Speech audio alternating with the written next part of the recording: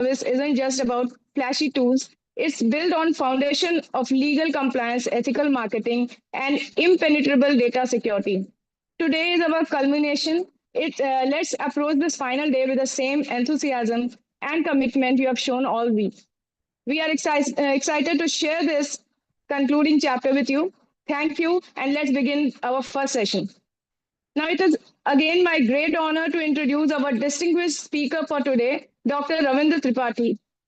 He is a professor and head of the Department of Humanities and Social Sciences at Motilal Nehru National Institute of Technology, Allahabad.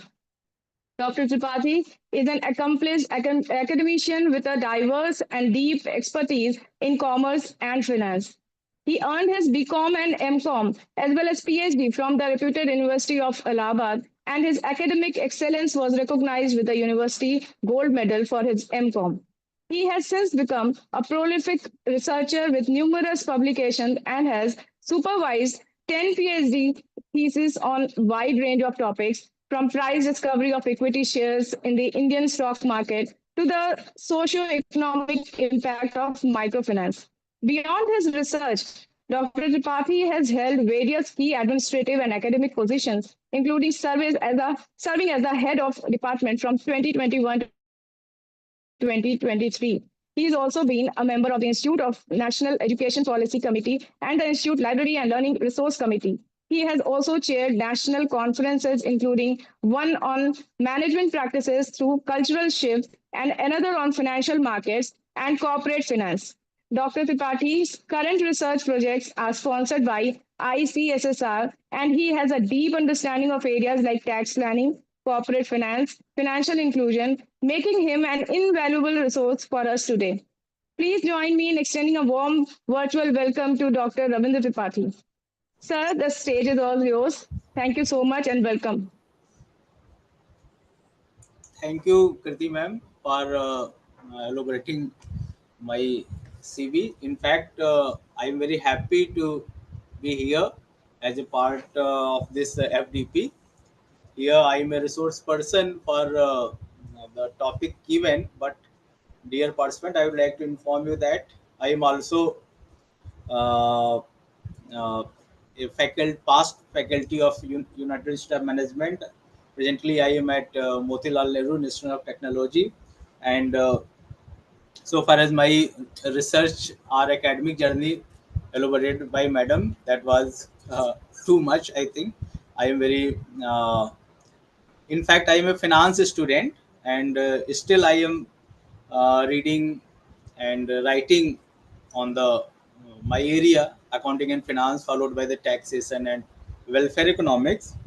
So first of all, I would like to congratulate you all for joining this FDP, because uh, faculty development program is a very important tool for developing the teachers or prospective teachers.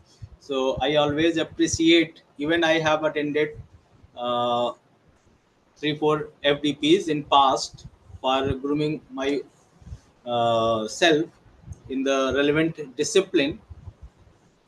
So, dear participant, without wasting much time, I would like to come on the topic which was given to me, which is given to me, and I will try my best to deliver the delivery in such a way that you can get to maximum level. So this is the last day, as ma'am said. So many things you have already covered. Yeah, various resource person has been covered here. So that's why the topic allotted to me is the future trend of uh, this marketing, especially in the form of VR, AR, and metaverse. So my lecture would be dedicated and concentrated towards only these things regarding the future trends in this perspective. So, madam, I have to show the PPT, or you are going to show? Okay, sir, just a minute. Ajay अच्छा, sir, मैं ही, हाँ, नहीं तो मैं upload कर ले रहा हूँ Ajay अगर sir. I am going to upload share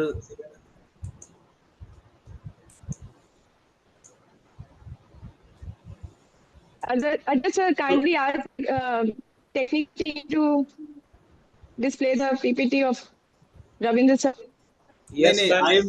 I am sharing. Need not to worry Okay, for sir. that. Okay. Uh, Okay, okay, sir. Okay. Hope this is visible to you all. Yes, sir. ठीक है Yes, sir, it Ajay is visible. Ajay Visible. Sir अच्छा whether what is the position of mic position of our participants they can interact or they have to interact at the end only Sir, Sir, participant I they will generally suggest are muted. most of cases we are entering the participant at the end of the FDP, sir. But okay as per your willingness, you हाँ, are requested to allow or you may suggest as per your convenience. ठीक है मतलब there is a what I wanted Ajay sir कि there should be no bar if any participant would like to discuss anything even in between the session they should be Okay. allowed okay Okay, sir. Okay. so Thank you, sir. Ha, okay, thank you, thank you. So the topic is future trends, metaverse, AR, VR in customer experience. So, uh, person first of all, I'd like to inform you that since I am also a faculty of strategic management, teaching this course at various levels. So, first of thing which you should know that is the company's strategy regarding promotion of the product, selling of the product. So since the entire business strategy is about the maximization of earning revenue, so marketing strategy also designed in such a way that customer may be attracted towards the buying the product. So what is important even in future, since all of you are going through this transmission process of transformation process rather of AI. So definitely this AI is also going to be a leader in the marketing strategies because by and large each and every dimensions of the uh, marketing, the use of AI, artificial intelligence, are uh, IT related services would be at most in near future. There may be after a cycle of 15 years, completion of the 15 years, there may be a shift again. But even this 10-year or 15-year is mostly dedicated towards the AI revolution.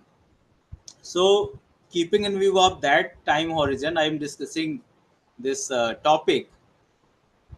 So, the customer experience, as you know, ki initially there was a traditional in-store interaction. Nowadays, this is very common digital first platform. So, this is the reality. अब ऐसा नहीं कि ये बहुत futuristic है. This is being started. I will discuss two case studies here after understanding that this topic. When you understand it, I will discuss two case studies.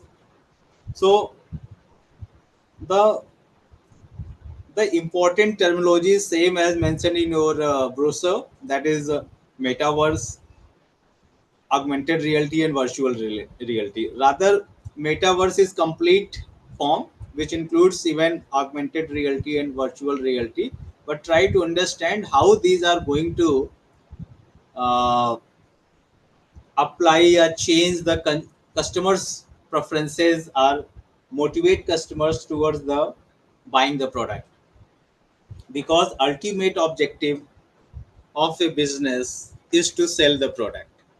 How to sell the product to customer in most easiest and convenient ways.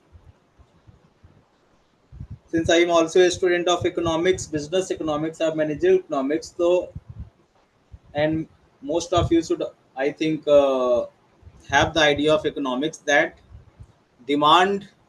This is the time of creation of demand.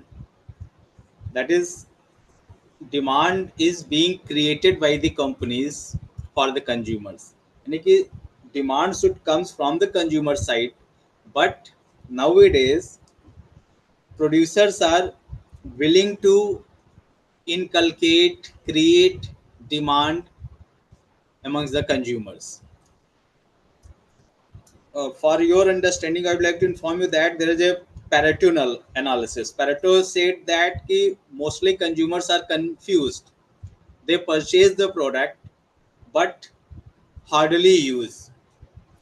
In fact, this analysis is known as an 80-20 analysis, which implies that 80% time consumer use only the 20% of the product. Rest 80% are idle, not used, rarely used. So, meaning thereby we are purchasing the product as a consumer, but not necessarily in future I have to use it. So, because the target of company is achieved when the product is being sold. So, selling is a crucial aspect for companies, and for selling they are creating demand in the hands of consumer. ये समझना बहुत जरूरी. Consumer को जरूरत नहीं है, लेकिन आप एज ए कंपनी बताओगे कि नहीं नहीं आपको इसकी जरूरत है, आपको इसको ले ही लेना चाहिए. So they are convincing. अगर हम आपको बताएं कि for a effective demand there are two important characteristic which must be fulfilled. Number one, willingness to buy, and another one is ability to pay. That is, consumer must willing to buy, and secondly they have to afford it. यानी कि दोनों ही condition fulfil होनी चाहिए तभी वो demand माना जाएगा. That is आप उसको खरीदना चाह भी रहे हो और आपका पॉकेट भी अलाउ कर रहे हो. जैसे for example, if I would like to say that I would like to purchase my own chopper, say helicopter, so you can say sir this is not the genuine demand. This may be your willingness but you can't afford it, so this is not a demand. Both the condition must be fulfilled simultaneously. या अगर मान लीजिए मैं vegetarian हूँ, तो despite very low या free offering of non veg meals, I could not, या I may not interested to buy it because willingness की कमी है. So both are required for the genuine demand. ये आपको मार्केटिंग के पॉइंट ऑफ व्यू से समझना. Customer purchase the product only when both the conditions fulfilled. Nowadays what happens, both are being manipulated, created. जो creation of demand है for the willingness, भाई दो ही चीजें हैं, विलिंगनेस भी आ जाए और अफोर्डेबिलिटी भी आ जाए. Willingness can be created through marketing strategies, through various advertisement campaigns, sales promotion campaigns, and ability to pay is being enhanced through various financing schemes. There are so many financing schemes which अगर आप कभी आप लोग भी market में जाते ही होंगे, मान लीजिए आपको कार लेना है तो फाइनेंसर पहले आपके साथ आपको गेट पे मिल जाएगा कि need not to worry, you can purchase it. Even आप एक फ़ोन कर देंगे तो वो आपको लेके भी जाएगा. पहले घर पे सब समझा देगा, ऑफिस में समझा देगा कि आपको बस डाउन पेमेंट करना है. तो सोचिए कितना इजीनेस किया जा रहा है. The car which a salaried employee of say 50,000 per month can afford only after 3 to 4 years of service, they can purchase even in a very first month of their job, क्योंकि उस salary से कटेगा, EMI बन जाएगी. So EMI culture is very lucrative and going on, which are creating the enhancing the ability to pay. So both are, companies are working on both the front. Willingness भी बढ़ाने की कोशिश की जा रही है और हमको आर्टिफिशियली रिच भी बना के प्रोडक्ट को परचेज करने लायक बना, एबिलिटी टू पे भी इंक्रीज किया जा रहा है. सो इन दिस कनेक्शन जो ट्रेडिशनल इन स्टोर था वो उतना फुलफिल नहीं, वो उतना कैपेबल नहीं था विलिंगनेस को बढ़ाने के लिए. क्यों? अरे मार्केट जाने का मूड नहीं है, मॉल में घूमने का मूड नहीं है, जगह जगह जाके प्रोडक्ट देखने का मूड नहीं है. तो you need all in one, एक ही जगह आपको सब मिल जाए और घर बैठे मिल जाए. E commerce companies, evolution of e commerce, जो कि अब पास्ट हो चुका है, अब तो काफ़ी इसमें मतलब बहुत पहले का चीज़ हो गया। सो आप घर बैठे मोबाइल से ही ऑर्डर दे सकते हैं। जो एक प्रोजेक्शन है कि आने वाले टाइम में जो गिग वर्कर्स हैं, गिग वर्कर आई थिंक आप लोग जानते होंगे, तो गिग वर्कर्स की डिमांड बहुत बढ़ने वाली है। The requirement of gig workers is going to be multifold in near future, और not only in India, around the globe में बात करें। So this is also related to this. So what is important that for enhancing the customers satisfaction, satisfaction तो word में बोल रहा हूँ, but initially जो एक्चुअली जो टारगेट है कंपनी का, for selling the product to the customer,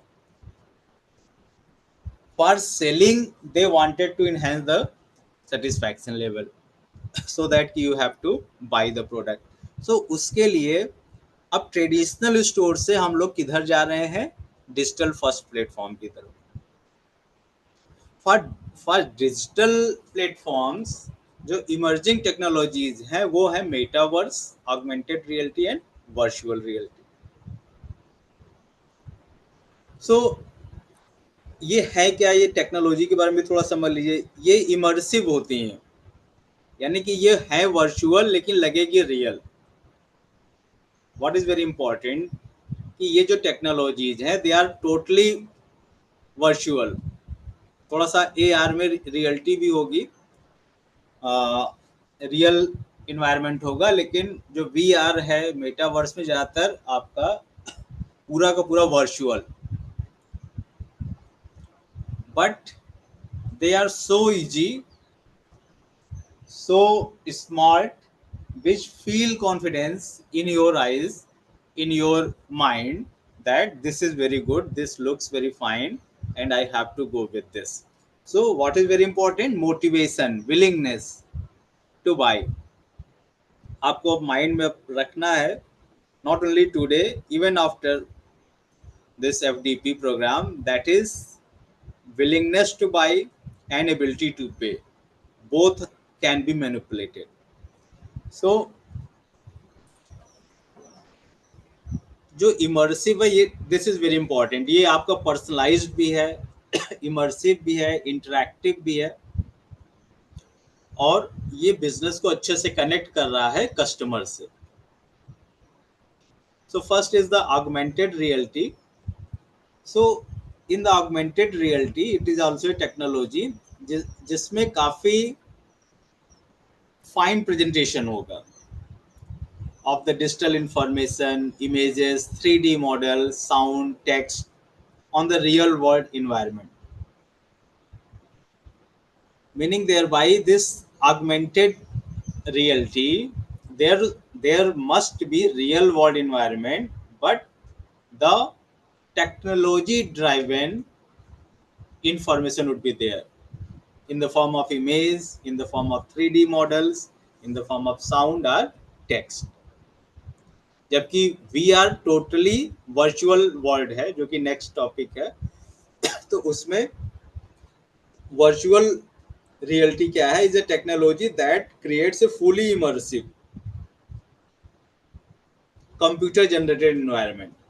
यहाँ के पूरा का पूरा सिमुलेशन है। अभी इसके और एग्जांपल्स और डिस्कस करते। तो where user can interact with 3D, आप लोग ने ये देखा ही होगा VR हेडसेट। तो आजकल कई मॉल में या जो प्लेइंग गेम जोन है वहाँ पे ये इजली आपको मिल जाता है। सो हार्डली बहुत कॉस्टली भी नहीं है, मतलब फारे टाइम बिंग 30 मिनट्स 15 मिनट्स के लिए। सो वैसे पूरा का पूरा भी अब कई कंपनीज के आ भी गए हैं, तो आप परचेज भी कर सकते हैं। सो वर्चुअल रियलिटी तो ये क्या है? फुली इमर्सिव है। ये पूरा का पूरा वर्चुअल है but looks like real. What is important? है virtual but looks like real. ऐसे सोचिए, before this social media period, because बहुत से लोग होंगे इसमें, इतने पहले तो फेसबुक नहीं था, व्हाट्सएप भी नहीं था, तो क्या लोग इंटरेक्ट नहीं करते थे? क्या लोग एक दूसरे से नहीं मिलते थे, एक दूसरे को बधाई नहीं देते थे? देते थे, लेकिन वो क्या था? रियल वर्ल्ड में था। और ये क्या है? वर्चुअल वर्ल्ड है। जस्ट टू कंपेयर, बधाई देने का तब भी सिलसिला था, अब भी है। सुख दुख बांटने का तब भी सिलसिला था, अब भी है। लेकिन फर्क क्या आ गया? दैट वाज रियल, और अभी का क्या है? वर्चुअल। अब लोग वर्चुअली, टीचर्स डे हुआ, सबको बस मैसेज कर दिया सोशल मीडिया पे, व्हाट्सएप पे। कोई दूसरा इवेंट हुआ, कोई चीज, कोई किसी को कोई प्रॉब्लम हुई, सब लोग ने उसी पे अपना एक वो दे दिया। तो meaning thereby things are similar, but platform is changing. Platform क्या चेंज हो रहा है? जो रियल होता था वो सब वर्चुअल हो रहा है। Meaning thereby virtual environment is nowadays more popular than the real environment. देखिए अभी, क्योंकि मैं अप्रोच की बात करूंगा तो नॉर्मेटिव अप्रोच के पॉइंट ऑफ व्यू से मैं बताऊंगा तो भाई ये अच्छी चीज नहीं, this is not a good thing. लेकिन since the entire world is moving in this direction, और हैविंग जो फोमो है वो आने वाले टाइम में बहुत बड़ा इशू बनने जा रहा है। काफ़ी प्रॉब्लम्स इसमें, फोमो में, फियर ऑफ मिसिंग आउट जानते ही हूँ। तो ये जो चीज़ें हैं इसको बहुत अच्छा मैं नहीं मानता हूँ, but since they are facilitative in nature and if it works like a servant then it is fine, but it should not be the boss servant की तरह हो, फैसिलिटेटर के फॉर्म में हो, तो it is very fine.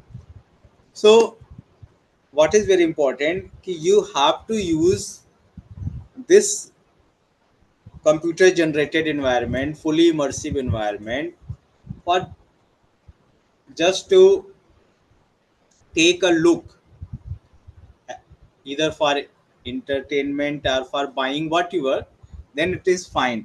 But you should not be fully involved or addicted towards these things, because this then these things may hamper your intelligence, your behavior, conduct. So AR is a real world in which you have to use the digital information, but VR is the totally virtual world in which you have to use the things in a virtually mode, and metaverse is the shared persistent 3D virtual world. So ये भी है virtual world he, but what is important, ये shared है, integration भी है, integration of digital and physical realities in the metaverse. Mostly the things would be digital, but there would be some physical realities too, and driven by avatars. आजकल आपने देखा है कि अवतार, digital assets and immersive interaction. I think मैं बहुत deep में नहीं जाऊंगा क्योंकि मुझे एक ही लेक्चर मिला हुआ है इस पर, उसी में मुझे पूरा बताना है। तो मैं इसे ब्लॉक चेन, डिजिटल एसेट्स थोड़ा समझ लीजिएगा कि जो फ्यूचरिस्टिक पैटर्न है वो डिजिटल एसेट्स की तरफ जा रहा है। अब आपके पास प्लांट है, बिल्डिंग है, फर्नीचर्स है, अच्छे एम्बियंस है, फिक्चर्स है, तो ये सेकेंडरी हो जाएगा। And how much patent, how much copyright, trademark, trade secrets, these are going to be more powerful assets in future.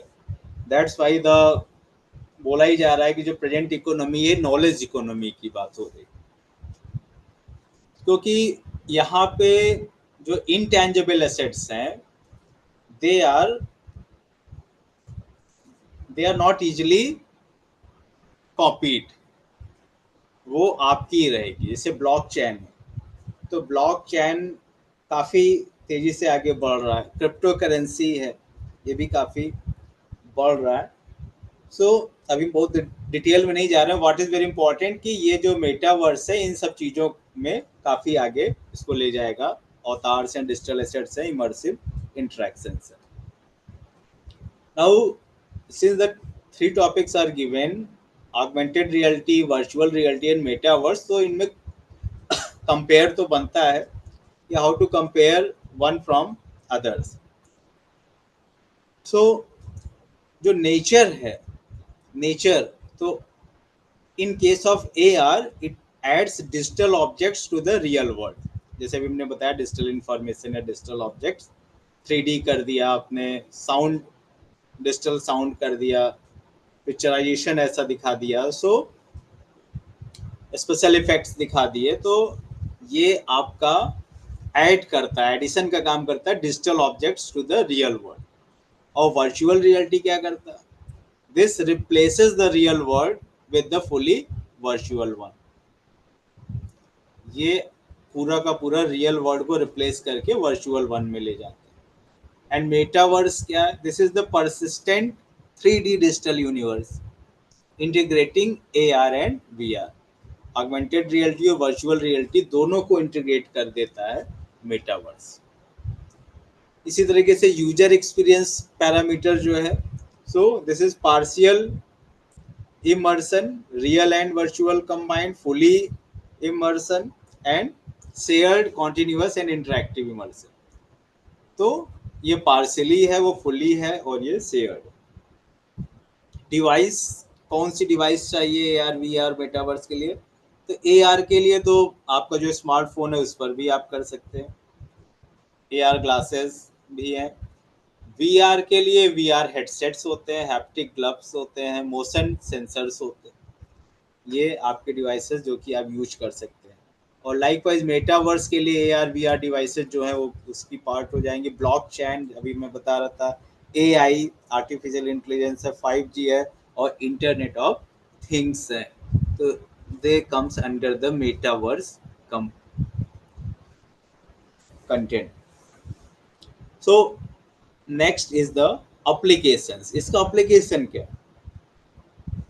So in augmented reality navigation, Google maps है, AR से आपने देखा ही है कि आप कार चला रहे हैं तो कितना आपकी हेल्प कर देता है डेस्टिनेशन तक पहुंचने में. अभी आइकिया का एग्जाम्पल हमने केस स्टडी लिया हुआ है. ये वर्ल्ड की लार्जेस्ट फर्नीचर कंपनी है, इंडिया में भी इनके हैं ऑफिसेज. तो गेमिंग में AR काफ़ी यूज हो रहा है. आप लोग देखे ही है कि जब आप जाते हैं गेम जोन में तो ऑगमेंटेड रियलिटी काफ़ी वहाँ पे.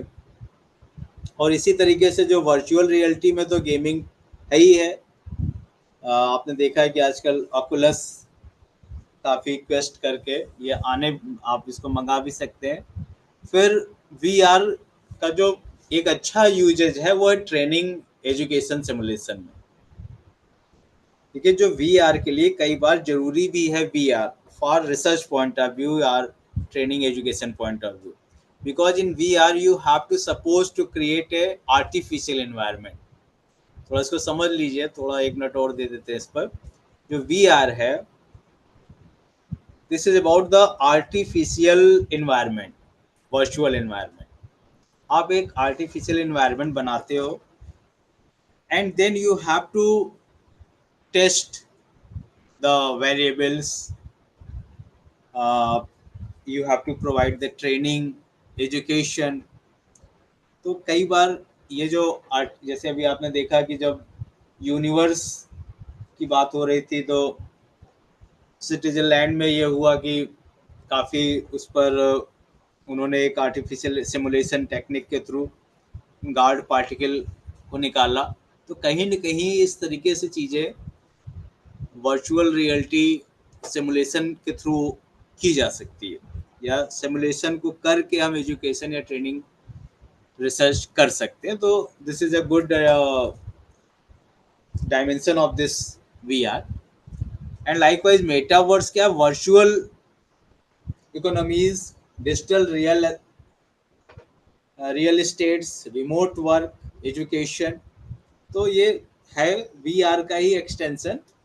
तो जहाँ पे थोड़ा सा आपका रियल इन्वायरमेंट, रियल थिंग्स भी रोल में रहेंगे. फॉर एग्जांपल जैसे पोकेमॉन आप लोग जानते ही होंगे, स्नैपचैट फिल्टर्स, इकरा AR जो है, IKE AR, ये सब चीज़ें कहीं ना कहीं ऑगमेंटेड रियलिटी सपोर्टेड है। आपने जैसे स्नैपचैट फिल्टर्स है, तो आप देखिए इसको फिल्टर कर देता है। आइकिया का तो खैर अभी हम एग्जाम्पल देंगे डिटेल में, तो वहीं इसको बताएंगे। Likewise in virtual reality, beat, सब, ऑकुलस क्वेस्ट, प्ले स्टेशन, तो ये पूरा का पूरा वर्चुअल वर्ल्ड है, वर्चुअल रियलिटी बेस्ड वर्ल्ड है। और मेटावर्स में Horizon Worlds, Roblox, Meta, metaverse, Meta का जो मेटावर्स, तो these are the examples of these things. So this is for compare, in which now your understanding would be better, that in the augmented reality there should be real environment, but you have to use the this digital devices, objects, to betterment, for betterment, enhancement. In the virtual reality, entire environment would be virtual, and you have to go in that virtual reality. अब जैसे जो आपका VR headset है, उसमें क्या होता है, आपने लगा लिया, वो आपको उस जगह पहुंचा दिया, आप हैं अपनी जगह पे खड़े, लेकिन आपको थोड़ी देर के लिए उस वर्चुअल वर्ल्ड में लेके चला गया। So moving ahead, next is the benefits of metaverse, AR VR in customer experience. भाई अगर ये सब चीज़ें हैं तो कस्टमर एक्सपीरियंस कैसे, because our topic is how these devices, technologies are helpful in customer experience. So first is the higher customer satisfaction and loyalty.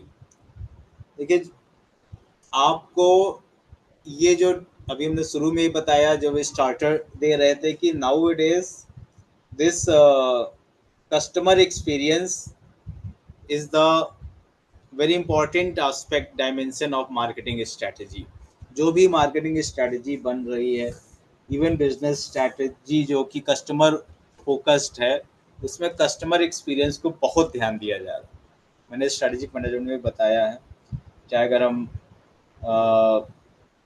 इसकी बात करें, इवन पोर्टर्स 5 फोर्सेस की बात करें, या फिर हम रिसोर्स बेस्ड व्यू थ्योरीज की बात करें, तो कहीं ना कहीं कस्टमर यहाँ पे भी एक इम्पॉर्टेंट, जो बायर्स बार्गेनिंग पावर है, ये बहुत इम्पॉर्टेंट चीज़ है। सो हायर कस्टमर एक्सपीरियंस, पहला है तो इसका बेनिफिट यही है कि कस्टमर सेटिस्फैक्शन को बढ़ाएं, क्योंकि अगर सेटिस्फैक्शन बढ़ेगा तो लॉयल्टी बढ़ जाएगी। Once you are satisfied with the company's brand, need not to make shift, आप शिफ्ट करना नहीं चाहोगे, क्योंकि आप कहोगे भाई हम तो सेटिस्फाई, अगर हमें सैमसंग का मोबाइल अच्छा लग रहा है तो हम क्यों एप्पल पे जाएं, क्यों हम रियलमी, रेडमी और इन सब पे जाएं। तो satisfaction is very important parameter for customers loyalty, तो ये एक इम्पॉर्टेंट थिंग है। सेकेंड जो बेनिफिट है, that is a personalised shopping experience. जैसे अभी मैंने बताया कि मुझे तो ये चाहिए, मुझे तो वो चाहिए, यानी कि शॉपिंग मॉल्स या traditional shopping culture show the products in front of in the mall in front of you, you have to walk to reach the particular product, आपको पहुंचना है प्रोडक्ट तक, लेकिन यहाँ पे क्या होगा, प्रोडक्ट आप तक पहुंच जाएगा। सो सी द शिफ्ट, कितना तगड़ा शिफ्ट हो रहा है, कि आपको मार्केट तक जाना पड़ रहा है और मार्केट आप तक आ रहा है, दोनों में। थर्ड है रिड्यूस रिटर्न। भाई अगर you are not satisfied with the product, आप ले आए और फिर कहीं नहीं मज़ा नहीं आया, तो obviously you have to go for the return. तो but since you are satisfied, you have checked, you have, अभी इसमें हम बताएंगे क्या क्या नई टेक्नोलॉजीज आ गई हैं, ये तो अभी इन तीनों पे फोकस कर रहे हैं, कि आप वर्चुअली ही पहन के भी देख सकते हैं, आप टेस्ट करके भी देख सकते हैं कि वो कितना सही लग रहा है। तो these are not these are some have started, and it is very common within 1 to 2 years, 2 to 3 years. Then innovative brand positioning, fourth is the innovative brand positioning. आपको मालूम है कि STP मार्केटिंग का बहुत इंपॉर्टेंट टॉपिक होता है, segmentation, targeting and positioning. तो अब जब पोजिशनिंग हो गई तो जो इनोवेशन है वो हम हर लेवल पे कैसे लाएं, चाहे सेगमेंटेशन लेवल पे नया कैसे मार्केट तलाश ले, टारगेटिंग नया टारगेट्स कैसे ढूंढे, और वैसे ही पोजिशनिंग। तो जो ब्रांड की पोजिशनिंग है वो हम किस एलीट क्लास पर रखेंगे, किसके लिए रखेंगे, या मिक्स स्टाइल में रखेंगे, तो वो आपके इनोवेशन में, क्योंकि you can forecast, you can scan the experiences of the customers on the basis of these AR, VR and metaverse. Then convenience and accessibility, आपको लगी क्या होगा, बहुत ही कन्वीनियंस और एक्सेसिबिलिटी है। हाँ, लेकिन बहुत these requires huge cost। अभी मैं कॉस्ट की बात नहीं कर रहा हूँ, अभी मैं बेनिफिट्स पे ज़्यादा फोकस कर रहा हूँ। तो ये कन्वीनियंस एंड एक्सेसिबिलिटी काफ़ी है। और डेटा ड्राइवन इनसाइट्स, ये पूरा का पूरा data driven, data analytics, business analytics का ये भी एक इम्पॉर्टेंट पार्ट है जिसमें डेटा ड्राइवन रहेगा। सो नाउ मूविंग अहेड, इस पर मैंने कुछ दो केस स्टडीज आपको बताते हैं। तो एक तो आइकिया का है। आइकिया आप लोग जानते होंगे कि ये वर्ल्ड लार्जेस्ट फर्नीचर रिटेलर है। फर्नीचर और इससे रिलेटेड जो प्रोडक्ट्स हैं उस इनका पूरी दुनिया में बहुत बड़ा, समझ लीजिए कि मोनोपोली तो नहीं है, लेकिन मोनोपोलिस्टिक रिलेटिव मोनोपोली है काफ़ी। वर्ल्ड इनका पूरे इंडिया में उतना नहीं, लेकिन इंडिया में भी है, फॉरेन में तो काफ़ी ज़्यादा इनका है। तो अब इन्होंने ऑगमेंटेड रियलिटी कैसे लाया, इनके यहाँ AR है रिटेल में। तो पहले तो इनका चैलेंजेस क्या था, क्यों ले आए। तो customer struggle to visualise how furniture would look and fit in their home.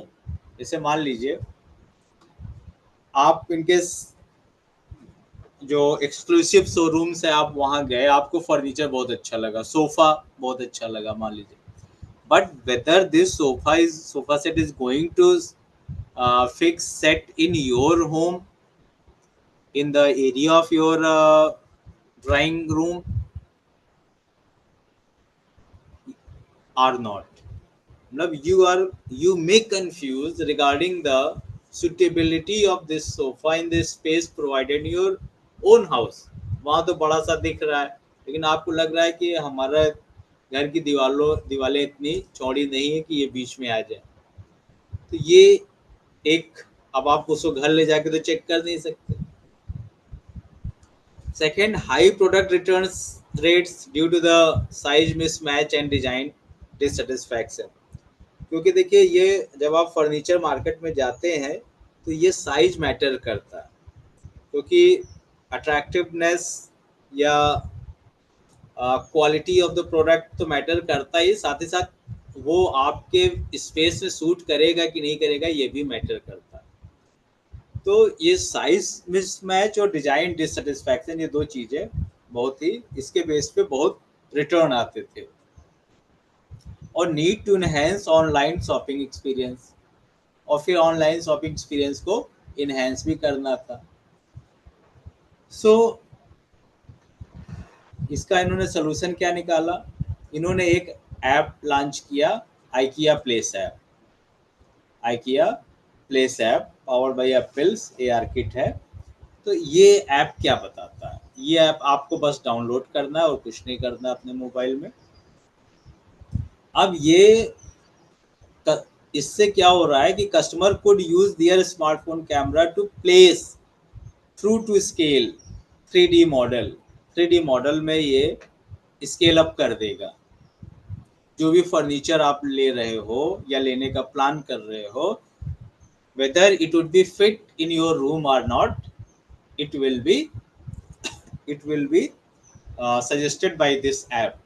ये तुरंत आपके मेजर कर लेगा एरिया को और बता देगा इसका साइज क्या है, आपके रूम का साइज क्या है, और 3D में बताएगा कितना आगे रहेगा, कितना पीछे रहेगा, कितना ऊपर रहेगा, कितना नीचे रहेगा। सो ये एक जो आइकिया प्लेस ऐप है, ये ऑगमेंटेड रियलिटी पे काम करता है।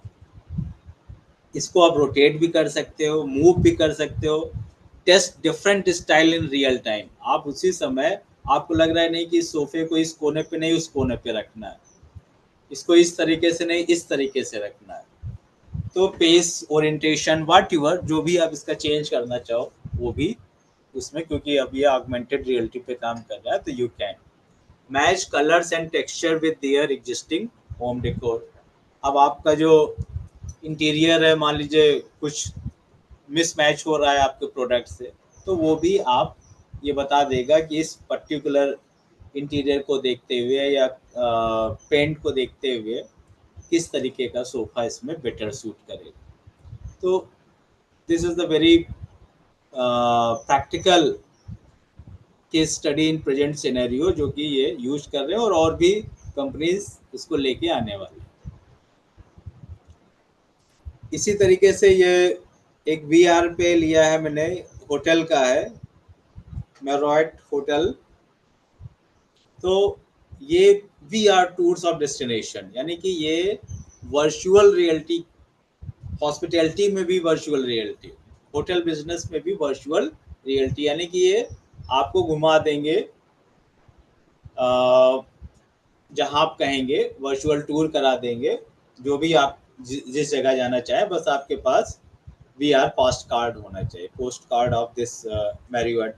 ये इन्होंने लॉन्च किया, और तो इसमें user can experience destination and hotel properties, जो भी होटल की प्रॉपर्टीज है, जो भी जिस जगह whatever place you would like to visit, वो पूरा का पूरा in VR virtual reality mode आपको मिल जाएगा, आप फील कर लेंगे। सो कस्टमर एक्सपीरियंस क्या है इसमें, कस्टमर वियर है VR हेडसेट, वही जो आपको बताया था, VR हेडसेट आपने पहन लिया, and are transported to immersive 360 degree environment. आपका ये जो इमर्सिव इन्वायरमेंट है, पूरा का पूरा 360 डिग्री वाला है, पूरा घुमाएगा, सच एज स्टैंडिंग ऑन ए बीच। आप एक चिली के बीच पे आप जाके खड़े नजर आएंगे, या exploring the streets of the Beijing, Beijing की स्ट्रीट्स पे आप टहल रहे हो। तो अब सोचिए कि आप कहीं नहीं गए, लेकिन आपको उसने चिली के बीच पे पहुंचा दिया और बीजिंग की स्ट्रीट पे भी ले गए। तो this is the VR virtual reality tools. Hotels show case rooms, amenities and event spaces virtually before booking.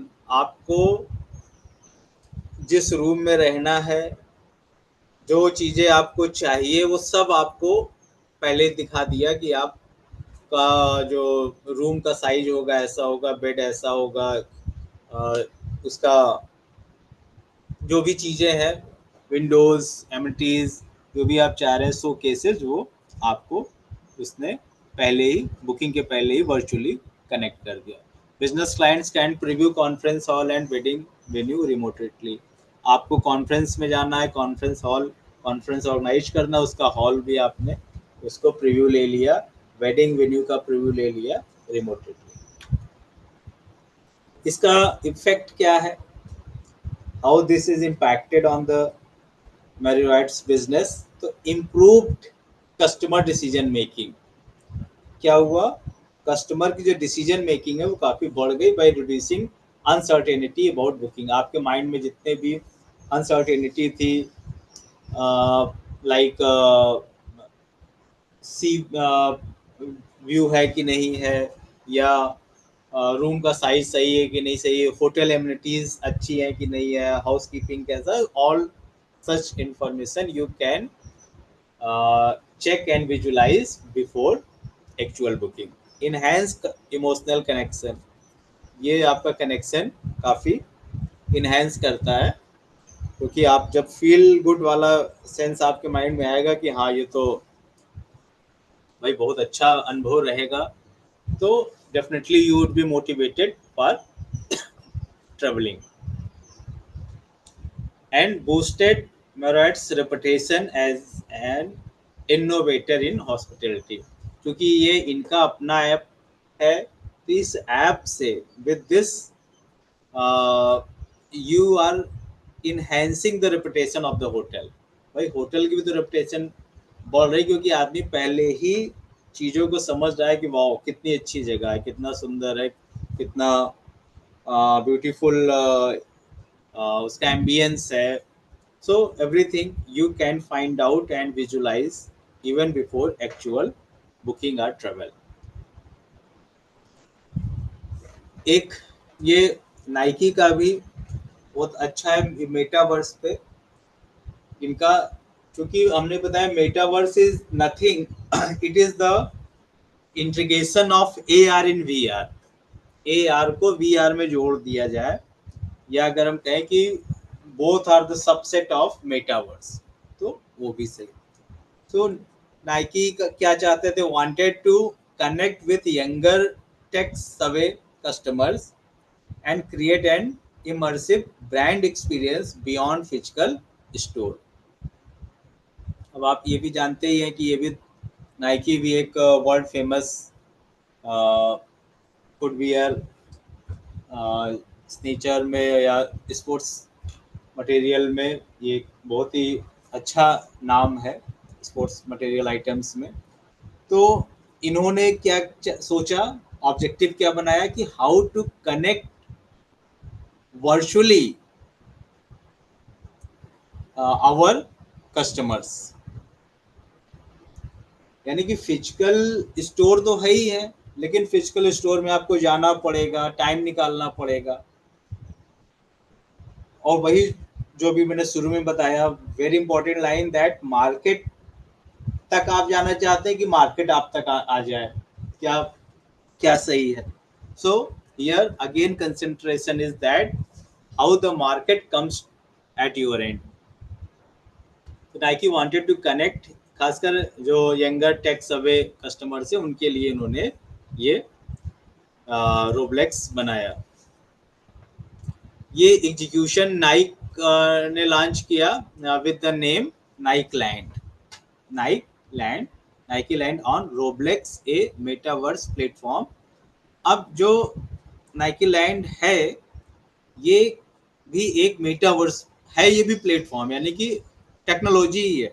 ये सब मैं जो आपको डिस्कस कर रहा हूँ इंटायर थिंग, ये सब टेक्नोलॉजी है, बस आपको समझना है। लेकिन सब में कुछ खासियत है, जैसे अभी हमने वहां पे बताया, वो साइज आपका बता दे रहा था कि सोफा सेट हो रहा है कि नहीं हो रहा है, मतलब ये आपको वर्चुअली प्रेजेंट कर दे रहा है उस जगह पे, उस होटल में जहां आप जाना चाहते हो, उस डेस्टिनेशन पे जहां आप जाने का प्लान कर रहे हैं। तो वो कहीं ना कहीं कस्टमर एक्सपीरियंस या मोटिवेशन को बढ़ाना ही टारगेट। तो वैसे ही ये क्या कर रहा है, ये भी एक मेटावर्स प्लेटफॉर्म है नाइकी लैंड, और ये एक्सप्लोर कर रहा है वर्चुअल नाइकी वर्ल्ड। जो भी जैसे नाइकी के जो प्रोडक्ट्स हैं, जो उनके शोरूम्स हैं, एक्सक्लूसिव शोरूम्स हैं, प्लेसेस, फिजिकल प्लेसेज है, उसका वर्चुअल मोड दे रहा है। आप वर्चुअली हर प्रोडक्ट से कनेक्टेड हो गए, हर प्लेस से कनेक्टेड हो गए, हर उनके फिजिकल जो उनके सेंटर्स है उसको आपने वर्चुअली उससे कनेक्टेड हो गए। Second, play interactive sports game. अब चूंकि ये आप जानते हैं स्पोर्ट्स मटेरियल में काफ़ी लीडिंग कंपनी है, सो ये इंटरैक्टिव स्पोर्ट्स गेम को भी you can enjoy through this metaverse platform. So metaverse platform provides you, if you have this metaverse platform on the Nike land, so you can play interactive sports games, dress their avatars in exclusive Nike digital gear। अब आपको देखना है कि ये कैसा लग रहा है, तो आप अपना वो उसको चेक भी कर सकते हैं। तो जिस भी आप अवतार में अपने को रखना चाहें, you can go with the Nike digital gear। and participate in special events with sports celebrities. और जो इनके स्पेशल इवेंट्स हैं स्पोर्ट्स सेलिब्रिटीज के साथ, वो भी आप वर्चुअली इसमें पार्टिसिपेट कर सकते हैं. सो कस्टमर एक्सपीरियंस इम्पैक्ट क्या हुआ? तो एक तो इन्होंने क्रिएट किया high engagement. What is important? Creating high engagement by blending gaming, sports and fashion. जो पहला काम इन्होंने किया कि हाई एंगेजमेंट को क्रिएट किया. आप जो लोग कनेक्टेड नहीं थे उनको कनेक्ट किया, सीधा सा मतलब है. More customers, more persons who are willing to prospective or potential who are willing to purchase the product, उनको कनेक्ट किया. और ब्लेंड किससे कर दिया? गेमिंग, स्पोर्ट्स एंड फैशन से. तो उनको एक साथ तीन तीन एक्सपीरियंस हुआ. Boosted brand loyalty. जो क्रक्स है डियर पार्टिसिपेंट वो सेम है, जो आपको अपने माइंड में रखना है. That is how to enhance the willingness of the prospective buyers for purchasing the product. willingness of buy बढ़ाना है या willingness to buy enhance करना है. so boost brand loyalty amongst. अब जेन जेड तो आजकल आप समझ ही रहे हैं, जेन जी ऑडियंसेस कितना जो है डिसीजन मेकिंग में भी कितना आगे. आपने नेपाल में देखा, बांग्लादेश में, उधर आपने देखा ही होगा जो नेबर कंट्रीज हैं, इवन इन श्रीलंका. तो कहीं ना कहीं जेनजी का जो क्योंकि इनके नंबर्स काफ़ी हैं and they are more informed. What is good with Gen Z? जैसे हम लोग, क्योंकि we are not the part of Gen Z, हम लोग तो काफ़ी मतलब तो मतलब मच एज्ड होंगे in comparison to gen z. So what is good with Gen Z? That they are more informed, more tech savvy. तो चीजें इनकी अंडरस्टैंडिंग, आउटरीच बेटर. हाँ, but what is very important even this case, that is guidance, that is their commitment, that is their devotion in the right things. ये matter करता है अभी. So brand loyalty इनको बढ़ाने के लिए, क्योंकि जो जेनजी होगा वो बहुत जल्दी रिप्लेसमेंट चाहेगा, सब्स्टिट्यूट चाहेगा, वो कहेगा. तो यहाँ पे लॉयल्टी ज़्यादा मैटर करती है. That's why brand loyalty is more important in this particular market segment. Third is the positioned Nike as a pioneer in digital retail and experience. अभी भी नाइकी को डर है कि हमारी पोजीशन मेंटेन रहेगी कि नहीं रहेगी, या हम और अच्छा कर पाएंगे कि नहीं कर पाएंगे. So meaning thereby no one, this is the strategy of survival of the fittest. you would be survive till you are the fittest one. Once there would be some problem, definitely some other will compete and go ahead from you. So positioning is very important thing in the customer satisfaction or marketing management.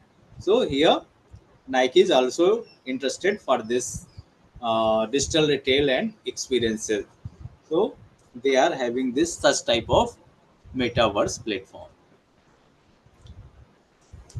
Now this is the last topic of today's interaction, because I am over with all the three AR, VR, metaverse. But this is not the end.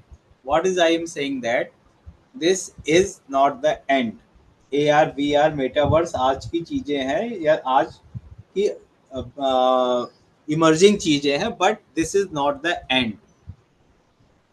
Now, since the advent of this AI era, yeah, in this AI era, the things would be more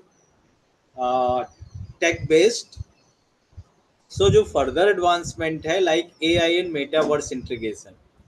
अभी जो metaverse है, this is entirely software based environment.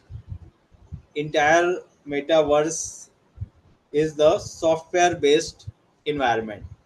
So in this environment, if you'd like to say take the decision making, you'd like to change the things. अभी क्या है metaverse में या VR में, you can't change the thing, you have to accept is at as it is, यानी कि जो hotel है वो वैसा ही रहेगा. आपको मान लीजिए अगर पसंद नहीं आया तो भी वो चेंज नहीं होगा, जो जगह है वो वैसे ही रहेगी. But AI will further strengthening this metaverse by uh, more towards the providing assistance in the decision making. जैसे मान लीजिए आपको लगा कि ये दो चीजें हमें in the virtual reality I am feeling two places, yeah, we have visited two places but I am unable to connect, yeah, rate the uh, my this choice, कौन सा सही है मेरे लिए, किस जगह जाना. स्विट्जरलैंड भी मैंने देख लिया और लग्जमबर्ग भी देख लिया. तो अब यहाँ पे AI आपकी मदद करेगा based on your preferences choices which would be better. तो ये यहाँ पे जो AI का रोल है, it is more assistant for making the better decision. तो इसका एक एग्जांपल दिया है, virtual shopping assistant recommending product based on the past behaviour. आपको ध्यान में रखते हुए, आपके बिहेवियर को ध्यान में रखते हुए which particular shopping would be better for you. यानी कि जो वर्चुअल रियलिटी है उसने हमको प्रोडक्ट की डिटेल बता दिया, उसका 3D दिखा दिया, उसका जो मेरिट्स हैं वो सब बता दिया. But AI will facilitate in the decision making process, मदद करेगा कि for you which product is better. तो एक तो ये है AI in metaverse. सेकेंड है digital twins for customer trials. ये भी काफ़ी तेज़ी से इस पर काम हो रहा है. तो इसमें क्या होगा, व्हाट इज दिस, कि मान लीजिए अभी क्या करना होता है, you have to go in the mall, then you have to select the product, then go in the trial room for checking whether it is fit or not, then you have to decide. But here क्या होगा, digital twins में क्या होगा, you virtually you can even test on your body whether this is this particular size is fit for you or not. Without wearing particular cloth, you can test whether this is fitted for, this is the right product or not based on their size. So इसमें एक customers digital twin ये है क्या, businesses will create virtual रिप्लिकेस. इसमें होगा क्या, हमारा ही एक रिप्लिका बन जाएगा और वो प्रोडक्ट को पहनेगा, देखेगा कि उसको कैसा लग रहा है. तो businesses will create virtual replicas of the store's product or even customers. Example है customers digital twin trying clothes virtually for accurate size fitting. तो ये बहुत ही बड़ा ये भी डेवलपमेंट होगा और which is going to again which would be very customer focused and enhancing the customer experiences. क्योंकि मान लीजिए मॉल में 10 कपड़े पसंद आए, you are going in wearing April market and you have selected 10 pieces. अब 10 को पहनना तो सही में थोड़ा सा लगेगा कि यहाँ पे अगर कोई AI और ये सब चीज़ें हो तो बेटर है. Likewise NFT non fungible tokens and Web3 in customer loyalty programs. अभी तक हम लोग जो कस्टमर लॉयल्टी प्रोग्राम्स देखते हैं उसमें यही होता है कि हम एक मेंबरशिप बना लेते हैं, हमें कुछ एडिशनल डिस्काउंट्स मिल जाता है बस, और क्या. लेकिन अब जो आने वाला टाइम है और जो फ्यूचरिस्टिक ट्रेंड है वो क्या है कि सिंस अब हम लोग जानते हैं कि now it is blockchain is very popular not only in the cryptocurrency but also in other various services, especially in the financial market or in the retail markets. So यहाँ पे ऐसे आपको टोकन्स मिलेंगे जो कि नॉन फंजेबल होंगे, वो किसी भी कीमत में उसका दूसरी कॉपी बनी नहीं सकती. So brand will offer NFT as loyalty rewards are limited edition collectibles. जैसे होंगे डिजिटल गुची, गुची का आप लोग जानते हैं काफ़ी स्टेटस गुड्स के लिए जाना जाता है. तो इस nature NFT that gives discounts both virtual and physical stores. तो इस तरह के उन्होंने नॉन फंजेबल टोकन्स लाए हुए. Then haptic technology for immersive shopping. जो हैप्टिक टेक्नोलॉजी है ये भी जो in the form of suits and gloves will allow customers to feel texture and weight of the virtual products. इसमें आपको उनका टेक्सचर और वेट ये सब भी फील कर सकेंगे. जैसे मान लिया you would like to purchase a product which are less in weight, आपको कम वेट का प्रोडक्ट यूज करना से वेयरिंग क्लोथ से ले लेते हैं. तो in this platform haptic technology you can even feel the texture and weight of these virtual products. So trying out a sofa in VR and feeling its texture before purchase. तो आपने sofa का virtual reality में लेके आप उसको feel भी कर सकेंगे कि किस इसका टेक्सचर क्या है परचेज करने से पहले ही. So these are the some examples how this can be used. Next is the omni-channel AR/VR integration. So ये seamless blending है of AR and VR across mobile, web and physical stores. यानी कि इसमें AR/VR की blending है जिसमें mobile, web and physical stores तीनों के साथ अप्लीकेबल है. So scanning a QR code in stores to activate AR domain demos or continuing a metaverse shopping trip on a mobile app. तो अभी आप QR कोड से जो रियल प्रोडक्ट्स परचेज कर रहे थे, अब आप AR ऑगमेंटेड रियलिटी डेमो भी देख सकेंगे, कंटिन्यूइंग ए मेटावर्स शॉपिंग भी कर सकेंगे, और वो भी मोबाइल ऐप पे. Then social shopping in metaverse. Customer will shop with friends in virtual. अभी तक क्या है कि मेटावर्स में आप पर्सनलाइज्ड है, इंडिविजुअलिस्टिक है, मतलब you have to go on the metaverse platform and या virtual platform and you have to select the product virtually. But think about whether you can purchase the product with your friends in the virtual reality. Yes, metaverse में जो social shopping metaverse है, in virtual mode you go with your friends. So this is new here कि customer will shop with friends in virtual malls just like in real life. यानी कि वो virtual mall में भी अपने friend के साथ घूम रहे हैं. सोचिए, रियल लाइफ में अब लोग दोस्तों के साथ नहीं जा रहे हैं, अब वर्चुअल में ये भी शुरू होगा कि वो दोस्तों के साथ वहीं पे दोस्ती भी निभाएंगे. एग्जाम्पल इसका भी वही, जैसे अवतार्स ट्राइंग प्रोडक्ट्स, आपके अवतार जो रहेंगे प्रोडक्ट्स या जो प्रोडक्ट्स के आप चाहते हैं, together attending virtual launch events. So next is a sustainable customer experience. हाँ, अब ये चीज़ें अभी तक जो डिस्कस हो रहा है ये कहीं ना कहीं I'm not saying anything about the sustainability. तो अब sustainability के point of view से, because you know कि nowadays this is the time of we are the commitment, our country is one of the member for enhancing or implementing SDG goals, the sustainable development goals SDG. So even in this connection, you know, in India ESG is very relevant and even applicable on top 1000 companies.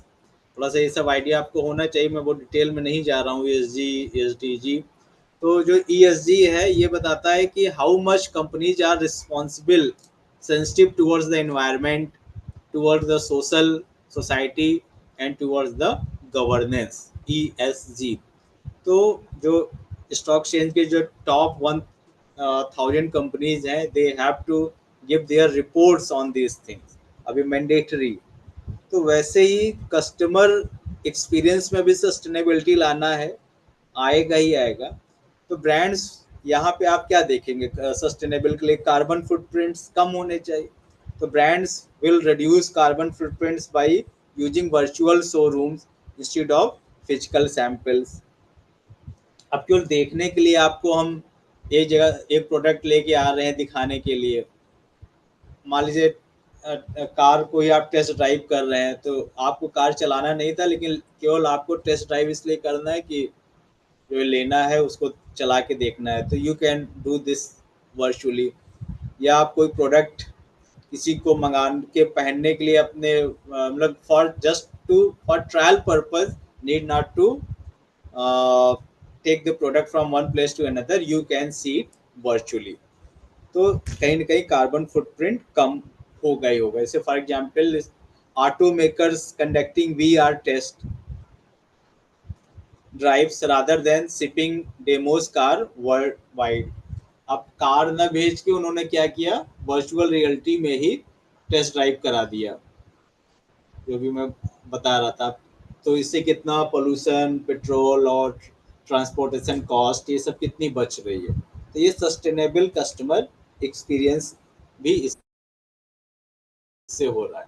यानी कि जो चीज अभी आप भी mall जाते हैं, you have to, if visit the mall, you have to just you have definitely the carbon emission would be there. आप जाएंगे कार से या बाइक से, साइकिल से भी जाते हैं तो कहीं ना कहीं आपका टाइम ज़्यादा जाएगा। तो like wise this technology enhances the sustainable customer experiences. So now that come to the challenges, if these things are बस ये लास्ट ही है, तो इसके बाद your time.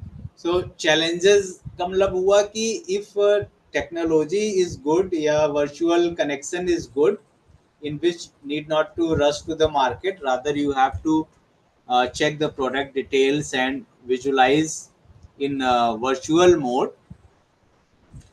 So but these imposes certain challenges like high implementation cost, as I told few minutes ago that ये convenience तो बढ़ा रहा है, लेकिन for this convenience how much cost involve, so high implementation cost, these are high implementation cost।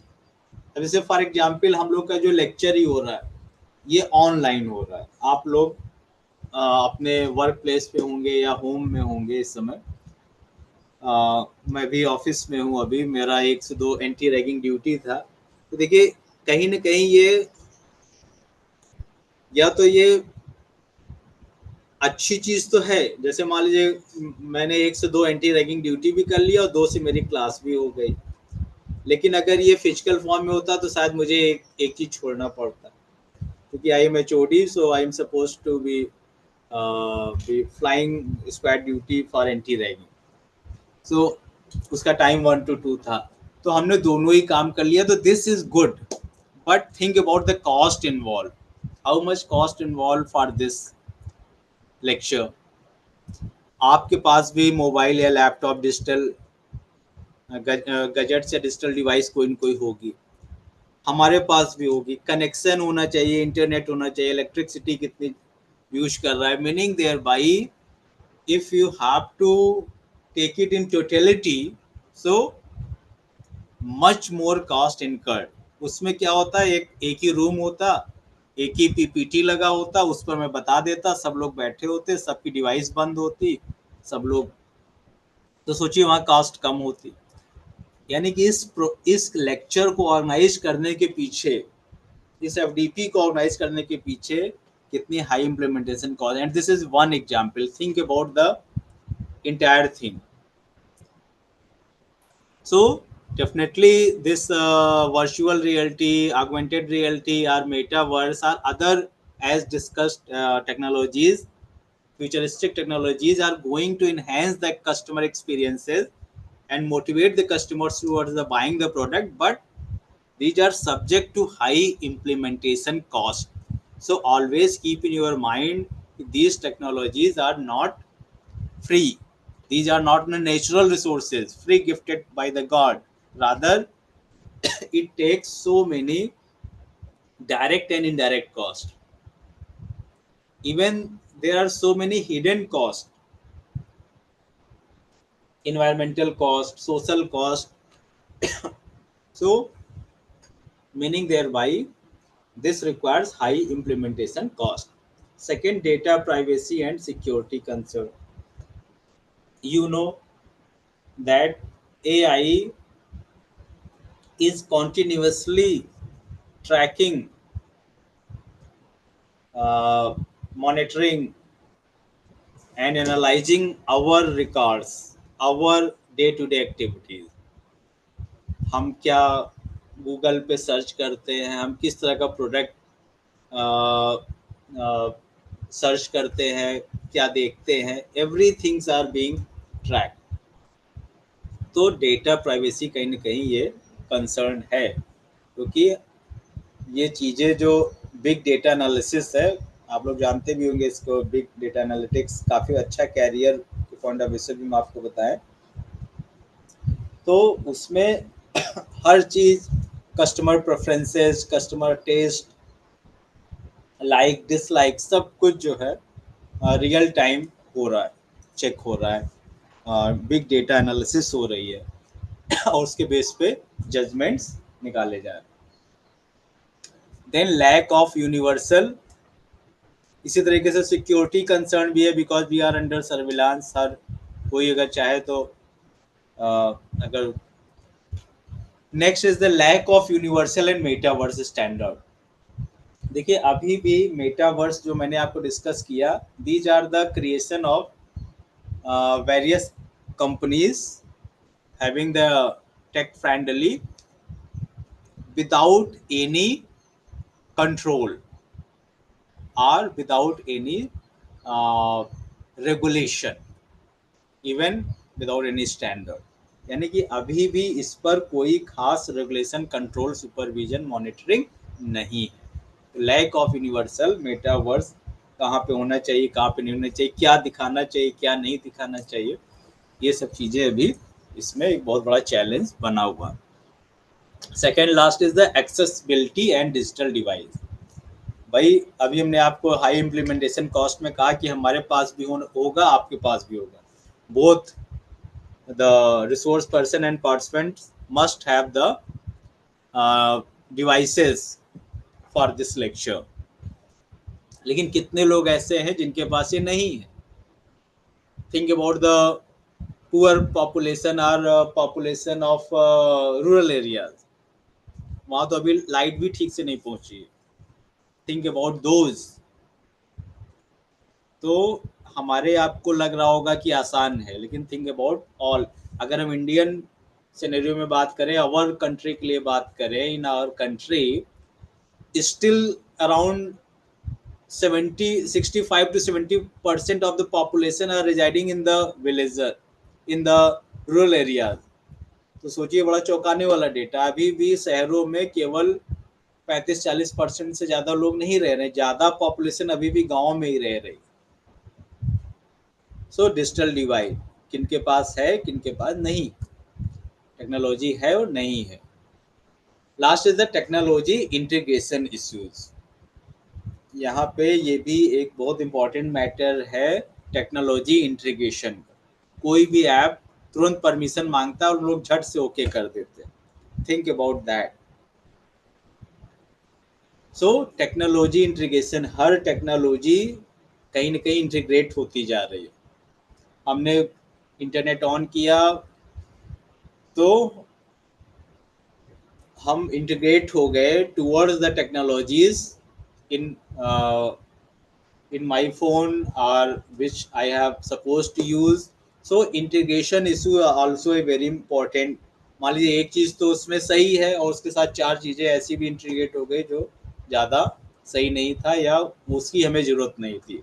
Those things which are not required, not needed at the customer end, they may be part of that integration process. So these are the big challenges before this futuristic trend of AR, VR, and metaverse. So, dear participants, this is just the concluding remark. Like metaverse, AR, and VR are not just futuristic buzzwords, but strategic tool for enhancing customer experience. As I told at the very start, that these are the business strategy for enhancing the willingness to buy the product or motivating the customers to buy the product. Businesses that adopt immersive technologies early will gain competitive advantage in customer loyalty, engagement, and innovation. So definitely, this is the part of the competitive advantage. Survival of the fittest. आपको अपने computer से आगे निकलना है तो you have to go with this technology, especially immersive technology in present scenario or futuristic trend. So this is all from my side. If you have any query, questions, suggestion, you are most welcome. You can ask or discuss. अपने घर से लाए.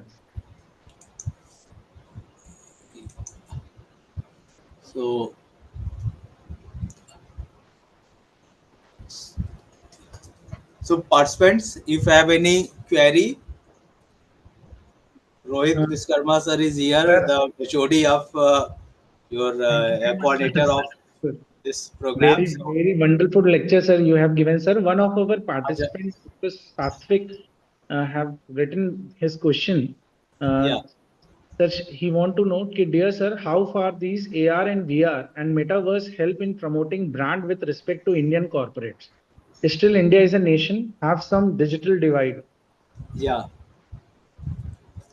ठीक है तो as I told in the very last slide, this is the one of the greatest challenge for India, because in India most of the population is still residing in village.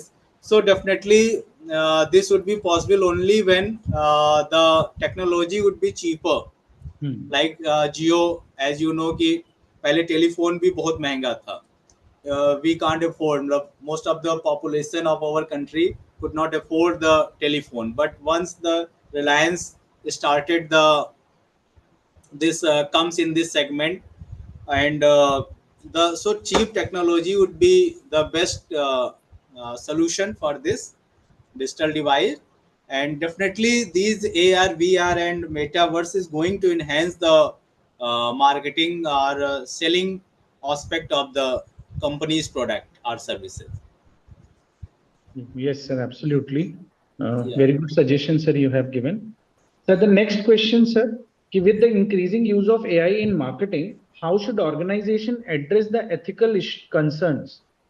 Yeah, ये भी बहुत ही अच्छा question है, because as I told you that in the challenges part, that presently there is a no clear cut regulation or standard for these technology upgradation, innovation. So definitely the ethical consideration is still in the hands of the buyers or customers only. Customer have to be more informed, may behave more ethically, because the market is open for everything. So it depends on your own wisdom, uh, on your own behavior, conduct, custom, how you have to go with the products or services. So it is more in customer oriented ethical standards are required. If customer is ethically suggested or selected any product that this is right product for me, so it is more important. So far as the regulation is concerned, so since this is the real time, this is the entire world is connected with this AI and technologies, so there would be no clear cut standard in near future for which would be applicable for entire world, because it may be country to country, region to region, area to area. So we can't provide a single standard for all.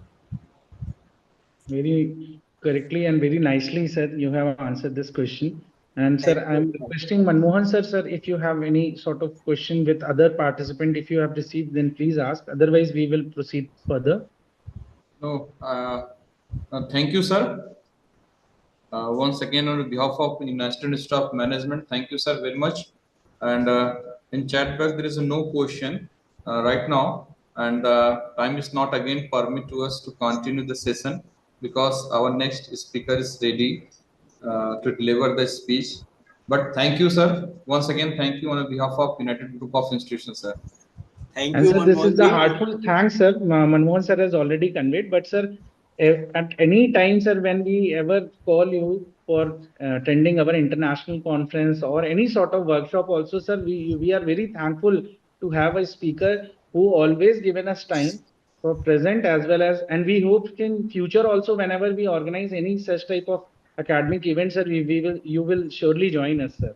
So it's a Sure, very sure, Rohit sir, sure. And I must congratulate Manmohan sir for very nice arrangement and management of this FDP program. As in today morning, one faculty from your department said that more than 200 participants has joined participated in this sir, FDP. So average participant will be sir, was sir around 250. So 250. So yes, sir, average. this is this looks you have well planned and organized this event. So this is all from my side. So Rohit sir, may I leave? Sir, just wait for a Because, while because Kriti ma'am is wanting to share the vote of thanks to you. okay, Kriti ma'am, okay. please. Okay. So, as this session draws to a close, I would like to extend our deepest gratitude to our distinguished speaker, Dr. Ravindra Tripathi, sir. Dr. Tripathi, your talk on future trends, metaverse, augmented reality, virtual reality in customer experience wasn't just informative, it was genuinely thought provoking. You have given us a fantastic look at the digital frontier, the way you connected the emerging concepts of the metaverse and the practical applications of AR and VR in reshaping the customer journey was particularly valuable. You have clearly outlined how these technologies are moving beyond novelty and becoming essential tools for creating deeply engaging, immersive, and personalized experience for customers. The session highlighted several crucial points that I believe we all will be thinking about as we will leave today. Dr. Tripathi, your insights today have been truly illuminating and perfectly complemented the theme of our FDP. We are particularly grateful that you took the time out from your demanding schedule to share your knowledge with us. Thank you so much, Dr. Tripathi, for sharing your expertise and making this session a resounding success. We hope to have the honor of hosting you again and again in the future. Thank you so much, sir, for your time. Okay, thank you, Kriti madam. And I am highly blessed that I got this opportunity to present before you. And thank you from my side to all the participants, to all Thank the you, organizers. sir. So, Manmohan sir, I am leaving then. Okay, sir. Okay. Thank you, sir. Thank you.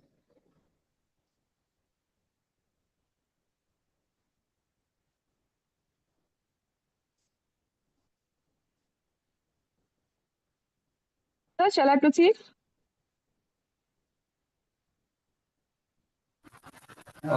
Just a moment, ma'am. Just sir, I'm requesting you to please post the banner which we have designed for the presentation.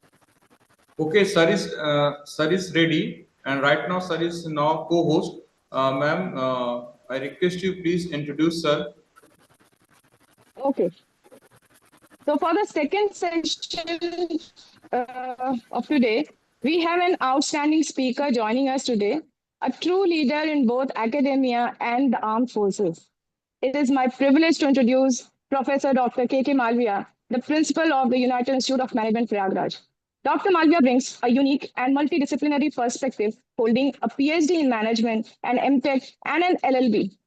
His academic brilliance is highlighted by his status as a gold medalist from IIT. With over 15 years of experience spearheading various technical and management institutes as principal and director, and more than 33 years of industrial experience, his insights are invaluable.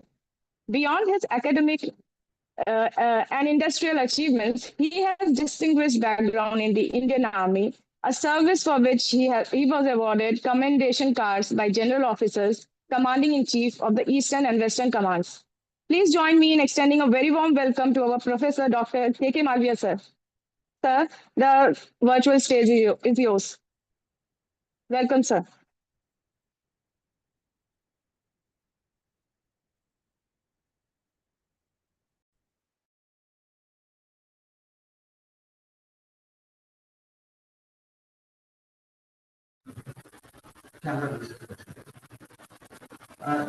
Sir, please confirm us if it is visible to all of you. Yes, 50 is visible. And my voice is clearly audible to you, na? Yeah. Okay, sir. Next.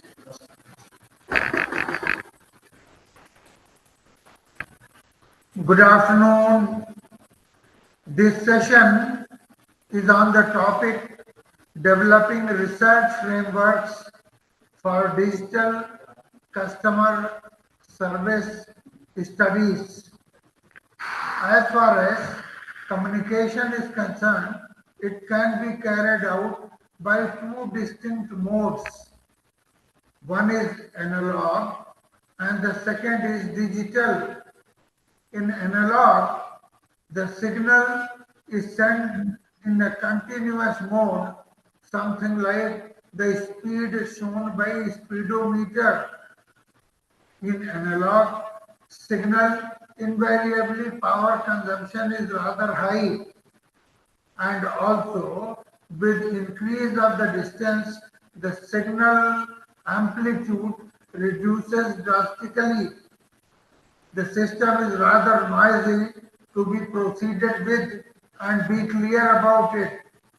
Invariably, analog communication is out from today's reference. In its place, digital communication has taken the place.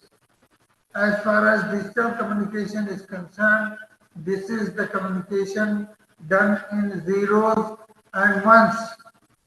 This communication is known as discrete communication. The discrete communication has got advantages of accuracy, less energy consumption, and its clarity on a long distances. It can be modified and amplified in route if required to be. Now, as far as the today's world is concerned, it's totally or nearly digital. Customer services also have come forth. Truly speaking, as far as goods and services are concerned, those who receive and purchase the goods or the product, they are known as customers. And those who are availing of the services, they are referred to as clients.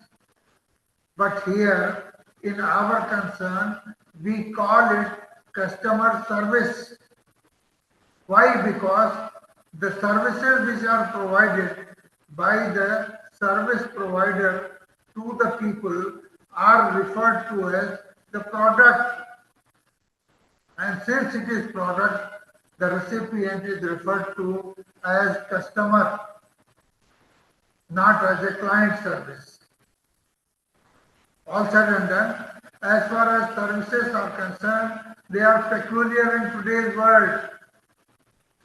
This might be chat bot, mobile app, e-commerce, online businesses, digital marketing, so on and so forth.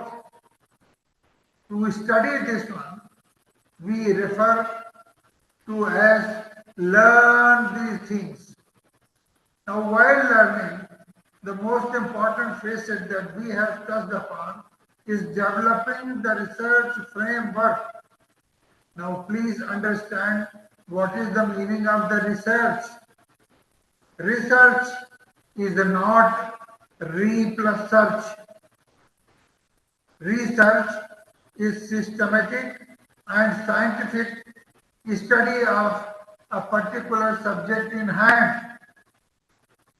Now, as far as framework is concerned, it is nothing but structuring this particular research to have the maximum avail derived from the customer service which is in question.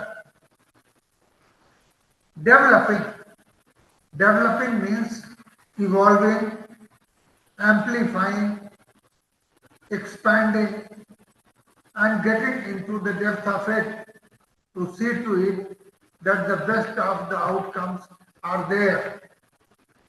As far as I am concerned, I will be treating this subject under following heads.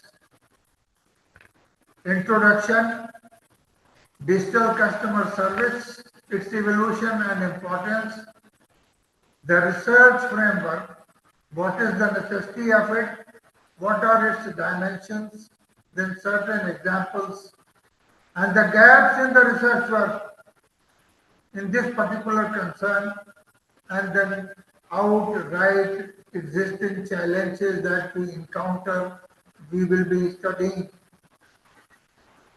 Although there are various models, infinite number of them, but we will confine to 3 of them. That is technology acceptance model, service qualities, and unified technology acceptance and user technology. Then I will go on to the theory of the customer experience, because this is the experience of the individual customers which is most important, because the customer is what is giving the satisfaction, and if the customer is satisfied, the loyalty will invariably crop in and creep in. This we will study under the steps involved. There are various variables for it, and the conceptual model in this particular issue. Then data analysis, in this case, how it is done, what are its tools, what is the purpose, and what is the accomplishment once it is done in the magnified manner, in the manner that is fruitful and achievable.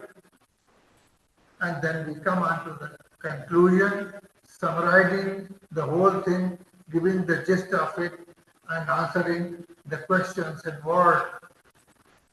And ultimately, we give the recommendations in which what I feel as far as this subject is concerned, what is its future and how it will go about.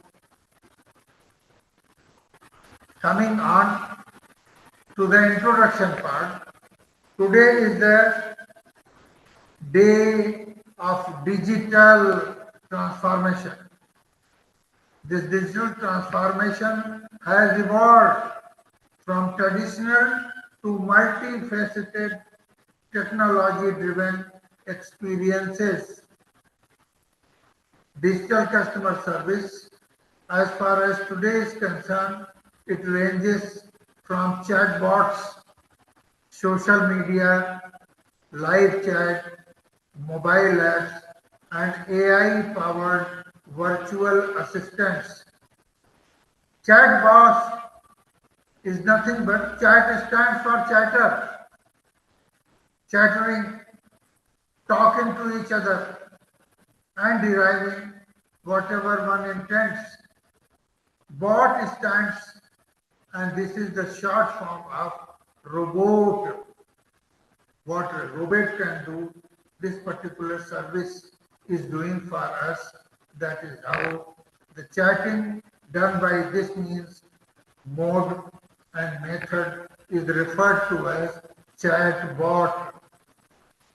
Then social media, Social media will include your mass communication using the electronic media, particularly Facebook, Twitter, Instagram, Snapchat, YouTube, and perhaps many more which are prevalent in today's scenario.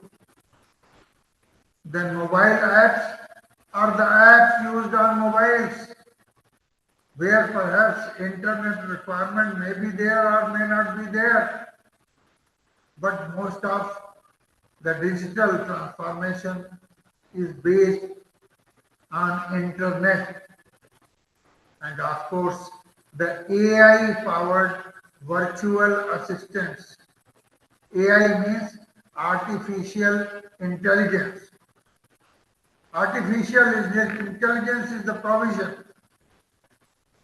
of giving the human touch by means of the computer software, in which the human beings have got the power of perception, decision making, rationalizing, logically thinking, making the solutions.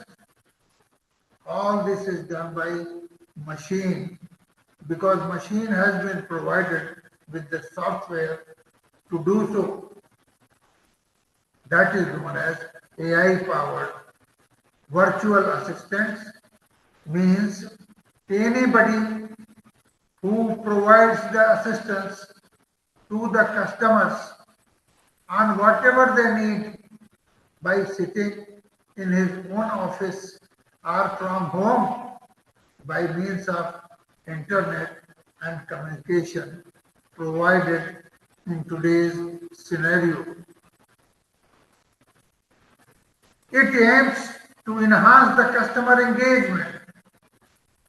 Customer engagement means customer interaction with the service provider. Satisfaction of the customer, and if the customer is satisfied, it will result into the loyalty towards the brand, towards the product, towards the service in real time, in actual time, in today's scenario, which will keep changing with respect to time, depending upon the service pattern, service efficacy, service adequacy to the customers that they are receiving. Businesses need, in today's scenario, which is very competitive in nature, to be systematic. It cannot be haphazard. It can be here and there. It has to proceed sequentially,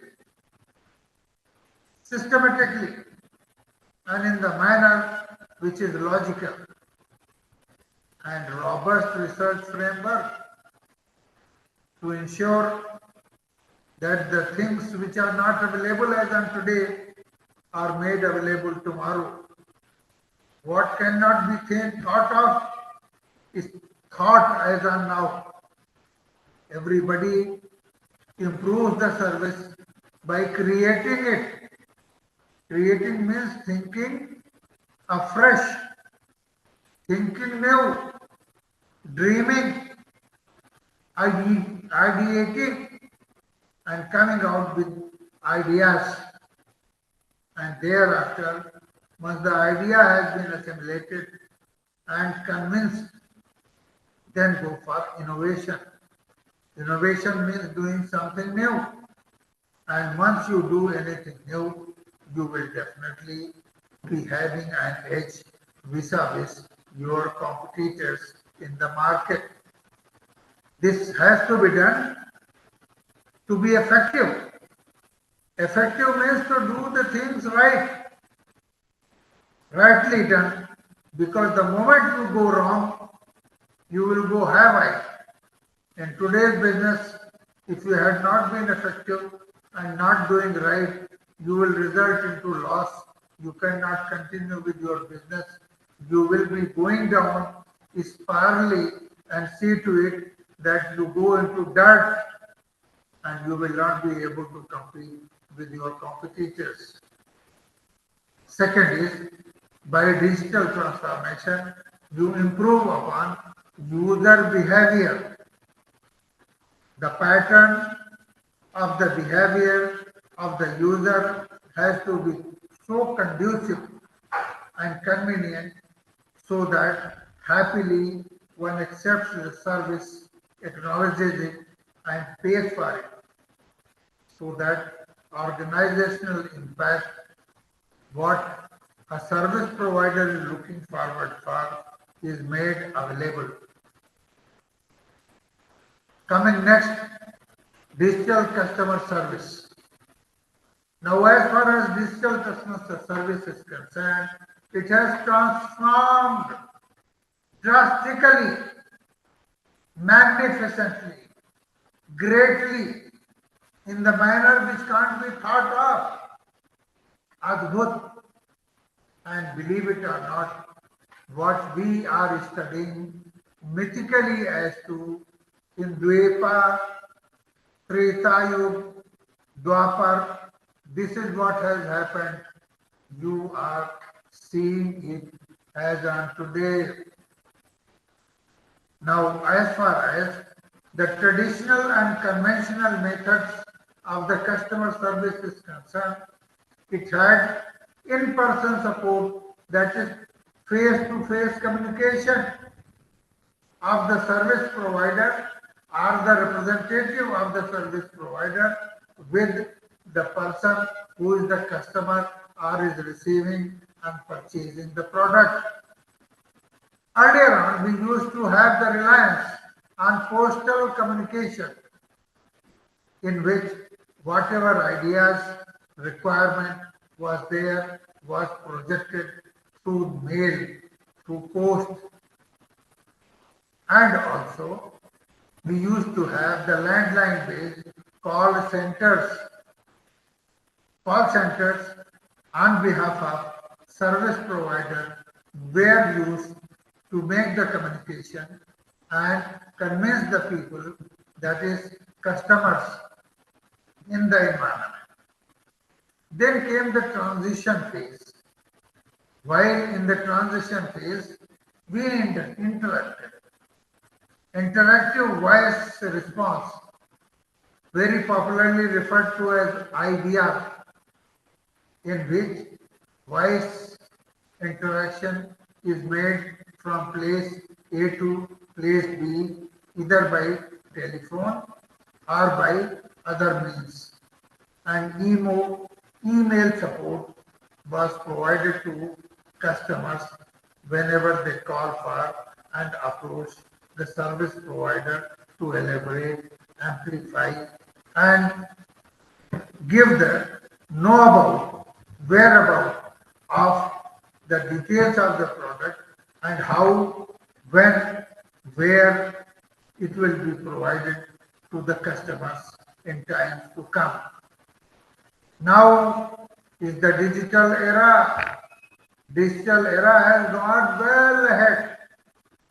It's AI powered. Chatbots. AI powered means the chatbots, what we are doing, has got the computer software, and the software has got AI in it.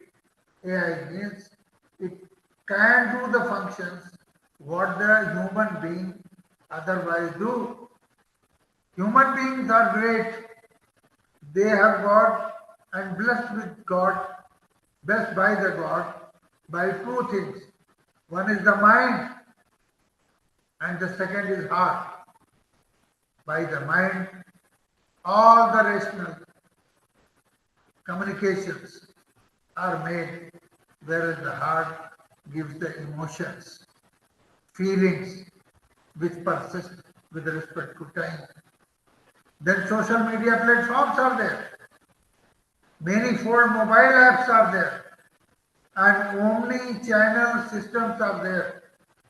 Omni-channel system means integration of various channels which are available to the users by means of the on the store, in the store product, offline, web facilities, internet facilities, mobile facilities, and others.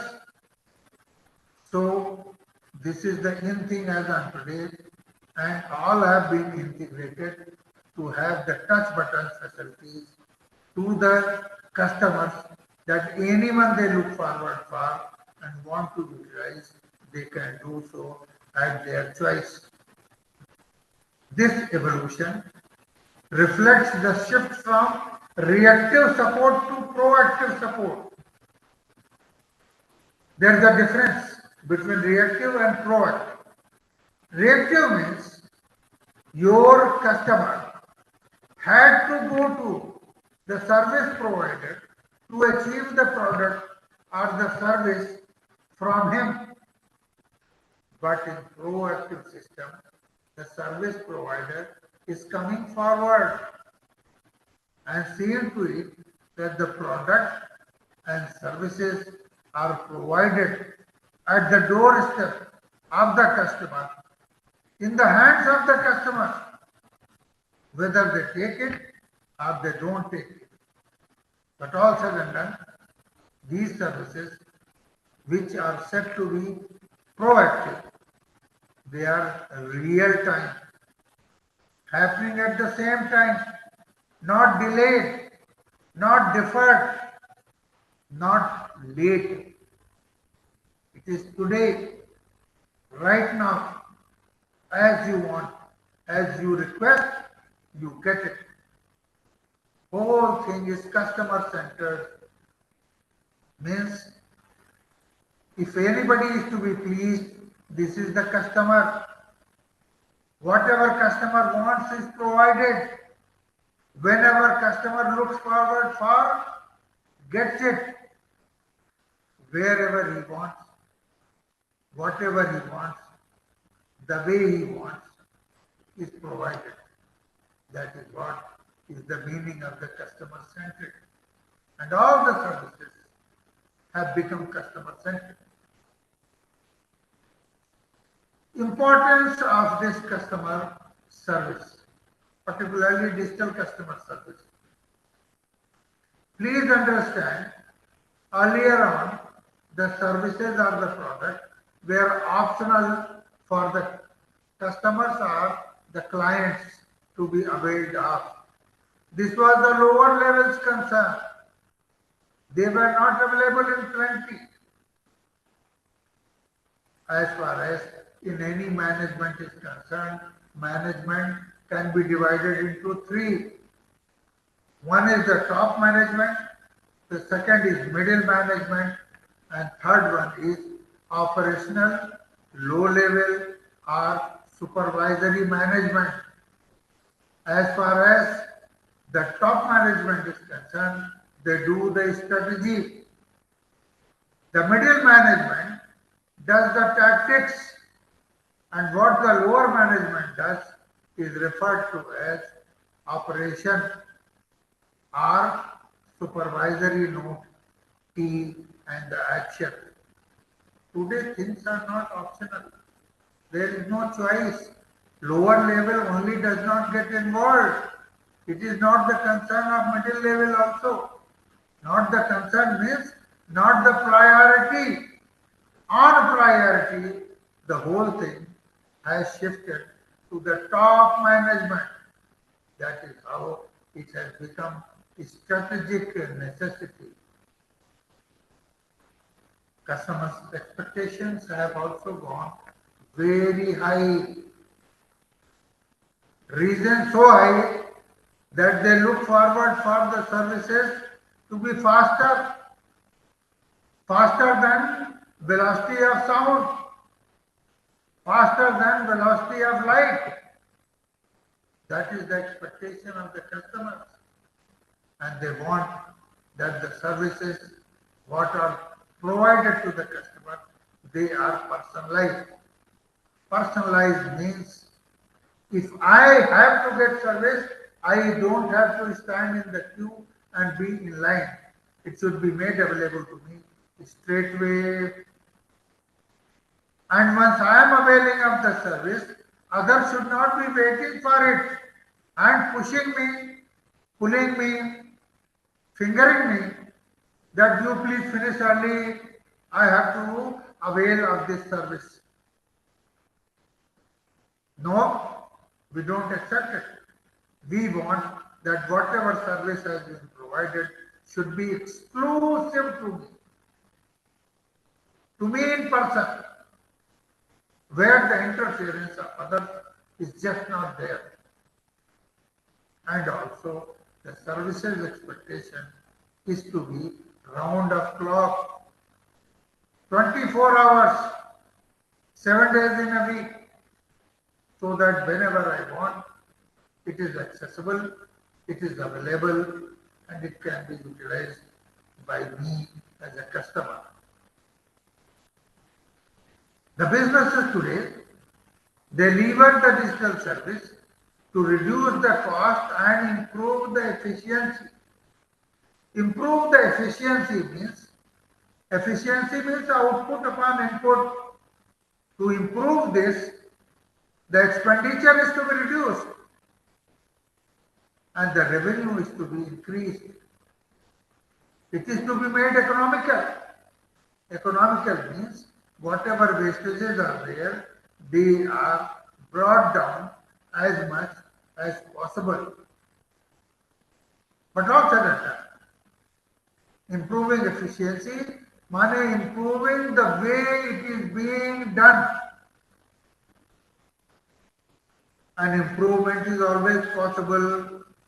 It's non-ending, never ending.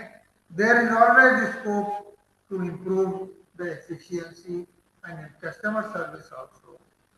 There are areas they need improvement and they should be improved upon, maybe gradually, if not straightway. Examples are Amazon and one click. One click, all the solutions are available to you. In Zomato, order for the food what is given live, you will have to interact straight without losing time, near real time. Interaction is there, response is there, and your services requested for are made available to you. Now, as far as digital service is concerned, world over, come what, maybe any area or any segment, it is communicating. Customer service is of concern, it is being utilized. And this is the differentiator. This makes you competitive. Whether you are ahead or trailing behind, it is dictated by this particular facet, whether this service, customer service, is up to mark, is being accepted by your customer, appreciated by customer, and ultimately it provides the loyalty of the customer towards this particular service. As far as framework is concerned, let's see the framework.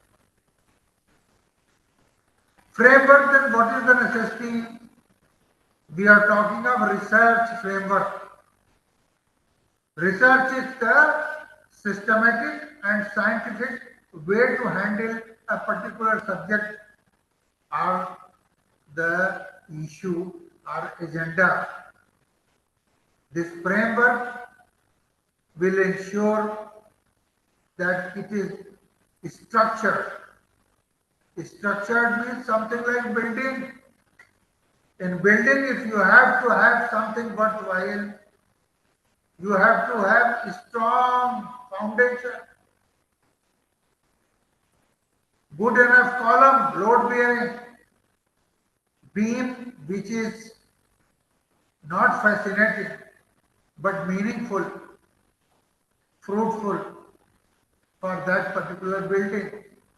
Similarly, any research being carried out to improve upon the facets and facilities of it needs structure. This structure will be doing two things. One is academically, this will be validating various theories and ensuring that we define the constructs properly. Construct means variable. There are certain variables which cannot be measured, like the quality, stress, intelligence, happiness. But we will have to find ways and means to ensure that we are able to compare these variables and the characteristics to see that you have got adequacy and appropriateness of that particular feature that you are looking forward for. And you have to make sure that whatever study you carry out, that is reliable. Various tests that you carry out, they need 4 features.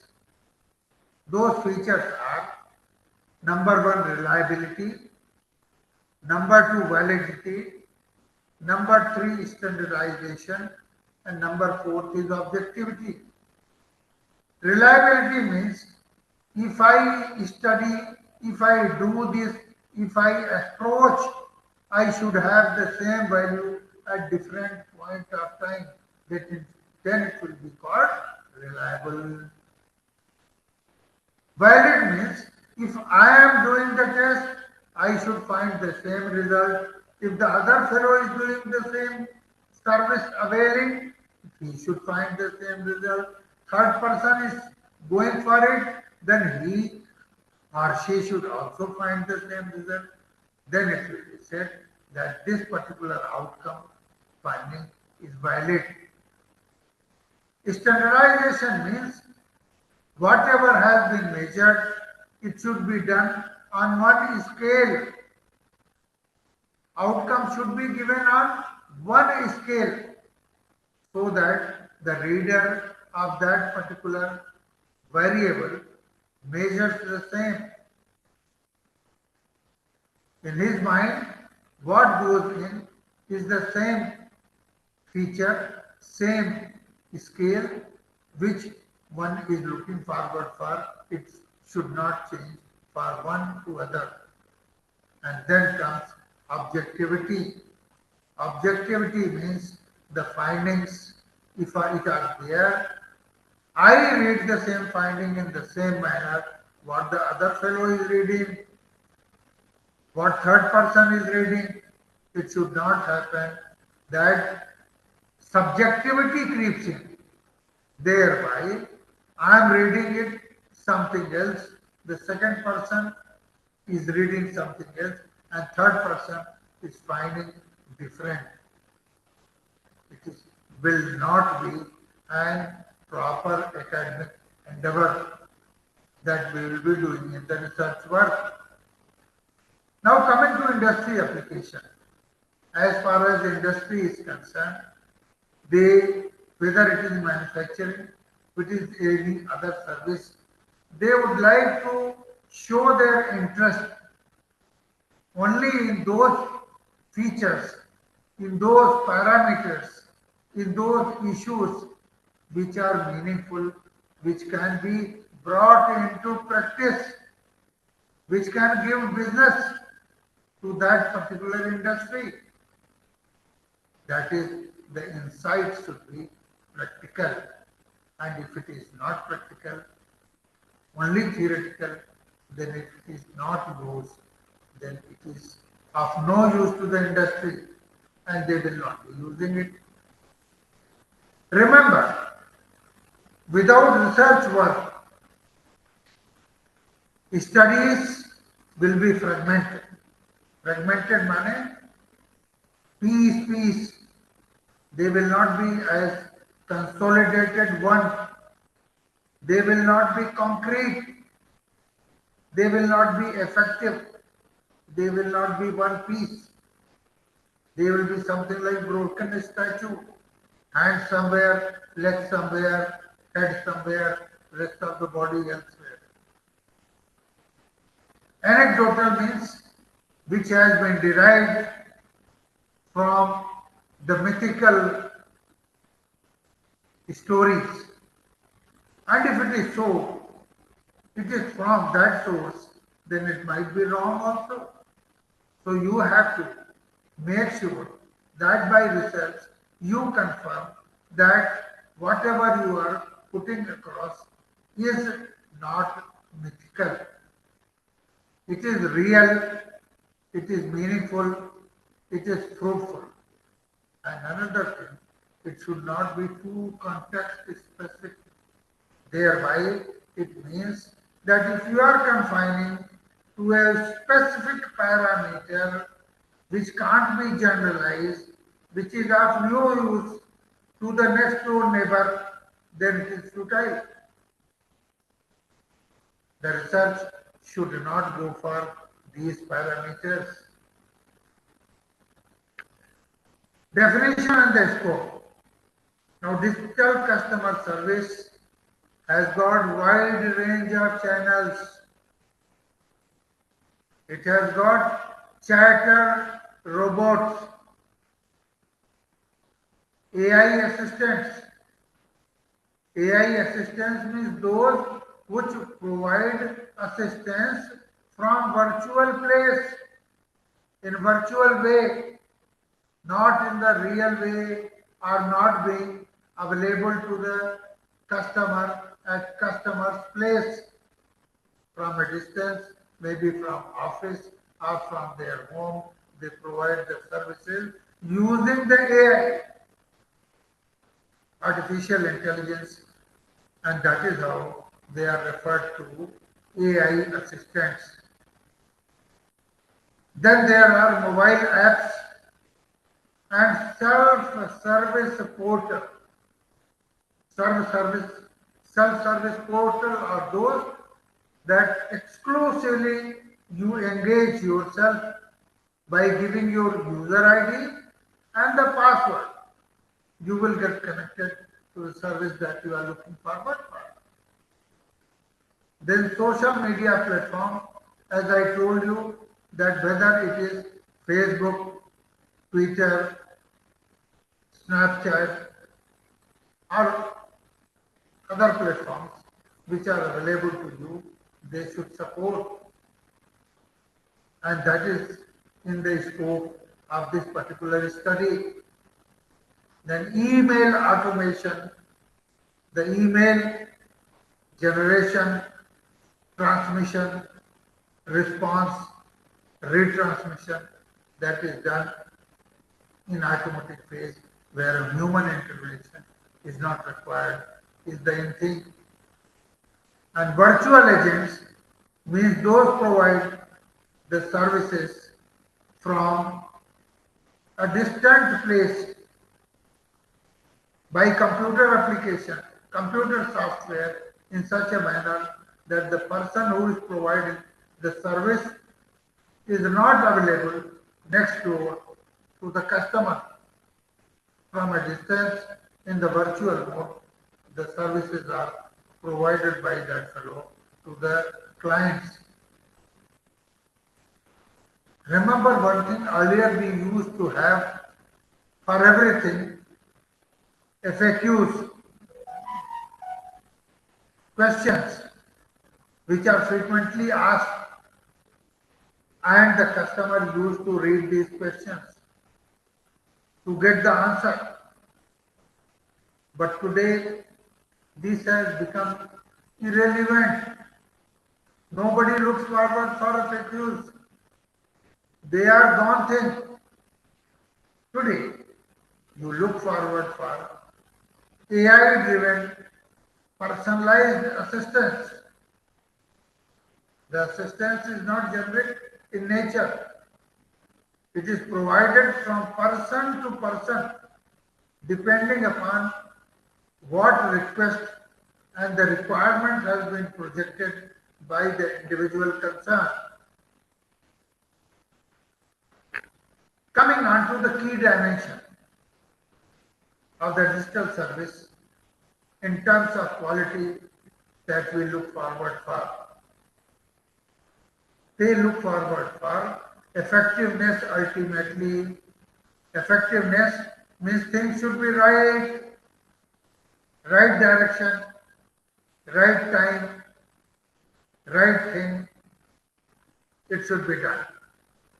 And it should be the service provided by the service provider to the digital customers are responsive. Responsive means speed should be there, straight way, without any delay or the deferment, and it should be accurate. Mistakes should not be there, folly should not be there, fallacy should not be there. It should not be subjected to various corrections later on, thereby the confidence of the customer in the particular service will be deteriorated, rather diminished, finish off, and the customer will change the service, go for something else.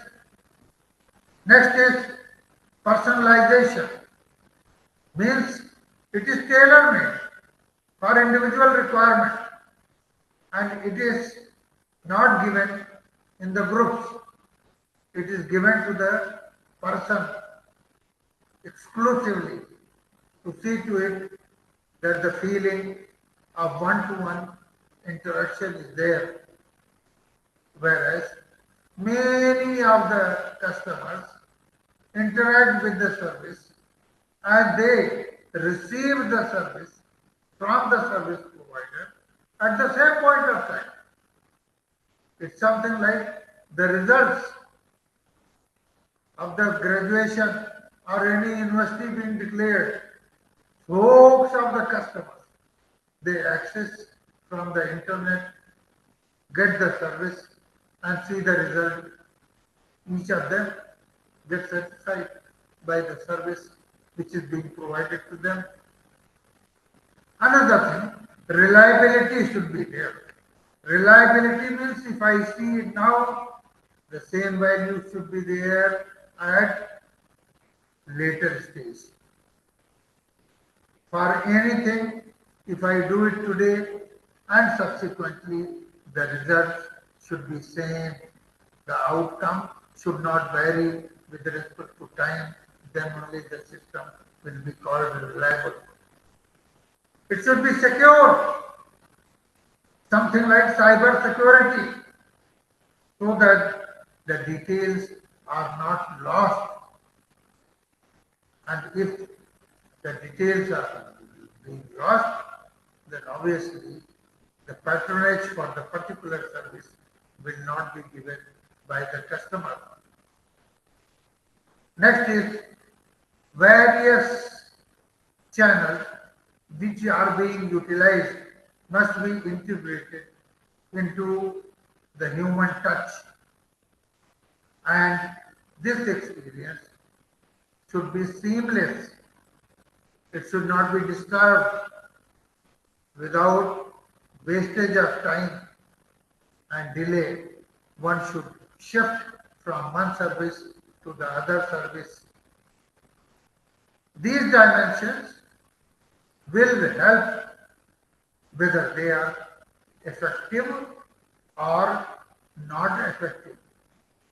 And if they are not effective, then the customer's experience will not be positive. That will be negative, and the customer definitely will not be loyal to that particular service with respect to time and will look forward for the alternative. Shift to the other areas that they look forward for. Come on, real examples.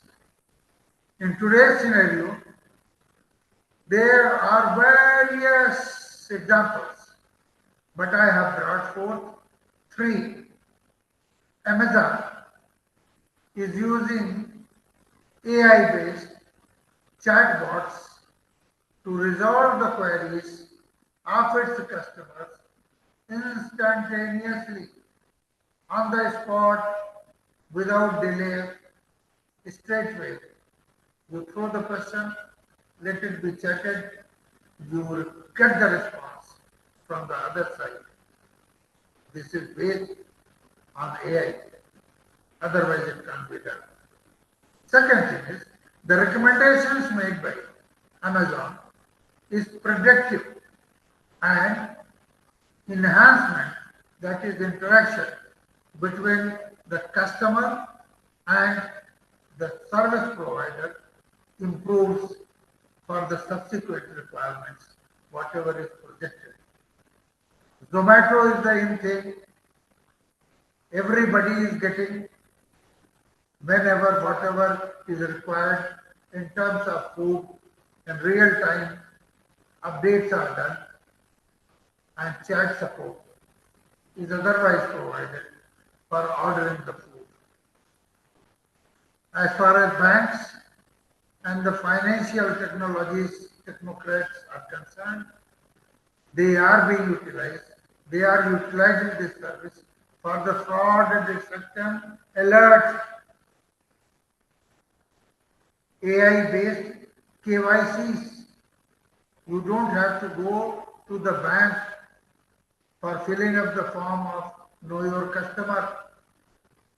And digital onboarding is being done in the bank public financial care, in which the individual customer, without using the paper, those who want the services move on to using the system, in which the details are fetched from the system itself, are taken from the individual, and paperless transactions are made to see and ensure that customer is satisfied and customer's job is done, and the customer is brought on board. Now these examples will show that digital service drives for convenience and trust. And if the convenience to the customer is not there, obviously the customer will not go for it. And over the period of time, depending upon the convenience what has been provided, that will generate trust in the customers. Come on to gaps. As far as the current gaps in industry and the academia, both that you see are threefold predominant. Number one, lack of unified framework to measure the digital service quality across industries. One service has got different network, the second has got the second pattern of service, third has got the third way of doing it. There is no unified framework of this particular service being provided. Second thing, the service which is being provided looks forward for the technologies betterment, technologies adoption, technologies uses, technologies faultless performance.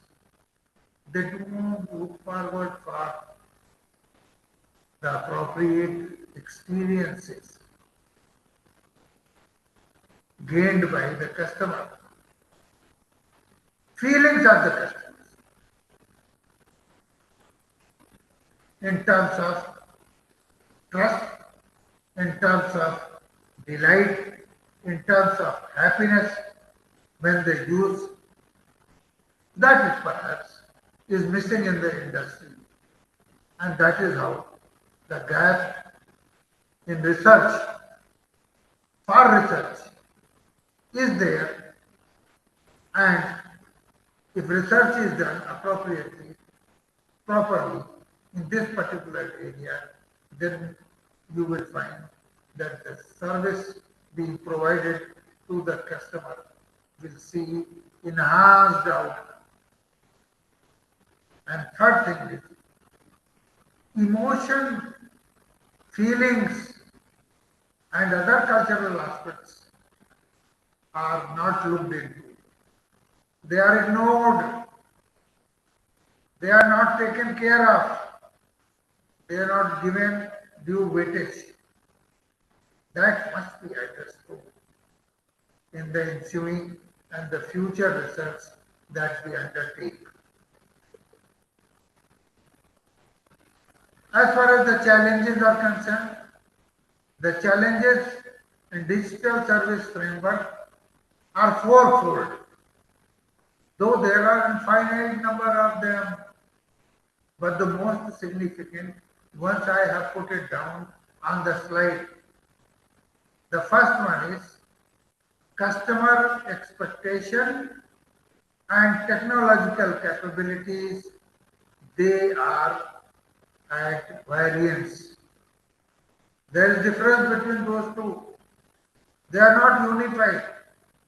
They are not oriented appropriately. And they are not aligned. That is how the satisfaction of the customers towards the technology being utilized is not appropriate. Next is data breaches are taking place. Cyber attacks have become predominant world over, not in this country only. And that is a greatest nuisance that we have to address it, to see to it that customer service that we provide becomes meaningful. That is not fearing, that is not dreaded to the individuals, those who avail of this service, and their trust is won over by maintaining the privacy. Third is also relevant. Machine is machine, and we customers would like to deal with human being. We would like that human touch should be there. The other person, whosoever is answering my questions or replying to it, sees my problem by putting his shoes, his foot into my shoes to see, feel, and know as to where it is paining. That is not available in the machine. Also, as on today, the factor of empathy is, I won't say it is missing, but definitely it is not up to mark. It is not adequate. It is not appropriate. It is not satisfying to the customers as on today. Next is difficulty is there in managing omni-channel ecosystem. Omni-channel ecosystem means offline stores are the service availment, social media, network, internet, website, whatever services, from whatever channel they are being provided, they are somehow not integrated, and that seamlessness has not been achieved yet. It looks fragmented, being addressed separately, not unified into one. Coming on to models. Models are infinite to carry out the research, But as far as particular digital customer service is concerned, we will be covering three. The first is technology acceptance model. It does two things. One is it looks into usefulness of the service. Will it improve upon the functioning or not? If it is not, then its usefulness is questioned. It is less. Second thing is perception about ease of use. That if we use this particular service, what efforts we will have to do? What is the knowledge required for it? Do we have the skill for it? Or the skill has to be acquired? And if it is acquired, how much effort has to be put in?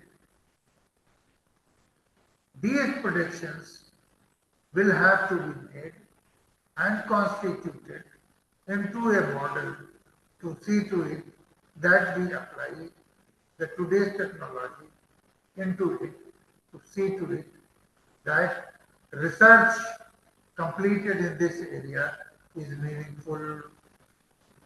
Second model is service quality. Service quality is a classic framework. Yesterday also everybody was looking forward for it. Today also, after adoption, one is looking forward. What is that? They are that the machine which is providing the service should be tangible. Though the digital services are intangible, but the customer looks forward for that once it is interacting with it, the tangible service should be there. Design and accessibility should be such that it should not look intangible. Second is the accuracy part, that is response. And system should be up. It should not be down. That is to say, it should be reliable. Third is its response should be in real time. The query handling should be done now, instantaneously, without delay. And one thing is very clear, the next point, that is, I should be assured of two things. That my data will not be cyber attacked and there will be no interruption whatsoever in the communication. And the communication should not be distorted one. It should be reliable, trustworthy. Then only I would like to go for it. Otherwise, I would like to withdraw from it. And of course, the fifth one, that human touch should be there in whatever we are providing the service to the customers. Customer should feel interacting with machine as if they are dealing with the human being. If not human being, it should be human-like. That is to say that whenever interaction is being done, in the manner that response is sought by the machine, it should give in the same manner what human being, had it been there in place of machine, would have given. That effort should be there. If the service is to be provided smilingly, your machine should also smile. If it is to be done in anger, it should show anger. Why not? Like human being, human being. This service, digital service, its quality should be ensured by the parameters what I have discussed above before. Come on to the second one, that is unified theory of acceptance and use of technology. Two things are very important and they have been covered earlier also. They are performance expectancy, that is to say that belief and service. This belief that the service will improve the outcome should be there in the customer. Trust should be there. Then only they will accept the service and proceed with it. Otherwise not. Next one is effort expectancy. That is, one should be confident, very confident, that the service which is there, it will be used happily without much of knowledge and skill to be brought in. It should be convenient and not cumbersome to ensure that this particular expectancy is in the mind of the people. Then two more factors are there in this particular model. They are social influence. This particular service should be used by the neighbors also, friends also, and in the society, the acceptance of the service should be there. They should have adopted it. Then I will feel confident in using it and feel delighted about it. Not otherwise. Otherwise, apprehension will be there in the mind of me, whether I am using it right, whether I am doing it correctly or not correctly. That inhibition will be there. Next is the conditions in terms of the infrastructure and its support which is available to the customer provided by the service provider meets the minimal requirement, which is convenient again and not cumbersome. I am happy if I am happy to use it, if I am convinced that the support is adequate, if I am confident that infrastructure is satisfactory, then only I will go for it. Now if you see this particular unified theory and this technology acceptance model, they are nearly same. Only thing is two factors have been added. That is that of social influence and the facilitating condition, that is environmental factor. Come on to customer experience theory. This theory says threefold experiences. One is while interacting, customer should get, or customer should be involved to see to it that utilization goes beyond it. More than that is achieved by the individual. Second factor is feeling part. The feeling of trust should be there. Delight should be there. Happiness should be there. Frustration should not be there while using it. And if all these parameters are intact, then the individual's experience will be positive and the individual will be loyal towards the service. One more thing is there. As far as the mental appreciation of the individual is concerned, the involvement of the experience of the individual or the customer should be towards the value of it, what is being utilized by the individual, and the individual should be convinced that what he is receiving is fair. He is not being cheated. If this experience is there, then relation will coexist for a longer time, and the loyalty will be sustained.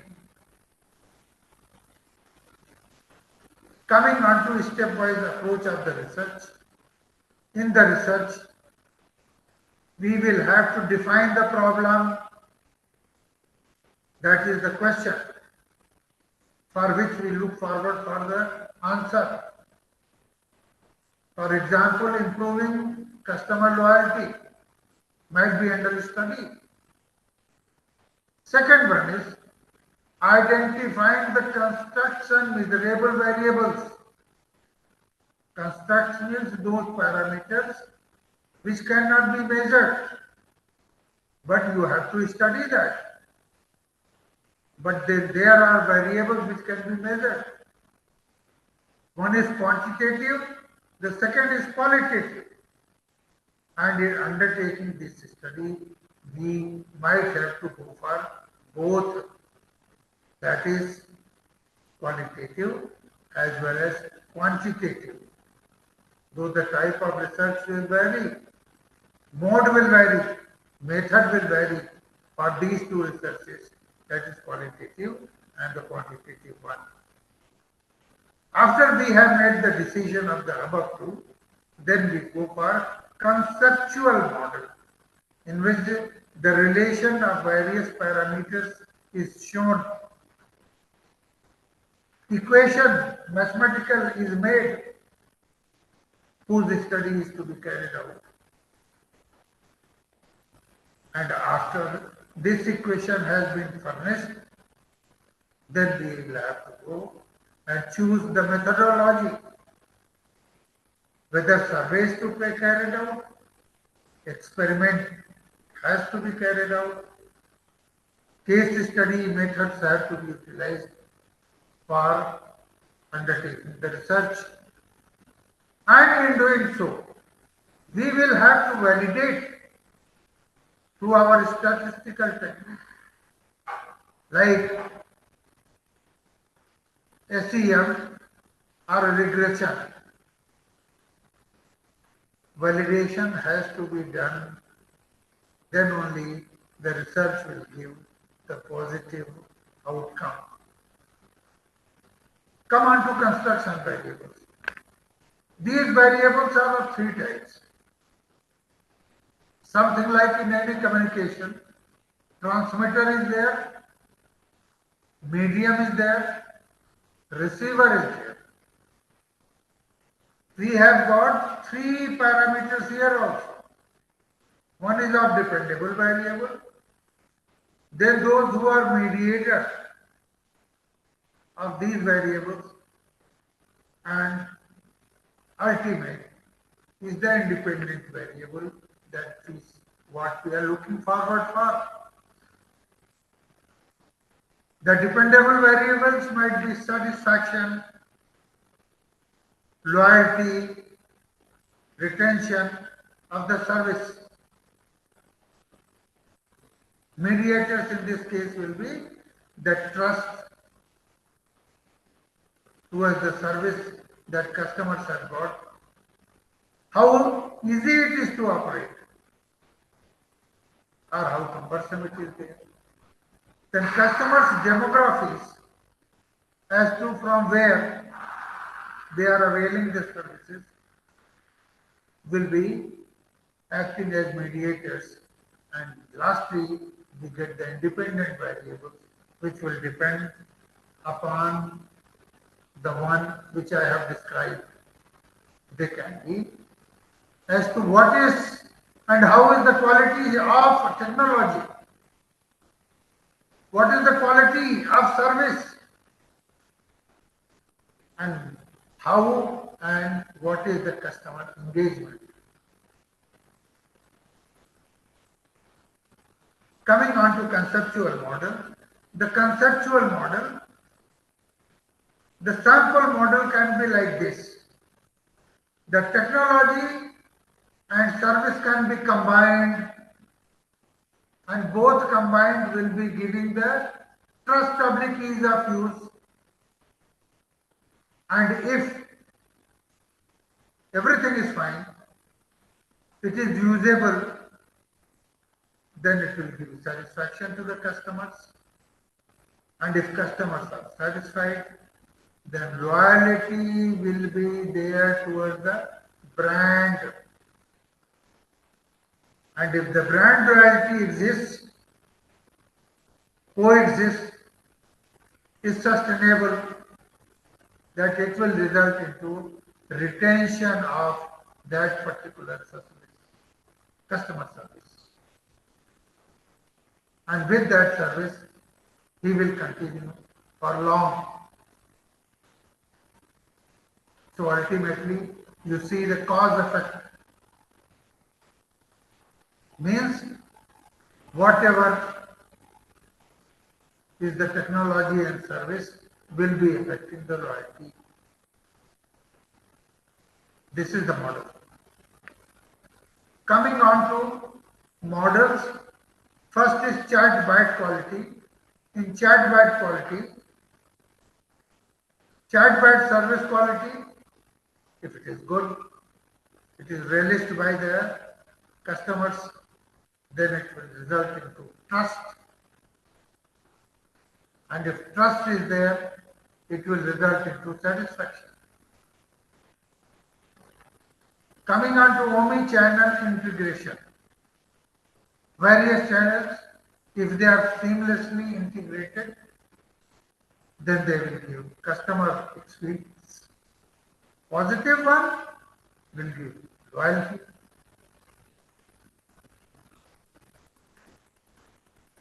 Personalization of the service being rendered. If it is perceived by the customer to be useful, you will find the individual will adopt it. And if they adopt, then the loyalty will be there and sustainability will exist. Come on to data analysis. Data analysis, data can be primary or secondary. Primary data can be achieved from surveys, structured interviews, focus groups, but the secondary data will have to be acquired from reviews, social media contents, or the organizational databases.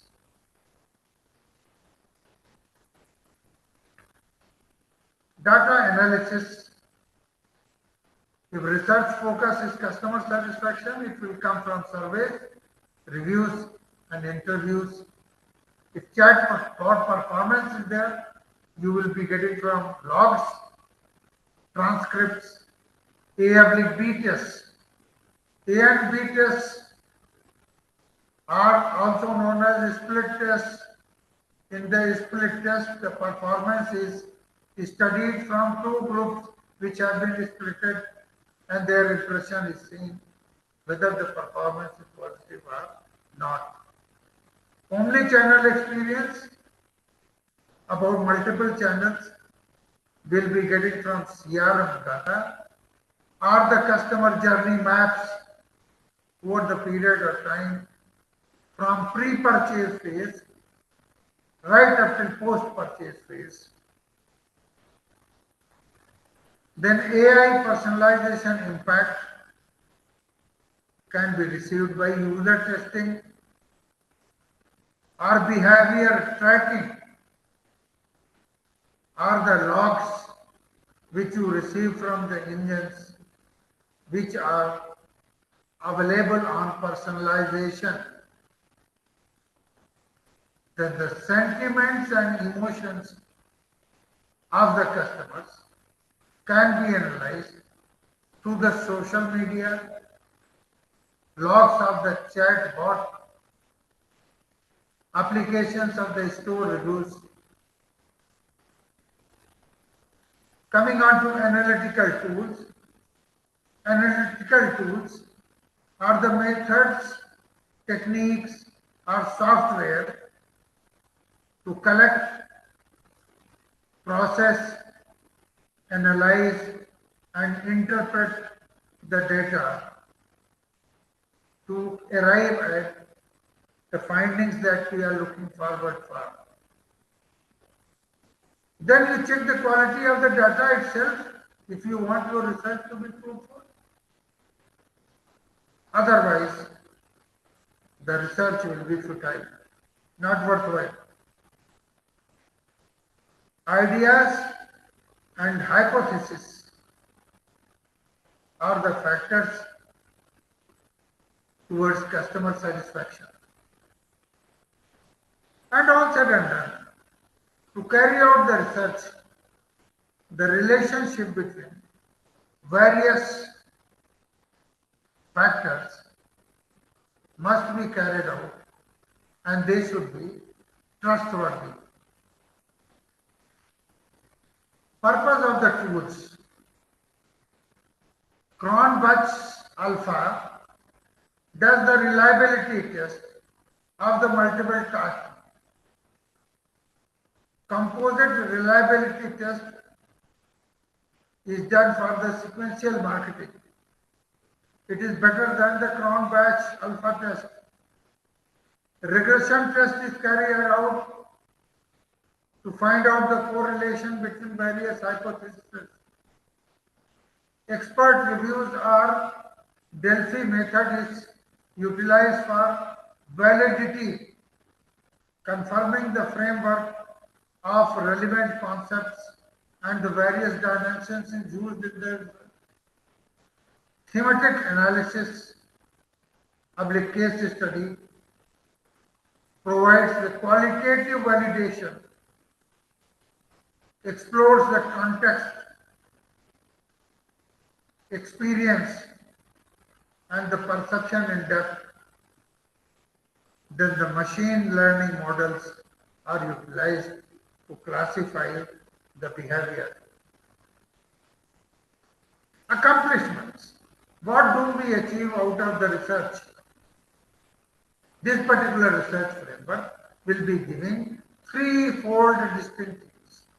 The first thing is we can design our business better. Second thing, we can balance how much to automate and how much human touch we should have as far as the customer service is concerned.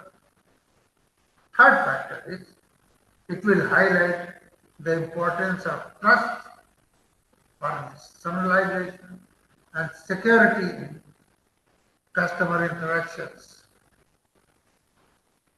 Coming on to conclusion, the first one is today the importance of digital customer is growing. Second thing is to carry out the research, multidisciplinary approach has to be taken. Third is the framework or the structure has to be robust. Fourth is the research is to be sector specific.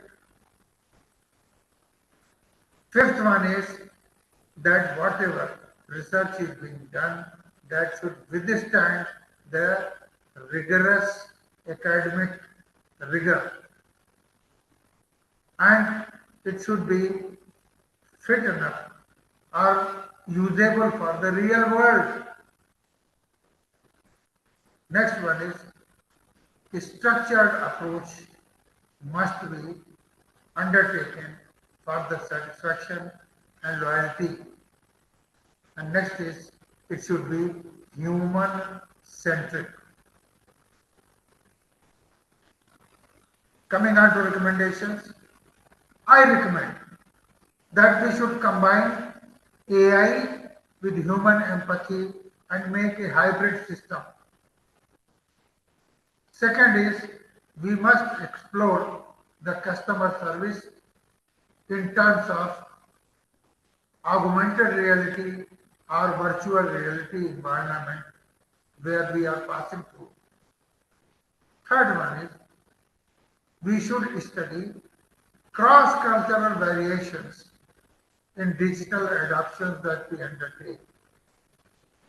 Fourth one is, we emphasize on sustainability in digital infrastructure in such a way that green IT is ensured, carbon emission is minimum, efficiency is up to mark.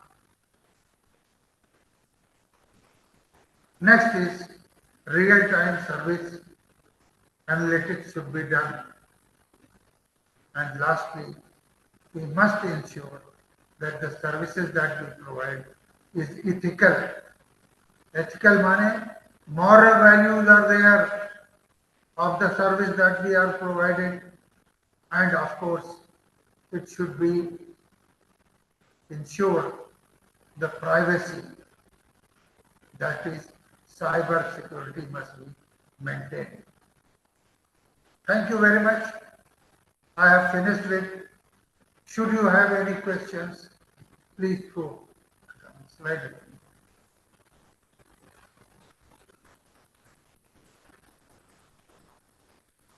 I have finished.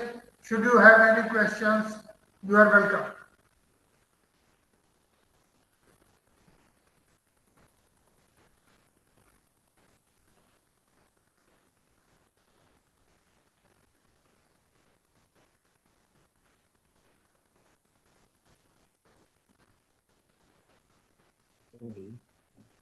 Sir, one of our participants want to ask one question.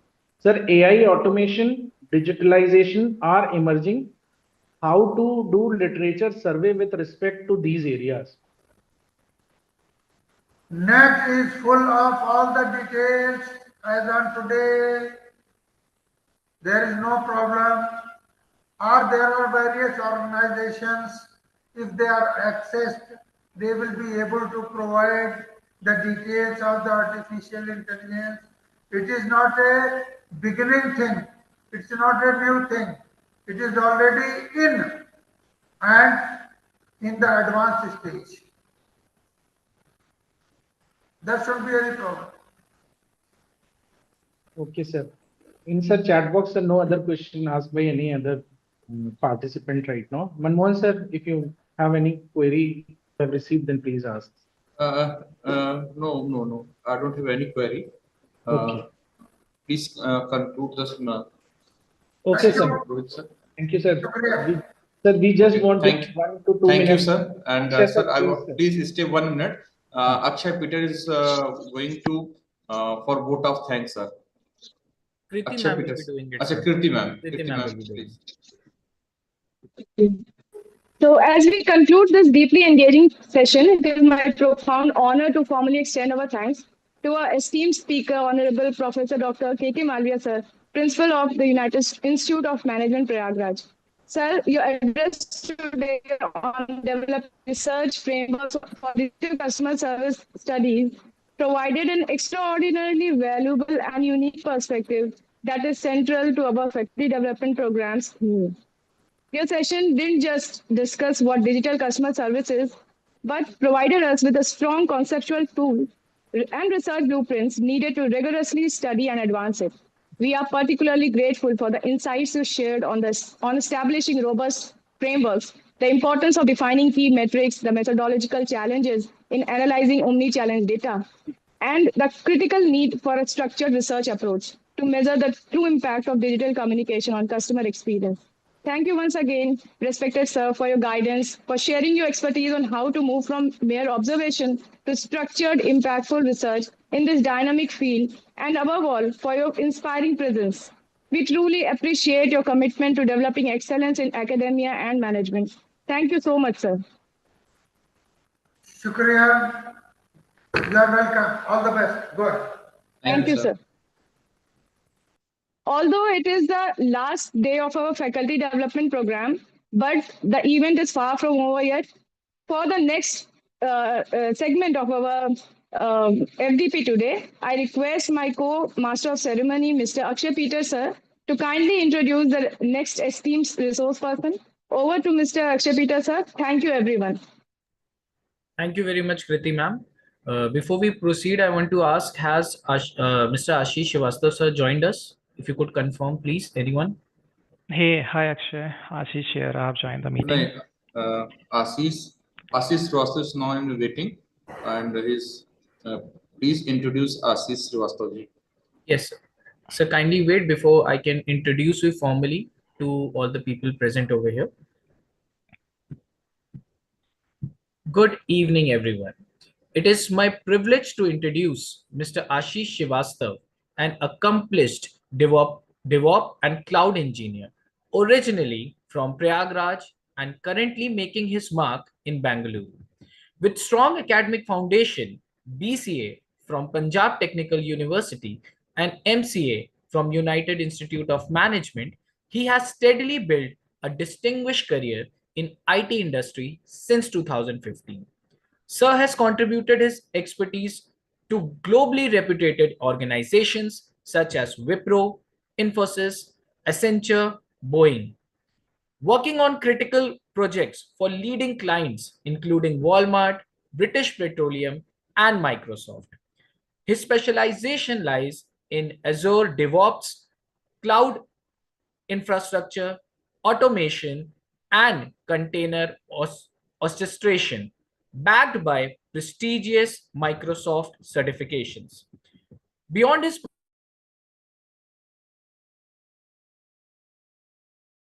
professional accomplishments, he is also actively now Umid, reflecting his commitment to community development.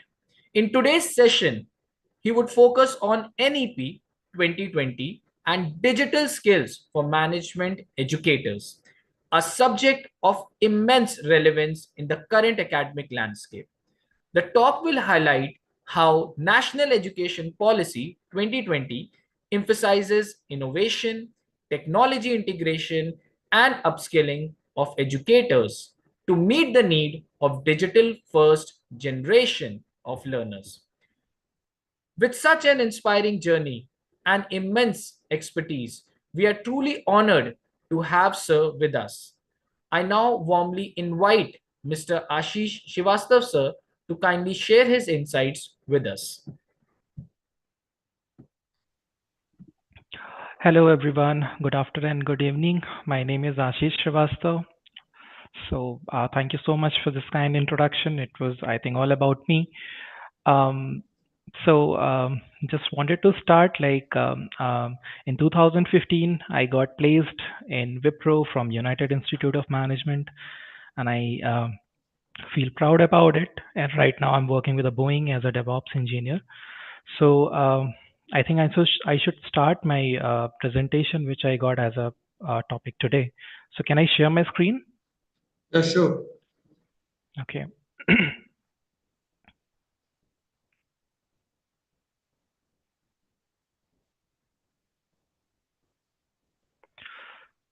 Please confirm me if you are able to see the screen, please.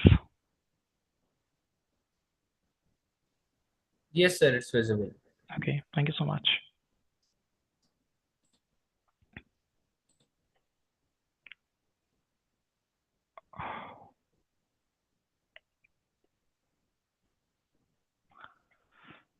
Okay, so my topic is here about the NEP 2022 and the digital skill for the management educator. So NEP, it means the National Education Plan, which is developed in 2002 by our current government. The plan here is to improve the education system what we have right now.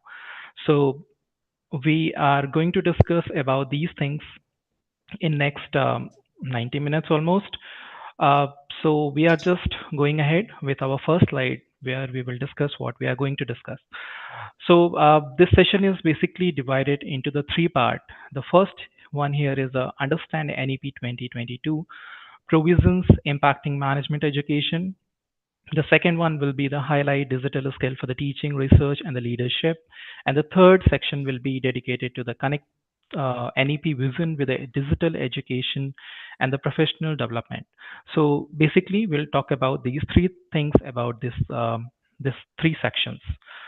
Okay, so just a second.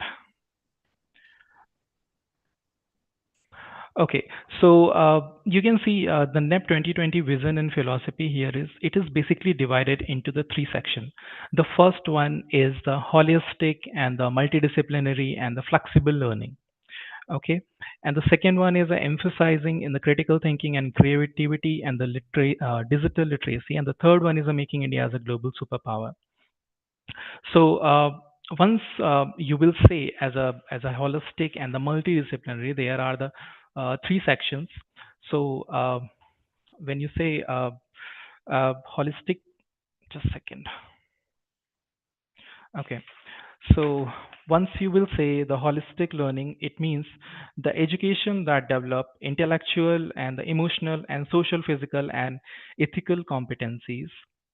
It means like for example a school curriculum that includes not only the science, maths, but also art. There can be a physical education as well, the life skills like emotional intelligence and ethics. It means we have to develop a place where we can understand and try to learn everything onto the single place. The second one is a multidisciplinary approach.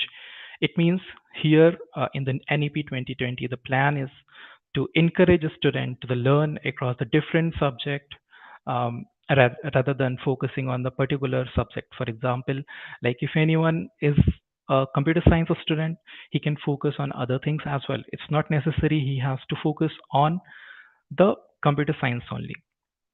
Okay, and the third one here is a flexible learning. Flexible learning, it means the here in the NEP 2020, the student will get a chance to choose the subject that change stream as per their interest. Um, for example, in the starting of career, if someone has chosen some of the subject, and after later on 2 or 3 years, he got to know he's not interested in that. So in that case, he can just choose their stream according to their interest. So this three section NEP 22 has implemented. So previously, as you know, in the current scenario, in the past, suppose if any students who is following biology classes, so 12th is a biology, and going forward if he just want to go for the further study, he has to go with the bio or science stream only. He cannot go for any mathematics or kind of a science stream like that. So this is the kind of a flexibility we got in the NEP 2020. Okay, going ahead with the second point, which is we can say emphasize on the critical thinking and creativity and the digital literacy. Here, the main plan of NEP 2020 is that students should have to be creative. Basically, they belongs to the digital area. It means sometime what happens, like the students are learning, but they don't have the actual practical knowledge about this. So they might not be able to think properly in that section. So that is why there is a critical thinking and digital literacy is required. So if they go to the digital, there are a lot of options. Maybe the students has learned something in a single way, but but to if they are going for the digital literacy and all, they can understand in the more proper way and more other options as well. So this is the second plan which NEP 2020 provides us to understand these things. Going ahead with the third point, which is the making India as a global knowledge and superpower. So here NEP 2020 brings us a kind of a education which can be globally accepted. It means suppose if you are learning something in the school of Indian school, if you are learning something, you can just compete yourself with the other countries as well. Like it can be a globally accepted. Whatever you are learning, it can be accepted as a global level as well. So these kind of a curriculum I mean NEP 22 is trying to develop. Okay, so this is about the third slide. I'm just going ahead with the next one, which is higher education reform under the NEP 2020. Sorry, I have not shared it full. Okay, yeah. So under the NEP 2020, we have significant things. The first one is academic bank of credit. So when we say academic bank of credit, it means this is a kind of a digital repository where students will earn academic credits from the different courses and institutions are stored. So for example, if you are a part of United Institute of Management and you are the student of MCA first year and you have completed your first year, and because of any reason you want to change your location and you just want to move to some other state, in that case what will happen, because you have already completed 1 year, so there will be a credit score which will be stored to your account. And once you move to the new location and you will ask for any admission based on your past academic bank credits, the institution will provide you admission directly to the second year. So no need to go with the first year again because you just change your location. So the purpose of this academic bank of credit here is to allow a student to transfer and accumulate credits across the various colleges and universities. So this is this is the plan for the NEP 2020, the first one. What will be the benefit of ABC is it will basically provides the flexibility and the mobility in education. Okay, enabling personalized learning path and reducing rigid boundaries between the institution, between the location or anything. So this is the first plan which was introduced in 2020, NEP 2020. Okay, going ahead with the second one, which is called multidisciplinary universities. So when we say multidisciplinary universities, it means the university which will offer a wide range of subject across like art, science, anything. It can be vocational fields like that. So right now, for example, if someone is going for any management institution, so basically whatever the courses will be there, it basically belongs to the management only. So here the plan is multidisciplinary universities. It means you just go to the one university and you will learn everything, whether it is engineering, whether it is management, whether it is art, whether it is anything. So this is the this is the comes under the multidisciplinary university. So what is the global outlook about this is it is like encouraging international collaboration in student exchange and research partnership. So what will happen if we will follow this kind of a mechanism, multidisciplinary universities, what will happen, we can just compete to the other a global forum also. Like suppose if we want to coordinate with the other institution, maybe a few of the institution which is not providing wide range of courses, in that case we can just connect each other and provide and educate, and we can just connect each other to understand what actually going on there and here. So this is comes under the multidisciplinary universities. So this is also a part of under NEP 2020. Okay, so going ahead with the third one, which is the National Research Foundation. So National Research Foundation, it is a kind of a foundation which government is planning to develop. Here, this will be a kind of a government form body, which will try to fund, mentor, and promote high quality of research across this discipline in India. So it will help you to suppose you are working on something on the research and you need some kind of a funding or you need some kind of a help which you cannot, I mean maybe you have some quality type of stuff you're looking for, maybe some information which which you cannot get easily. So those kind of data you can just come to the National Research Foundation, they will provide to help you. Okay, so basically, it will help to the youngster to provide help in the cutting edge technology and social science. Social science. So, what will be the benefit of this? It was like it will type of, you can say it will strengthen India's position as a knowledge and innovation hub. Okay, so right now you can see in the research we are bit behind. We are not doing that kind of a research what other countries usually do. So that is why our government is also focusing on these things right now. So this is the plan about the about forming this National Research Foundation. Yeah. Okay. So going ahead with the third one, which is target 50% GER in the higher education by 2035. So when we say GER, it means the gross enrollment ratio. Okay. So gross enrollment ratio, it means we have to try to achieve at least 50% of population which is aged between 18 to 23 age, and we just directly want to um, put into the mainstream, so they can also start learning and they can also start contributing to the nation. So right now our current GR is around 27 to 30, and just to achieve this 20% we have taken almost 10 year of time. I mean, you can say just 20% is a small number, but actually this is the very big number. We have to provide so much effort to get this much of population under the under the GER category, right? So what will be the purpose? You can say this is make higher education accessible to the larger society. I mean, you can see there are a lot of um, um, I mean, literacy rate, if you see, this is very less for the India. So we are just in the NAP we are just targeting if we can achieve at least 50% by 2035. So what will be the benefit of this? It is like it will expand the opportunities for the youth if they are promoting skill development, supporting India goal.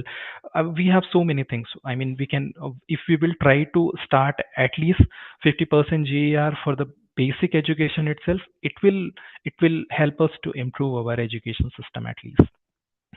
Yeah, so this is about the slide. I'm just going for the next slide now. Okay, so whatever I have discussed in the past slide, you can see here, it is a kind of a summary of the particular slide. So you can see the first one is a academic bank of credit, ABC. The purpose was flexible credit transfer, which I told you, like if you want to move from one location to another, you can just easily go there based on your credit score. So the benefit is like mobility, I told you. Another one is a personalized learning. So personalized, when you say personalized learning, it means maybe a few of the courses which is right now not available in the particular location. If you move to the new location, maybe you can get some better education. Maybe you can get some um, better academics things which you want to try or which you want to focus. Okay, moving ahead with the next point, which was the multidisciplinary universities. So there are the purpose of multidisciplinary university, as told you, this is the broad subject offering with the global ties. I mean, we can connect with the other education institution and we can offer more options to the students so they can learn the things and they can move forward. Another one is the National Research Foundation. So this will be a body, you can say a governing body, which will help you to get the fund to get some help if you're doing some kind of a research analysis like that. So it will basically help to the India's growth in the innovation, research, and excellence. Yeah. And the last one was 50% GER by 25. So the main target of GER 2035 is just to uh, um, um, streamline uh, the 20% population which is left, which is target by 2035, to the mainstream, so they can also can be a educated person and they can contribute to the nation. Okay, just moving ahead with the next slide, which is NEP 2020. So this is the image which I have taken from the government side. You can just go through it. I just take a pause for 20 seconds. You can just go through it. After that, I'll explain that.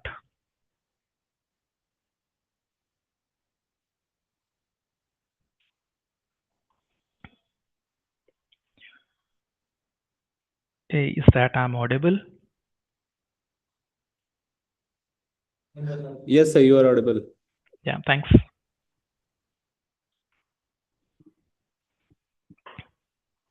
Okay, so if you see in this National Education Policy 2020, so as I told you, the target GER is 50%. But if you see in the first line, there is a universalization of the education from preschool to secondary level. So as you know, government has developed the 4 stages of education. You can see there is a 5+3+3+4 school. So it means here the first line is talking about the first 5. It means government is trying to 100% GER in this school, in the pre-education, what you can say as a nursery kids. It can be 100% by 2030. This is the target currently. Okay, when we talk about the higher education, so higher education target right now it is 50%. So there are 3.5 crore seats to be added in the higher education. So there it is basically talking about the IITs, IIMs, and other medical institution maybe. So these kind of a plan which government is planning to build or implement. I mean they have already started maybe.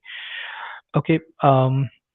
Another target of NEP 20 is bring to 2 crore out of children back to the mainstream. So right now, there are some calculations, some analysis. It is like 2 crore of child still they are not at all belongs to the mainstream. They are not going to school or college. So the plan here is to at least bring them back to the mainstream. Okay, so this is about the new curriculum, which is 5+3+3+4. Previously, it used to happen 10+2, which is called high school and intermediate. Now it is a credit-based education where it will be 5+3+3+2. The five first year it will be called as a foundation stage, and after that there is a 3 we can call as a preparatory stage, and the another 3 is a middle stage, and the last one is called a secondary stage where you can include all the 14 to 18 age of students. Okay, here there is a no rigid separation between the academic stream, extracurricular, vacation stream in the school. So here they are planning to there will not be any kind of a separation. It's like whatever stream you have, you belongs to the same place. There will not be any separation. All the extracurricular activity, vacational streams, all will be on the single places. It will not be separate for any specific things. It can be on the same place. Another plan here is NEP 2020 is vocational education to start from class 6 with a internship. So as I remember, the first internship which I did, it was in MCA final year. So it means I have almost completed my full of education. Then I gone through the internship. Then I understand what is actually the reality and what is how the corporate actually works. But now government is planning, if you have interest or any students is having interest, they can go for the internship from class 6 itself if they have that much of capability. Okay, there is the last one which I feel it is very fascinating one, because this is like teaching up to the least grade 5 to be a mother tongue regional language. It means whatever the place you belongs, whatever the mother language you are using there or the regional language you are using, your kids till 5th grade will be taught up into the same language. So what will happen, it means you will try to focus on the regional language. So right now regional language is very must to learn. It should be your basic things which you should understand from your starting. Right now if you see the child from class nursery, KG, they are just going to the school and they try to start learning in English. There is a possibility if the same child will come back to the home and see maybe their mom and dad not able to speak proper English, so he might not be able to understand. But if the person communication, if that child communication mode will be in the regional language, so the teacher also can help to groom the children, also their parents also can help in the regional language. So this is, I think it is one of the best thing which government is planning to introduce. So right now, if you are in Uttar Pradesh or you are in Delhi, maybe this is your regional language as a Hindi. You are speaking Hindi. Your child is also speaking Hindi. But once you come to the Karnataka, there is a Kannada. everyone, whether I belongs to the UP or somewhere, if I'm staying here, I have to go with the Kannada language. So that is a good thing. I mean, as a child, it he or she can understand so many languages from the starting itself. It will be the best starting for them to understand, because after all, once they will be graduate, there are a lot of language, C language, Python, .NET, so many languages are there. So before going to these things, they should understand what is the regional language and what we are trying to speak our home, and also what actual population speaks. So this thing should be introduced. I like this way. Okay, moving ahead with the next slide. Okay, when we say NEP and management education, how you basically connect management education with the national education plan. So I have divided into the 4 parts. The first one is the industry linked and the innovation driven. Another one is emphasize on the expenditure learning. Third one is the entrepreneurship and the employability focus. And the last one is the global competitiveness. So when we say industry links, what it means? Basically, it means like management education is designed in the collaboration with industry to ensure, like if any students learn a skill and knowledge relevant to the current business need. So management educator should be, the education plan should be in that way. If a student is learning something after finishing their education, they can go to the industry and it can be usable for them. It's not like if you have read something and once you go to the corporate life, you are not at all using those things. So the base target here is industry linked and innovation driven. So this is the plan, the first plan under the NEP. Second is emphasize and experiential learning. So when you say emphasize, it means the student should be learning through some kind of a live project, some kind of an internship, some kind of a simulation, or some kind of a live debate, or it can be a case study, or can be a live training like that. So what will happen? It is a kind of experiential learning. So the student, he, if if he is learning or she is learning, he should experience those things. So this is the plan under the NEP, where education and the student should connect to each other. Whatever they are learning, they have to be sure that in the future they are going to use the same. Third one is the entrepreneurship and the employability focus. So here the education plan should be as an entrepreneurship. It means the students should have to think in that way. In the future, they have to develop something, or they just want to create something. They just want to contribute to the world. They just want to contribute in the growth of India. And employability focus, it means they they fix they are developing a kind of a mindset to start a new venture. Like right now the government is trying to give fundings for the startup India. I mean, there are a lot of initiative which is run by government of India, startup India. And if you want to develop something, you can ask for the loan also, you can get it. There are skill development trainings which is going on. So these kind of a plan which is going on. But the plan here is during the education itself, it can be by default provided to the students so they can learn and they can focus on these kind of things. Okay, so this is about the entrepreneurship and the employability focus. So the learning should be in that way. When I say about the global competitiveness, it means aligning with the curriculum and the teaching methods which international standards. So in our initial slide, I told you, right, the education plan should be kind of global accepted. Like if you're learning something here, you can just go to somewhere else. You can just compete there. You can say, yeah, whatever you are learning, I also learn the same. So the global competitiveness is very important. So for example, it's like if you're participating in any international forum, maybe any business case, or any research project. So in that case, there should be a global competitiveness, so the student can participate and they will not feel that I'm not aware about these things. So we have to be updated, keep updated everything, so students can be achieve a better goal into the future. Yeah, okay. So I'm just going ahead with the next slide, which is the slide number 8. So this is about the teacher. So the teacher empowerment in NEP 2020. So in the NEP 22, NEP 22 has given a lot of power to teacher.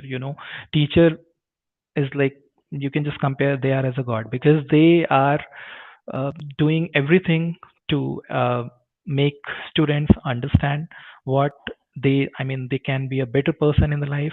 So because of that, I could see there are a lot of empowerments has given to the teacher.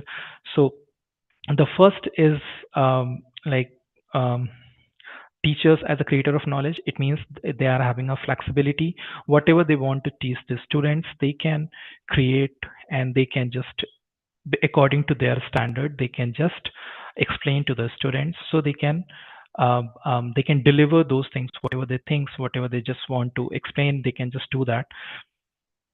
Another one is a continuous professional development. So here there are a lot of plans, which is like teachers should be professionally developed. It means there are a lot of trainings and everything will be going on, so they can just develop their self according to the market. So if they will be developed, definitely the students also will be developed, because they are aware about the latest technology and trends. So if they are trained about the same, they just try to explain everything to the students. So by default, students also will be get trained. Okay, so there is a greater autonomy. It means here in the NEP 2020, teacher have a capability. They are not having any kind of a limitation. If they just want, they can just go beyond to the capability, or beyond to the there are some kind of a rule set or guideline. If they think it is helpful for the students, and students can do much better than this, they can just go to the beyond to the boundary. It's not limit. There is a no limit on the teachers. So this is the empowerment which NEP 2020 has provided. And the third one is adoption of the digital skill. So when you say digital skill, it's like a boom word. Everyone is using digital and all. So obviously the teacher also should be the digitally updated. So if you see right now in the monolithic area, what we are doing, the classroom education. Teachers are teaching to the students. Maybe few of the classes, there are few of the digital skills which we are not using. When you say digital skill, it means it can be digitally sections um it means teachers to effectively use like technology, what they have to use to enhance something in the learning experience. What will happen if you go with the digitally, right? It will give you kind of a flexibility to go to the open forum, and you can find so many things.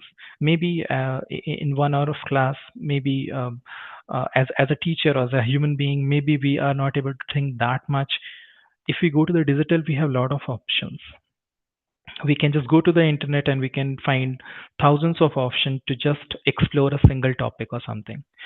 You can use a digital things. It can be a video, it can be a audio, it can be some practical knowledge or anything. So these type of capability provide NEP 2020. So you as a teacher have to use in your daily life while you are teaching to your students, so it can be a better way. Okay, just moving ahead with the next slide, which is the which is the 9th number, which is need for the digital skill in education. When we say digital skill, why it is needed in education, you can get the simple example. Sorry, just a second.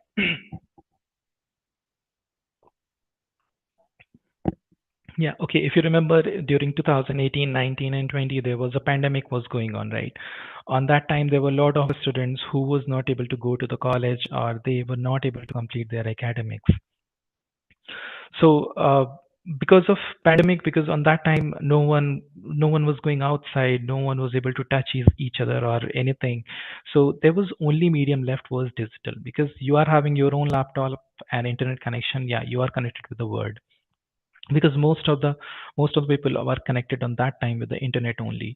Even a lot of companies are completely moved to the work from home because of this pandemic and all. So the plan here is, in the future, we are not sure in the future if some kind of a situation will come again as a pandemic. It can be more worse than this. So what will happen? So just to avoid those kind of a situation, NEP 2022 is asking us to use as much as possible, use the digital things into the education. So this is the main purpose why we need this digital things, because no one knows what will happen in the future. And the second thing is a digital skill enhance the teaching, research, and collaboration. So as I told you in the last slide, if you are using digital skill, there are a lot of flexibility, lot of things you can just educate to your students in the better way.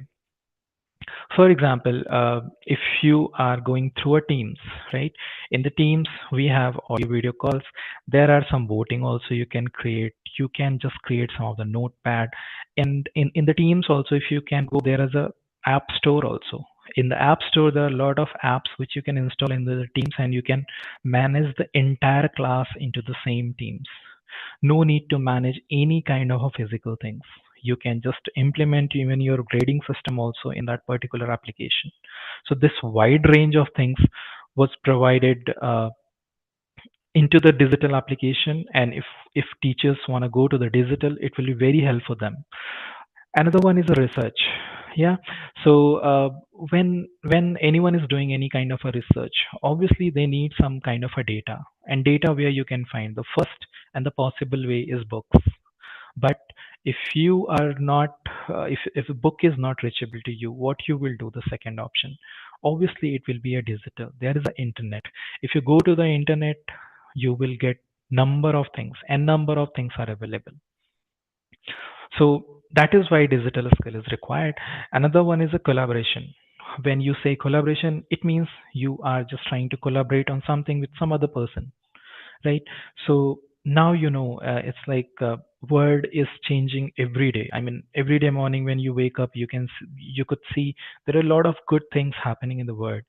And if you as a researcher, maybe you are doing some research and maybe you are not able to get the help here, and you find on internet one day that someone into the China or Russia, someone has already worked on that research paper, and you want to connect with those person to understand about their research or what they have done. So there is only medium which is digital. You cannot fly right now, right? You cannot just fly and go there and talk to them and meet them. So the best way is a digital medium. So you can just go to the webcam, you can just go to the email, or you can go with the chat like that. So all are the digital platforms. So you can connect to anyone, you can do the collaboration, and you can um, contribute to that particular area, and you can just develop your skills, and also you can just finish your research things if you're working on something. Okay. When the third point here is a global learning ecosystem integration. So it means the global learning, as in the last collaboration I was telling you, right?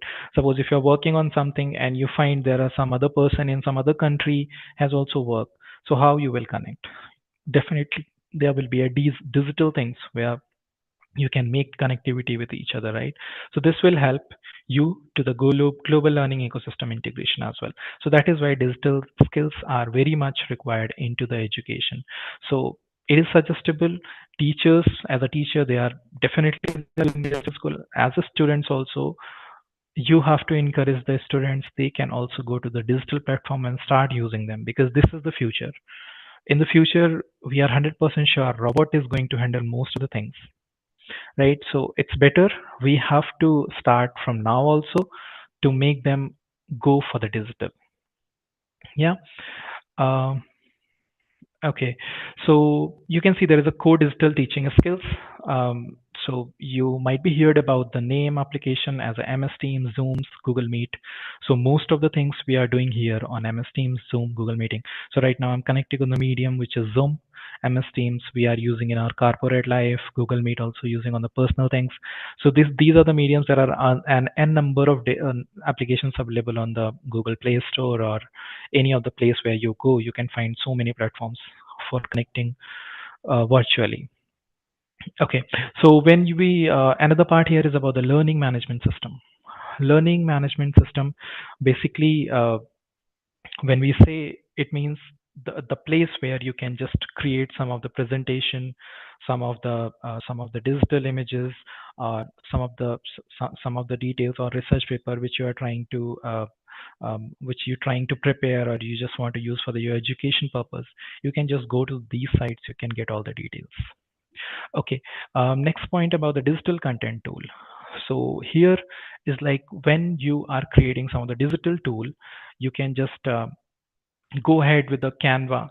You know, you might be using while creating any other presentation. If you want to create some of the videos like that, you can just go ahead with that. So these are actually very helpful. So there are I mean, educators also benefit from this skill, like digital content creation, uh, designing something. Many things are there, right? So these tools basically enhance the teaching effectiveness and students engagement in the digital learning environment. If you will use, you will feel more connected with the students or the medium where you want to connect. So these are the skill set which is required. Yeah, going ahead with the next slide, which is the slide number 11. Okay, yeah. So under the NEP 2020, our main focus here is to concentrate on the data. So when you say data virtualization, Excel, Power BI, Tableau. So I'll just go through the example. When you say data visualization, what it means?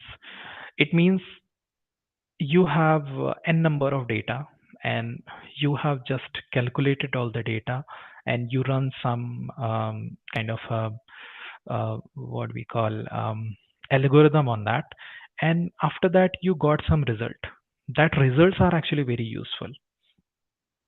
So NEP 2022 focus on, you have to understand the data visualization in proper way, like Excel.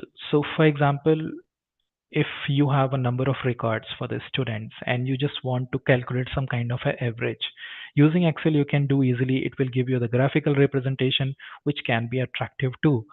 So you can present also to the any of the places where you have to showcase something. It can be during any conferences or something. So these three tools, I mean, there are n number of tools, but I'm just taking example of these three tools. There is a Excel basically you all are using in your daily life. If you talk about the Power BI, so this is the provided by Microsoft. So basically it is used to, if you are working for any other business, in that case Power BI is very important, because data is the only thing which help any organizations to move forward. Because of data, if data is not there, the organization cannot be moved, because based on the data they will plan everything in the future. Okay, when you say Tableau, Tableau is also kind of analyzing and visualizing data effectively for the corporate and for the organization. Okay, I'll give you an example why data is very much important here, data visualization. So right now I'm working with Boeing, right? And my basic work here is, when I say my project, basically I'm providing help to the pilots while they are in the air. We are just providing help to them to save some fuels. How we are how we are providing help is, we have n number of data which is the previous flight. I mean, in the thousands of aircraft are running every time if you see in the sky. So we have data for almost all the aircraft which is flying. So we get the data of that flight, how they are flying, and based on that we are simulating and we are finding if this is the ratio And if any flight is flying on this particular altitude, it can save a number of fuel. When you say fuel, it means it's somewhere related to the money. So company is basically focusing on the money. So how I'm achieve, I mean, how my project is running just because of data. Because on the data, we are just performing some of the logs, some of the algorithm, and we are just getting some output. And that output we are just converting in our form. And after that, we are sharing it to the pilots. It means we are just selling to our customer, and our business is running. So this is the way, I mean, this is the very importance of data right now. So that is why students should have focus on these things. It is actually very important. Okay, so going to the next one, um, which is what reference managers, Zeterio, mandatory, MSW. Yeah. So there are like if you are going with the managing references, tools such as Jetro, mandatory are it is very essential. It will help educator to organize research material and maintain academic integrity. Okay, so it is like being skilled as the accessing digital libraries and academic database, which will allow educator to stay updated with the latest research and incorporate in the high quality resources and their teaching. It will help teachers to understand they can just maintain all the records, and based on that they can go with their education. I mean, while they're teaching, they can use it. It is very helpful for them. Okay, and the third point here is access to the digital libraries and database. So here, like skilled as accessing digital libraries in the academy, it is very important for the teachers to understand these things, because when you access any of the digital library or databases, it means you have almost the latest research, because every day there are happening something. And if you are connected with the digital libraries and databases, you will see there are a lot of research paper are publishing every day. So you will be updated if you are going through these mediums, and also you can help students to understand these things. So these three pillars which I think very important as a data and the research skill. Okay, moving ahead with the next one, which is AI and digital tools for the educator. So as a teacher, you might be facing challenges on every day. Like every day we have some new problems. Maybe as a human being, sometime we are not able to find the exact solution for that, or maybe the solution what we have, we are not able to explain to, I mean, we are not able to convince with the same knowledge to the students. So in that way, right now we have AI. Is AI means this is drastic, I mean, it's amazing. If you say chat GPT, we have it recently you got to know, right? There is another one which is called Deep-6. So that is also a form of ChatGPT, but they are having a more capability compared to the ChatGPT, because anyhow it is developed by China. So yeah, so these are the tools which teachers should use on the daily life. Definitely, it will help you. Also, it will reduce your work.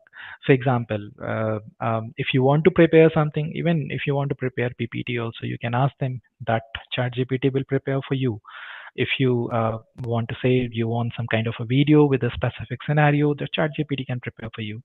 So there are a lot of advantages of using AI in your education system. It will give you a lot of exposure, and also it will just make easier your life. Okay, another one is a AI which is called Winston AI for the plagiarism detection. What it means, this is a AI which basically work on your particular text, or you can say the documentation which you have worked. So basically you can use to find it out whether the content, maybe as an example, if I say you have given some research work to your students and they have prepared it, you want to verify whether this is the original one or not.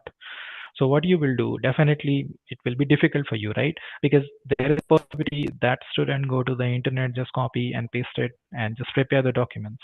So how you will find out whether it is unique or not? So this is the Winston AI. You just go ahead and just upload the same document in that, and it will give you the exact result from which website the data has copied. So this is the capability of AI. anywhere in the internet, if that content is available, it will give you the exact source and you can find out whether that work is genuine or not. Yeah. Okay. Going ahead with the third one, which is the Grammarly for the writing assistance. Yeah. So this is, I'm also using this. This is very helpful if you're writing any emails or if you are doing any kind of a documentation. It is very helpful. Uh, so Grammarly is basically what it will give. Suppose if you are preparing any documentation, if you are writing any of the kind of a research paper, what it will do, if there is a spelling mistake or it can be a sentence mistake, it can be a grammatical mistake, it will be able to tell you that this is the line and you are doing a mistake, just correct it.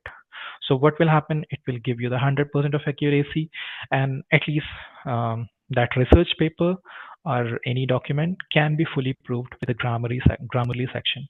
It cannot be I mean, maybe instead of you using is, if you are using was, it will be a past tense, right?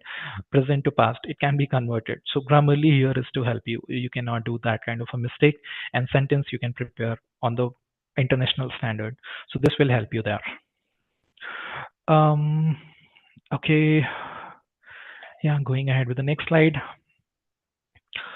Okay. There is a professional development in the digital era.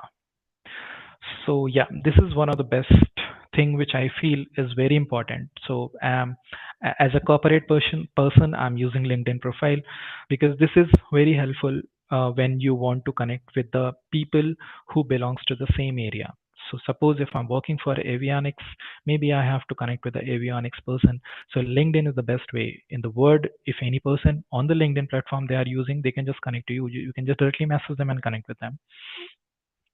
So as a educator, why this is very helpful for you is, for example, if you have created your profile, it means your profile is created and everyone can see this is these are the expertise area which you have right now.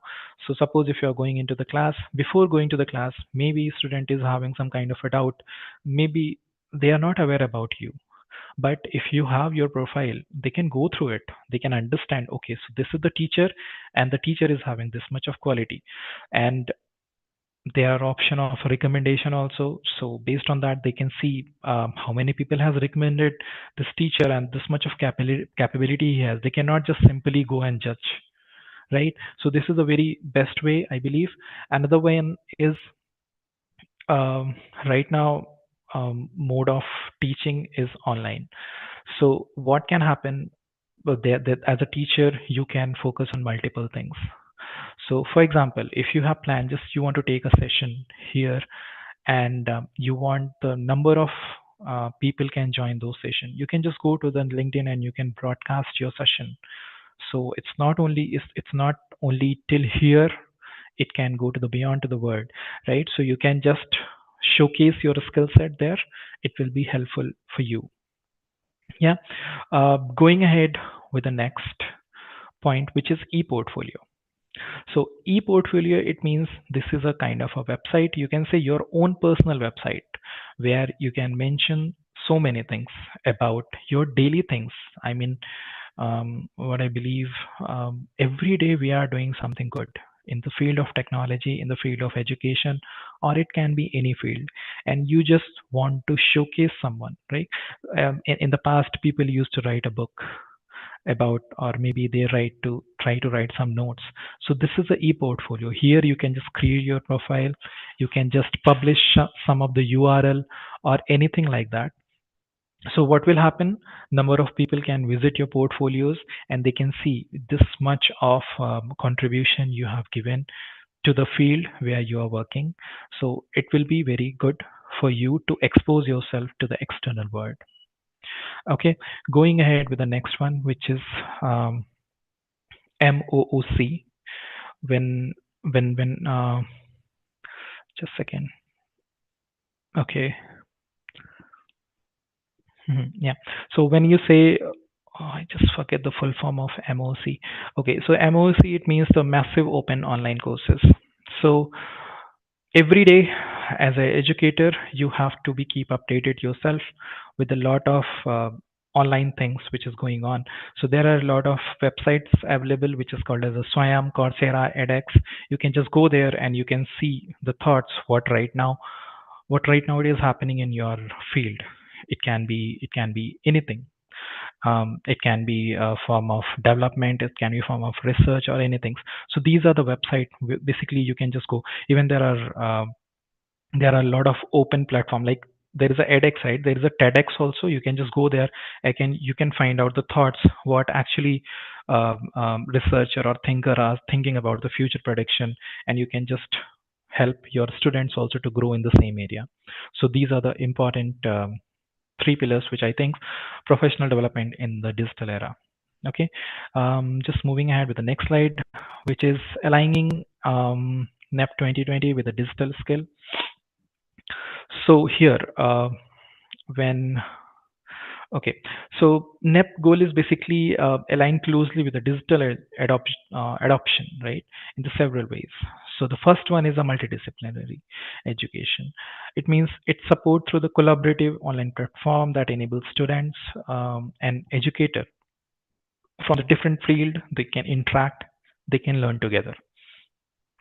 So this is about the first one is a multidisciplinary from different background. People are connect to each other and they can contribute on on the field of any section where they are just trying to focus.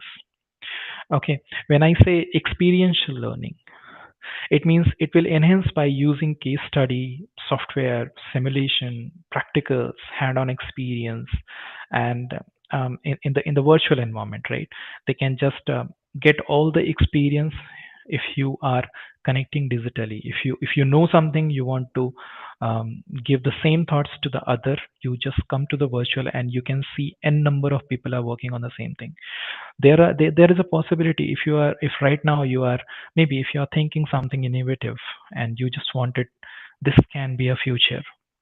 If you go to the online and if you search the same thing, there is 80% of possibility other people has already think about it. So there is only 20% of chances this can be unique.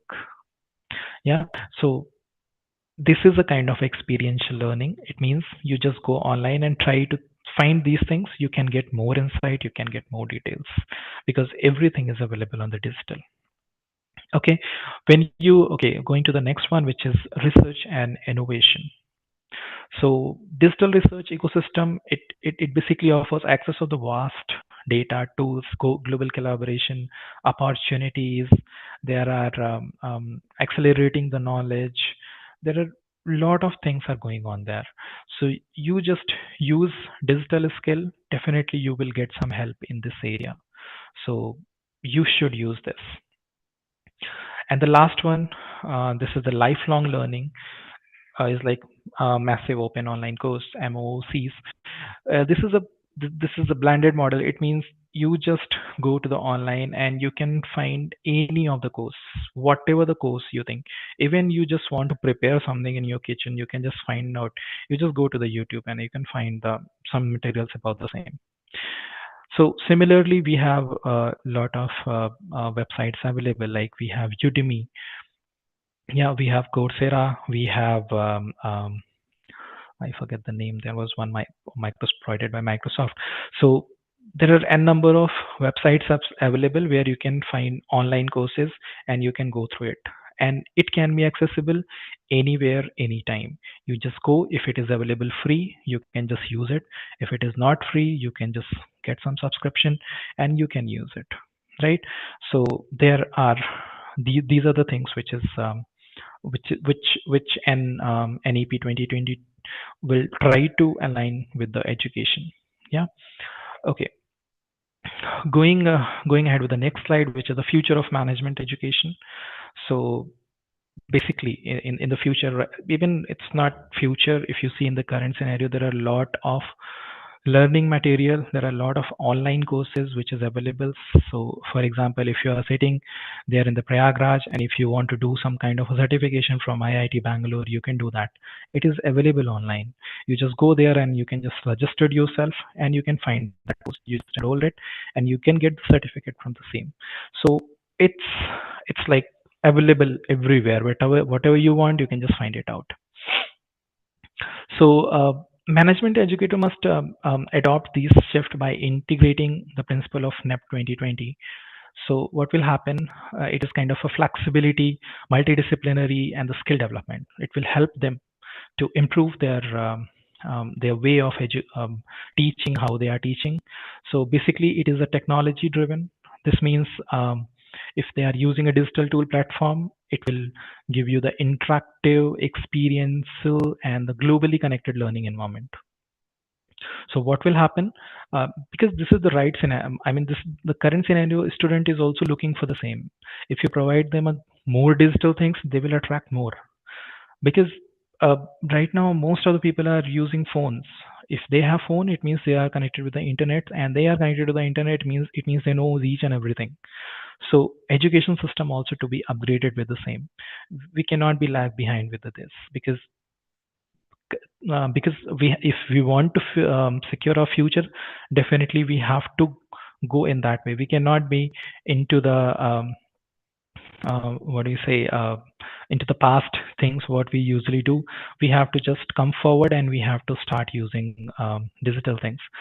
So basically these are the 3 points which basically the future of management education in the future. So going ahead with the next one, which is the key takeaway. So this is a kind of a summary for entire presentation. So NEP 2020, basically it is emphasized on the holistic and the multidisciplinary education, which I told you in the past slides. So basically that integrate academic knowledge with the practical skill, creativity, and the critical thinkings, making learning more relevant and industrial basis. And also it promote flexible learning, right? It encourages the collaboration across the discipline of the prepare of the students for the complex real world challenge, and etc. Yeah. So if I go to the second point, which is digital skill are essential for educator. Obviously, this is very much essential, because if you will not use the digital skill, it means you are lag behind in the current scenario. What is going on? Because no one knows tomorrow what's going to happen. So we have to make India as a Vishwaguru. Definitely, we have to go with the digital because there is no other option. So I'll just give you an example. Maybe you will understand in that way.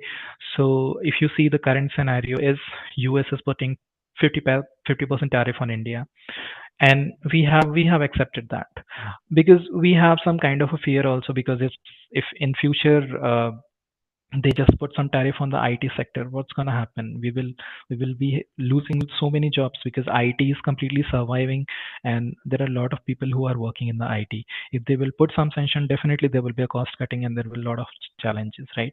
Another way, if you see why digital is required, because everyone is using Android phone, iPhones, and all, right? So these are who has developed. Definitely, it is developed by US, right? If they will just force their companies to just put some tariff on India and stop these services to the India. What will happen? Definitely, our all the phones, all the laptops, what we are using as a Windows operating system, it will not. It will kind of useless. We will stop. Definitely, we will stop everything.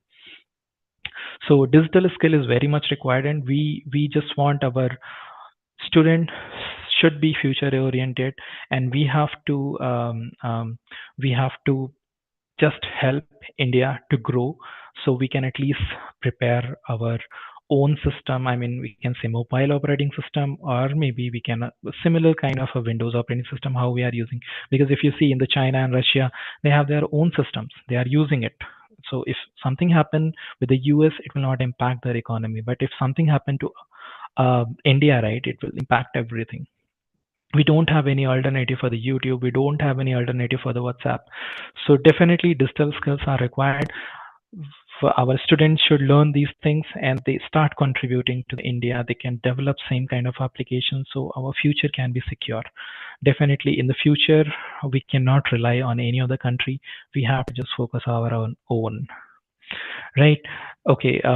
Going with the NEP reform aligned with the digital adoption strategy.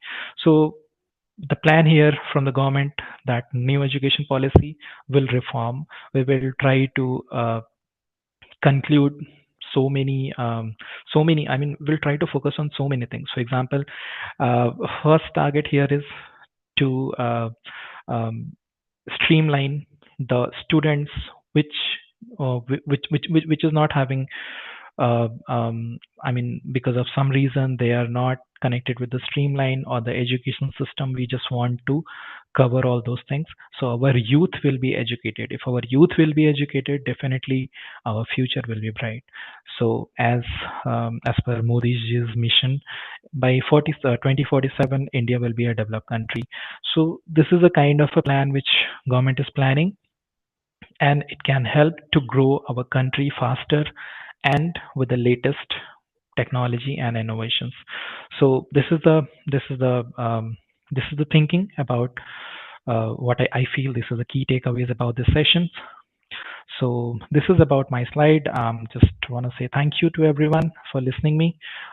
Any questions if you have, we can just go through it. That's all about my presentation.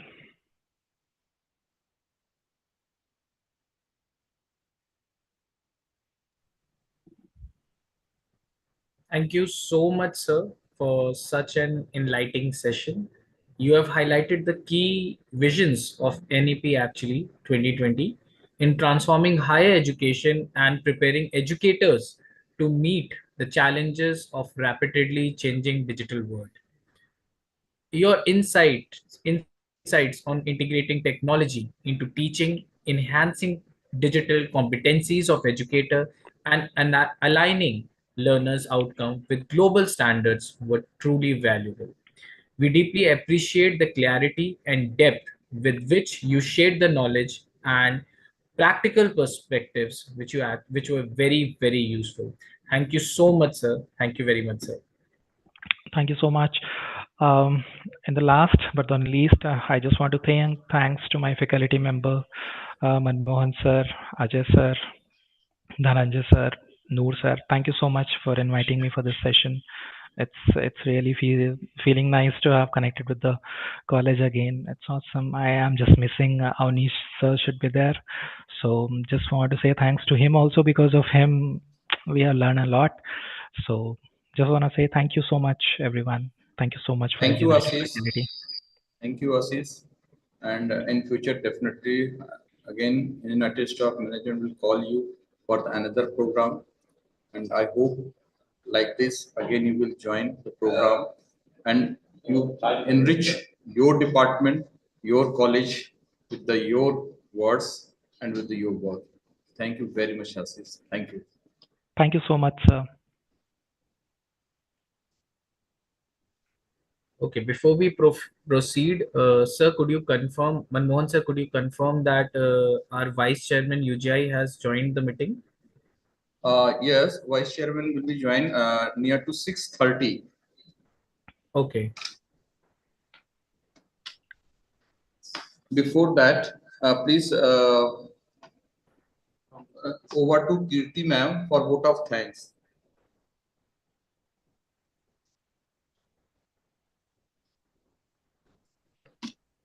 Sir, vote of thanks, Peter sir is valedictory I have prepared, sir, but that would be okay. At the end, no, because that contains the closing remark and everything. So what we can do is, if you could share the certifications guidelines and the attendance guidelines and the further procedure. Definitely. I'll do it. in the meantime, if we want to take the feedback of the students, the participants also, we can go for the same. Yes, we can. I'm also requesting you, Akshay sir. Please, now it's time for feedback from the participant side. Okay, sir. So it is now open forum to anyone participants. So, Manmohan sir, we have a list of few people. Shall I call them? Okay. I'm calling the list of the people which I have received. And Peter sir, one thing, I request our technical team to please allow the participant to unmute, no? So that they can unmute. No. Yes, sir. Please carry on. Okay. Now I would like to invite a few of the participants to share their valuable experience of the AICTE ATAL FDP with us. For the first one, I would like to call Dr. Supriya Gautam, Assistant Professor, Indore Institute of Management and Research, Indore, MP. Ma'am, I request you to kindly join us. Yeah. Hello, everyone. Thank you so much, Peter, sir, for giving me this opportunity. First of all, good evening, everyone. It has been a wonderful experience to participate in the program on leveraging digital communication and marketing strategies to elevate customer services in a dynamic economic landscape. As a faculty member, I found the session highly engaging and intellectually stimulating because all those case studies that the experts they have shared with us, they are very interactive. The knowledge, the know-how they have shared, it is actually going to help us in the further research, future research, also in our developing our curriculum for the students, because the current era is now AI inbuilt. So we have to take the stand. And this particular ATAL FDP organized by the UIM coordinators, it is a marvelous thing. So the program provided deep insight into how emerging digital tools such as AI, data analytics, and social media platforms can enhance customer engagement and reshape service delivery in today's dynamic economy. The framework with real world, you know, and the way it has enriched us and it gives us the practical exposure as well. I truly comment about the variety of the speakers because we have got from the industry as well, academia as well, from the national to international professors. It has been a privilege for us to listen them very carefully, and I appreciate the efforts of the organizing team.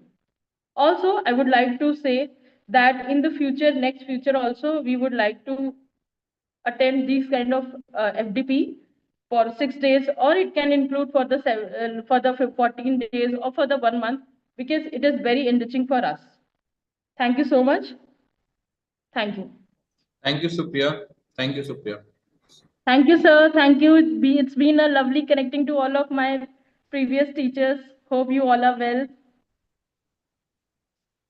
Nice to see you after a very long time. Yes, sir. Hello, sir. Good evening. Now you also become teacher.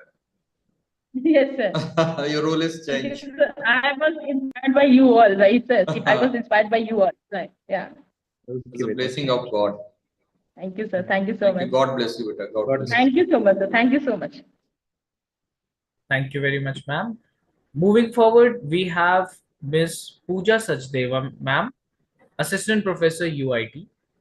She'll be sharing her experience with us. Ma'am, could you please join us?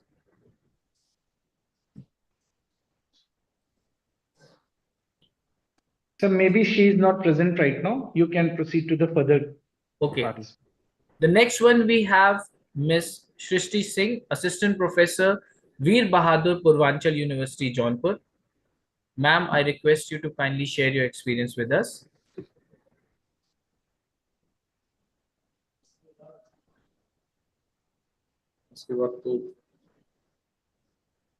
Okay, I think she is also not present, but I request all the other participants, if they want to say something about as a feedback of this FDP, then they could.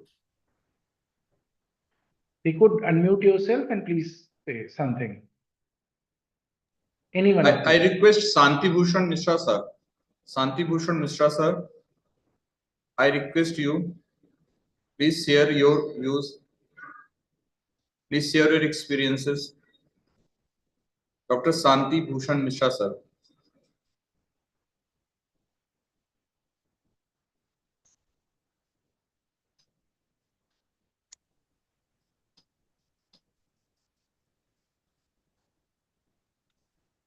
I request Professor Malay Tiwari sir from SIT.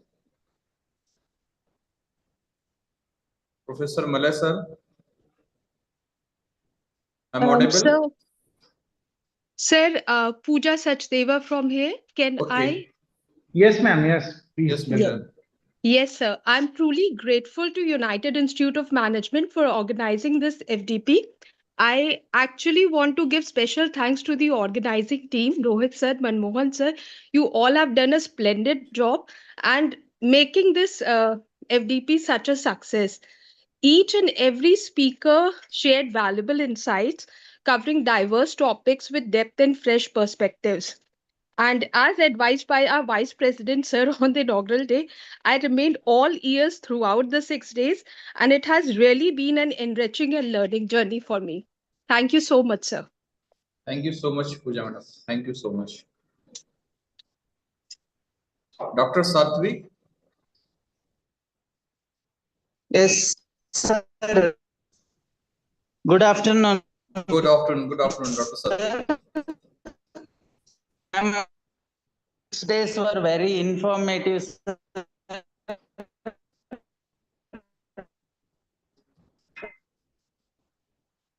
Sites the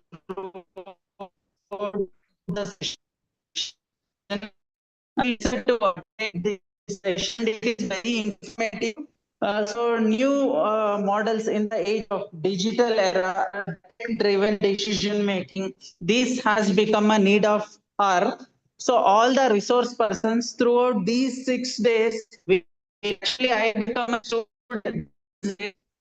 It was very informative, and I am waiting continuously for the links, like when to join, how exactly the resource persons have greater command over the subject knowledge. Moreover, last moment I have to thank the institute.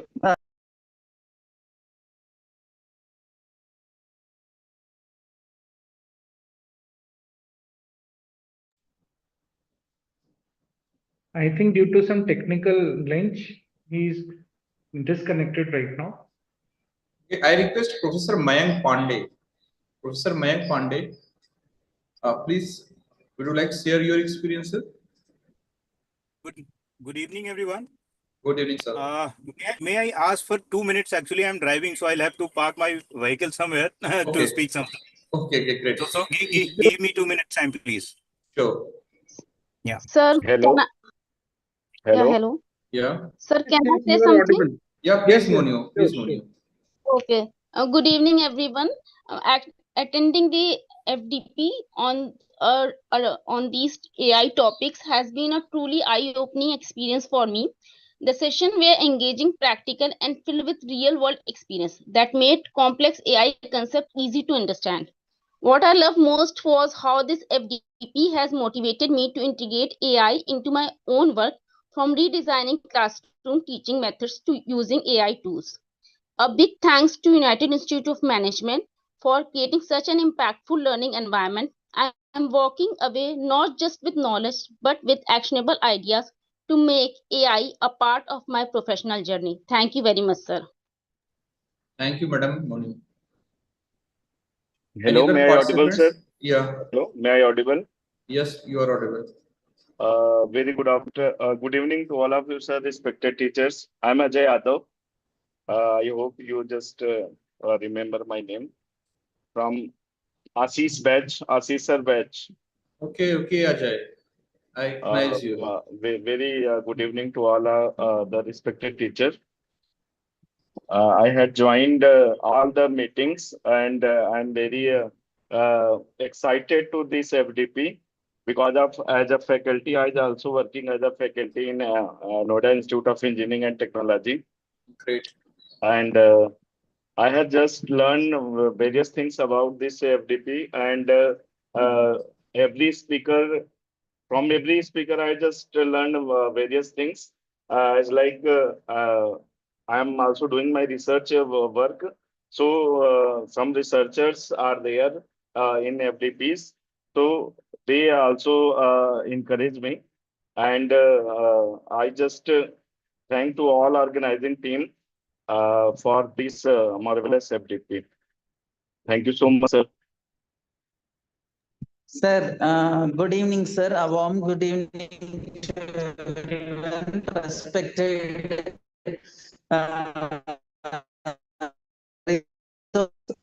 members and the management of United Institute of Management, and I'm privileged to address this session. all the 6 days was very informative. All the resource persons have given a valuable insights in the changing lands of marketing in the digitalized era. So it was very insightful and key learnings we have taken away. So I thank on behalf of all the participants. I extend a warm thanks United Engagement,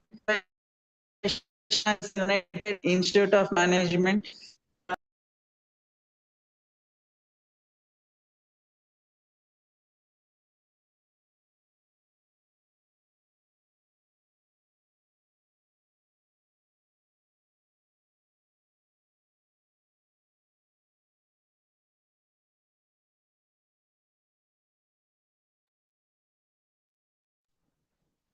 I think some internet problem. Yes, yes, sir. Okay. Any other participants would like to share? Yes, sir. I am Dr. Nitin Mali Okay. from Shivaji University, Kolhapur. Mhm. Indeed, leveraging digital communication and marketing strategies to elevate customer service in dynamic environment, the topic was very aptly selected. The FTP organized by United Institute of Management, Prayagraj, was really a great success and it was very insightful. Uh, it was really relevant in today's evolving business. I think all the resource persons they have put in all their efforts to give the clarity along with the practical insights. The discussions were very engaging and really this is an impactful FDP. I am really happy and elated and I congratulate all of the team of United Institute of Management for giving me opportunity to participate in this FDP. Thank you so much from Shivaji University, Kolhapur. Thank you. Thank you so much, sir. Good evening, everyone. Ji. First of all, I would like to thank and congratulate the entire team of UIM for conducting this FDP, which was really a very knowledgeable session. And that is really a very wonderful experience for me. Thank you, especially thank you, Manmohan sir, Rohit sir. Thank you, sir. Thank you again. Thank you, the entire team of UIM. Thank you, Malay sir. Thank you. Thank you, Malay sir. Thank you. Welcome. Well, so good evening, everyone. This side Professor Mayank Pandey from NIT Business School, Greater Noida. The very first thing which I would like to mention here is,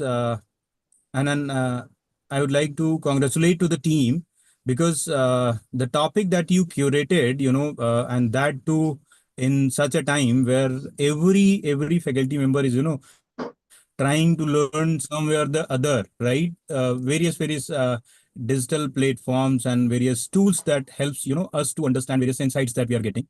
So I must congratulate to the team for picking up such a wonderful topic. The second thing I would like to highlight the line of speakers that you arranged for different topics was again commendable.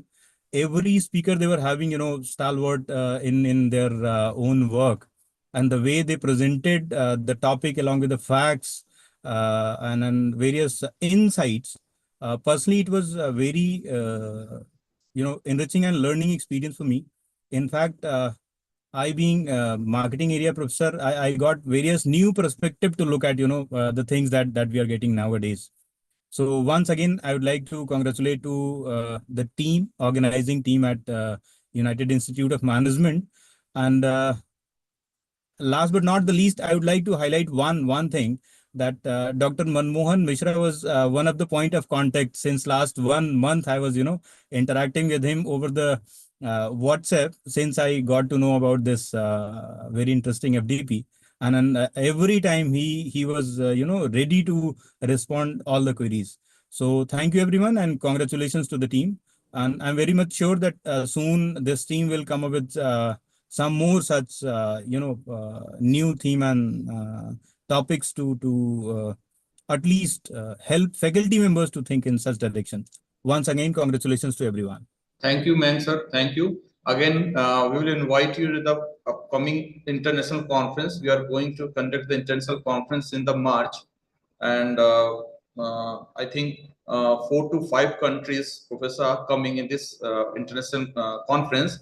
And I request you please join the international conference. The date this tentative date is 26 March near. So again, I'll just contact you for the international conference, and I request you share your views, you share your papers along with your other colleagues and your research scholars. And thank you entire behalf of the entire United family. I thank you. Now you spare your time and you share your experiences. Thank you, sir. Thank you, sir. It would be wonderful to connect once again in the conference. One more thing, if you allow. So we are also having one of the ATAL FDPs that we are conducting on design thinking, Okay. and that too for business management faculty members only. So that is scheduled from 1st to 6th of December. But the only problem that I would say is that is in offline mode. So whosoever wish to participate, you're most welcome, and we'll be happy to have and host you at NIT Business School, Great Noida. Sure, sir. I'll try to attend everything. I'll just try to. Okay. Thank you, sir.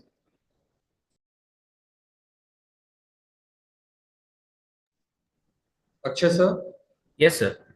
Please proceed. Yes, sir. Please, sir. Proceed for the next. Has our vice chairman joined the meeting? Sir is not in right now in the list. I'll just call the sir. Okay, no problem. Just give me the 2 or 3 minutes, please. Okay. Till then, sir, I have a lot of list of people whom we have to thank. So can I just do that? Yeah, please. For all the efforts which people have done. Okay, please you carry on. Sure, sir.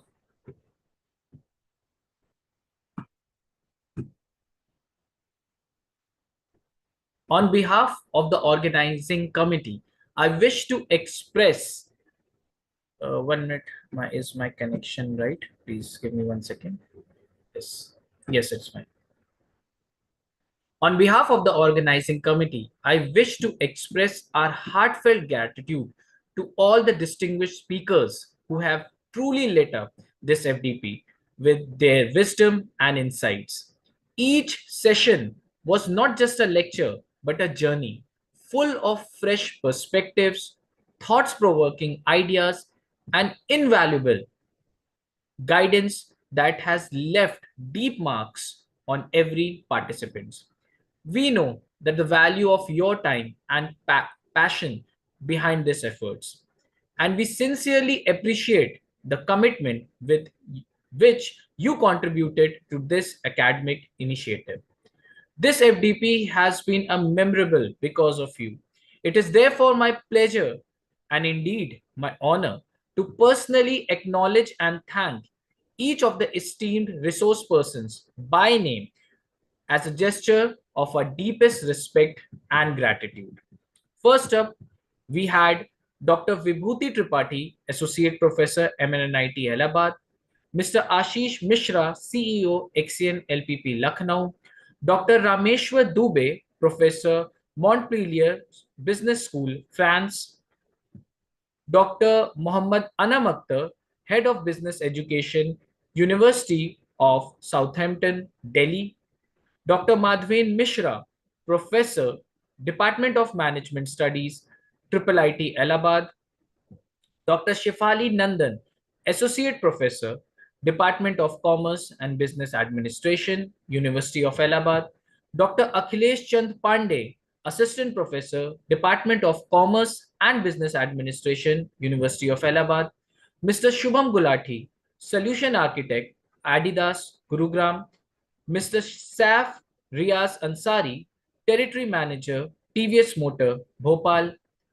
Mr. Pushpendra Singh, Engineering Manager, PayPal, Washington, D.C., US, Dr. Ravendra Tripathi, Professor, Department of Humanities and Social Science, MNNIT, Allahabad, Prayagraj, Professor K.K. Malviya, Principal UIM, Prayagraj, and Mr. Ashish Srivastav, Senior DevOps Engineer, Boeing, Bangalore.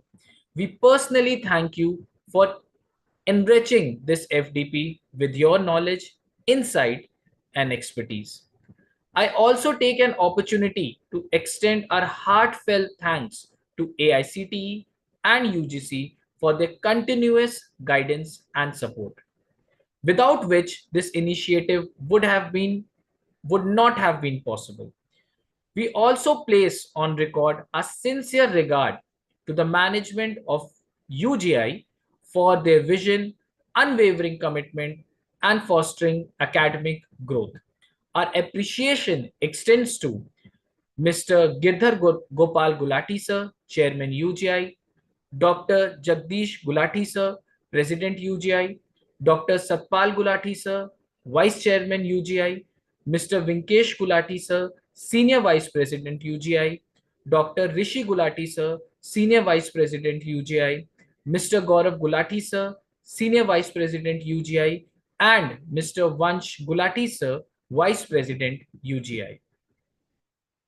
And a special note of gratitude goes to our respected principal of United Institute of Management, Professor K.K. Malviya, for his inspirational leadership and constant encouragement that ensured the smooth conduct of this FDP.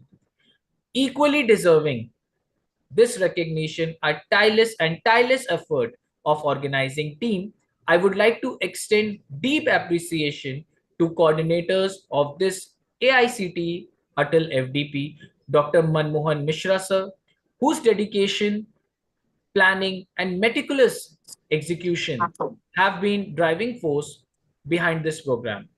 Alongside with him, the contribution of Dr. Rohit Kumar Vishkarma sir, our coordinator AICTE ATAL FDA, has been instrumental in coordinating every detail with precision and professionalism. A special thanks to our technical experts as well, Dr. Ajay Kumar Yadav sir and Dr. Anshul Pandey sir, along with Mr. Ashutosh Pandey sir, whose expertise and constant support ensured the seamless education of every online session. We are equally grateful to the students of UIM like Ansh Singh, Ashutosh Kumar Singh, and Nilesh Singh for their tireless assistance in managing the technical aspects with efficiency and professionalism.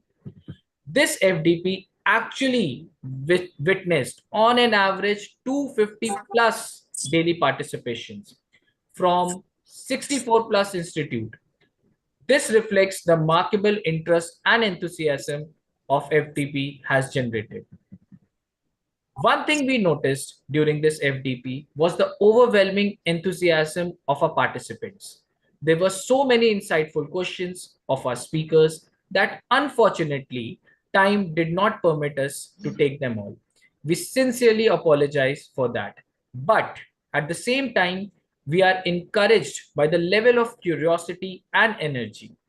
In the future, we will surely plan better so that every question gets in due attention, and we promise to make our upcoming FDP even more interactive, engaging, and enriching for you all.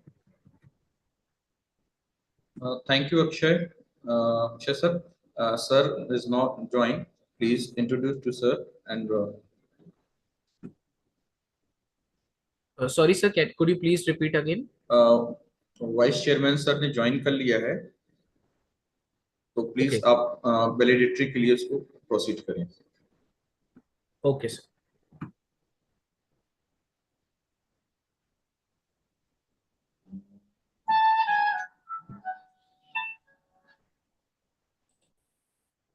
As this memorable AICTE ATAL Faculty Development Program draws to a close, it is only fitting that we could conclude on a note of inspiration and guidance.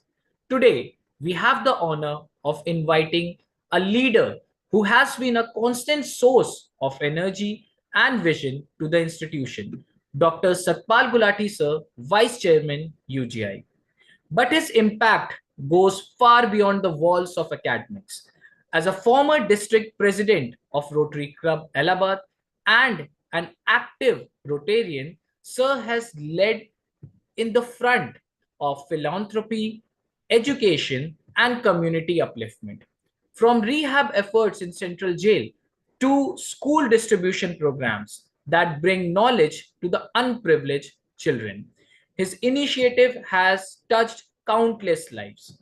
Sir's journey is an inspiration, blend of leadership, service, and compassion. That is a living example that greatness lies not just in creating institutions, but transforming communities and shaping futures. Let's all welcome our Honorable Vice Chairman UGI, Dr. Satpal Gulati, sir. Sir, we request you to kindly share your thoughts and wisdom with us.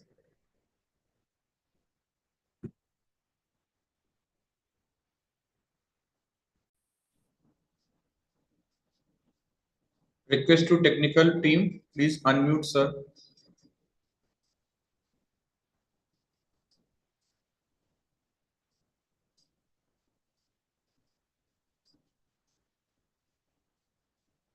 Hello. Hello.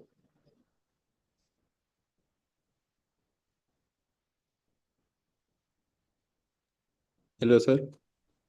Huh? Sir, I requested to unmute, but yes, Hello. sir. Hello. Ji, sir. Sir. Am I audible? Yes, sir. Sir. Yes. Good evening, all of you. Good evening, This is sir. Satpal Gulati, Vice Chairman, United Group. I am really grateful to the AICTE and ATAL, this MDP program, Faculty Development Program. You all have. Actually, I'm on the way to my home, and that's why it's interrupting. Very sorry for the inconvenience to all of you.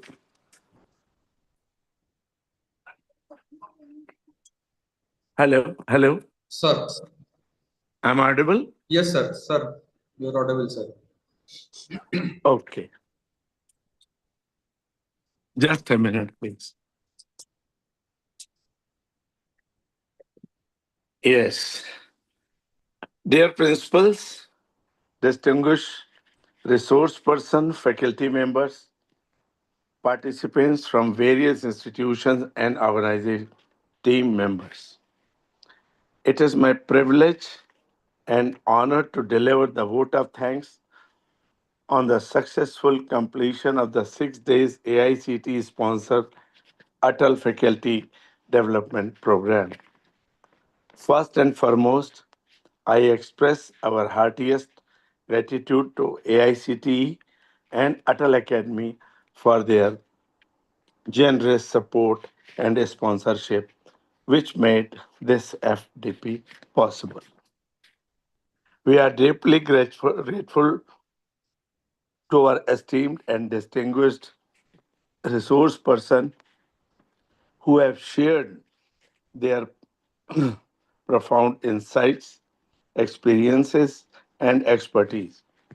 Your value session has enriched us in the contemporary knowledge, practice, strategies, and thought provoking uh, perspectives that will surely strengthen our academic and professional journey. I thank our organization team for tireless efforts in ensuring the smooth conduct of this program. A special note of appreciation goes to the participants who joined us for the diverse institution and upground. Hello, hello. Ji, sir. I'm audible now? Yes, sir. Sir, you are audible, sir. Okay, okay. A special note of appreciation goes to the participants who joined us, diverse institution and background from all over the nation and overseas. Your active engagement, curiosity, and contributions thought these 6 days have added immense value to this FDP. As we conclude this enriching FDP, let us carry forward the learning and apply them in our teaching, research, and professional practice. They are contributing to the advancement of the education and industry. Once again, on behalf of United Group of Institutions, I extend my gratitude to everyone associated with the success of this program. Thank you. Thank you very much. Thank you, sir.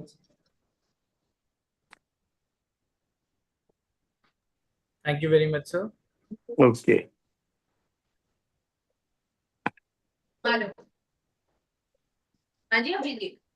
Now I would like to invite our FDP coordinator, Dr. Manmohan Mishra, sir, to kindly address the participants and brief them regarding Sir, the sorry to interrupt you, certification Peter sir. Peter sir, sorry to interrupt you. I am requesting to you to please ask participants in their camera so that we can take the group photograph. Group photograph.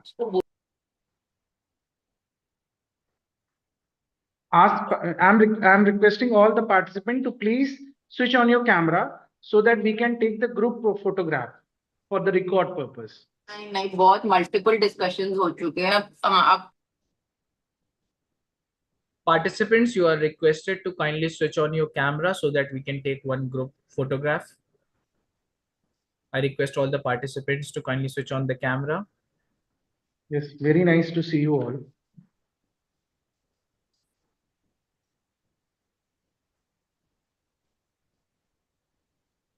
I request technical team to please take the snapshot.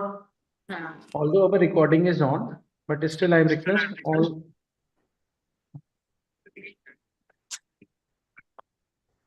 ले रहे हैं ना? एक बार वही करवा के दिखा दीजिए अगर कुछ लगता है मतलब सीक्वेंसली करेंगे मतलब एक बार लग के ही पता चलेगा कैसा लग रहा है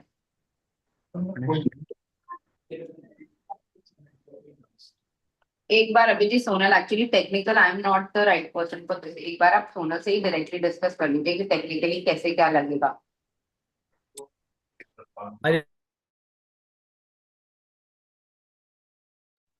I request the technical team to kindly inform us once the photograph is done.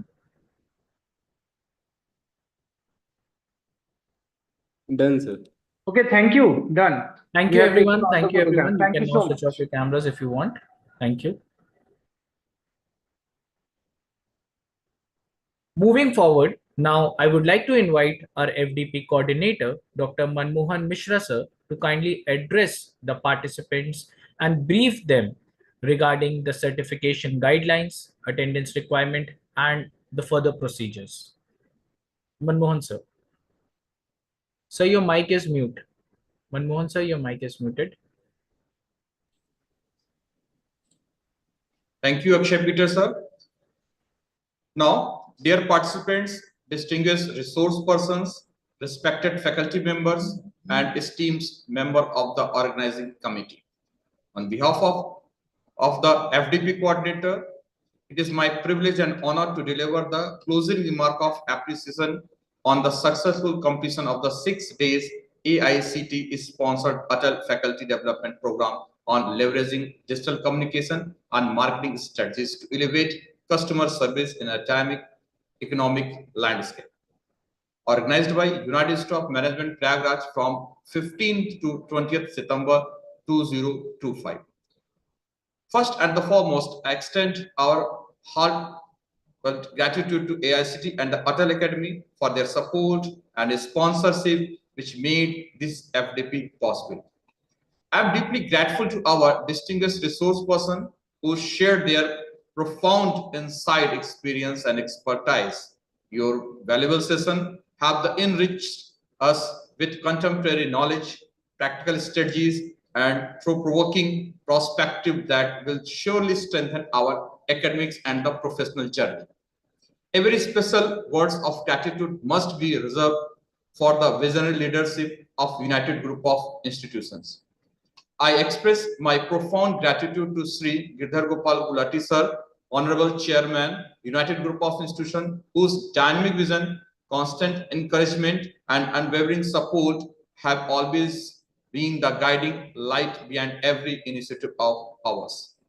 I wholeheartedly acknowledge Dr. Jagdish Gulati, Honorable President, United Group of Institutions, for the inspiring leadership, academic foresight, and the continuous motivation which serve as the true foundation of the excellence in all our endeavors. Gratefully acknowledge the invaluable guidance of Dr. Satpal Gulati sir, Honorable Vice Chairman, United Group of Institutions, whose mentorship and commitment to innovation have constantly propelled us towards greater heights. I sincerely thank Gaurav Gulati sir, Honorable Senior Vice President, United Group of Institutions, whose youthful energy, progressive ideas, and dedicated involvement have added immense value and strength to this program. It is truly because of their visionary guidance, constant encouragement, and support that this faculty development program has been a grand success. I sincerely thank the organizing team for their tireless effort in ensuring the smooth conduct of this program, especially Dr. Rohit Kumar Viskarma sir, Associate Professor, Department of Business and Management Studies, co-coordinator also of this FDP program, Dr. Ansul Pandey, Assistant Professor, Department of MBA, Dr. Ajay Kumar Yadav, Associate Professor, Department MCA, Mr. Dhananjay Kumar Singh, Assistant Professor, MCA, whose dedicated contribution played a vital role in the success of the FDP. A special note of appreciation goes to the participants who joined us from the diverse institution and the background, both from across the nation and overseas. Your active engagement, Percy, and the contribution throughout these 6 days added immense value of this FDP. I also wish to acknowledge the technical team led by Mr. Ashutosh Pandey, Assistant Professor, Department of Computer Application, along with Mr. Ans and other my MCA second year students and the administrative staff whose behind the scene effort ensured the seamless condition and the smooth execution. As I conclude this enriched FDP, let us all the carry forward the learning and apply them in our teaching, research, and the professional practice, thereby contributing to the advancement of the education and industries. Before concluding, I would like to share some important points for the participants. Number one, the ATAL FDP examination will begin at 7 p.m. with a total duration of 60 minutes. The lecture materials from the resource person will be shared within 7 working days. Attendance records will be compiled and updated within 7 days. A minimum of 80% attendance is mandatory for the receiving the certificate. Certificate will be issued only to participants who secure at least 70% marks in the examination. For any queries, please contact us through the registered WhatsApp group. Last but not least, on behalf of the United family, I, Dr. Manmohan Mishra, once again extend my heartfelt gratitude to everyone who contribute to the success of this program. Thank you, and thank you very much.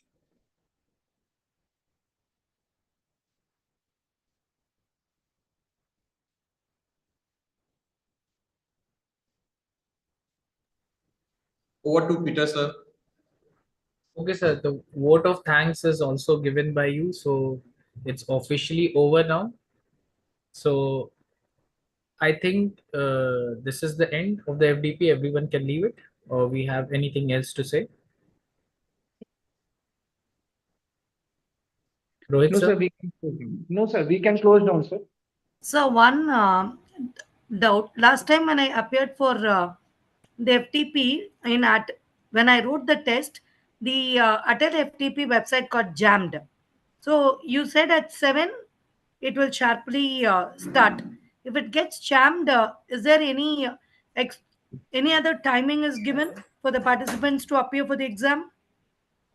Ma'am, it is already given by the ATAL FDP website, and the timing is the 7 to 8.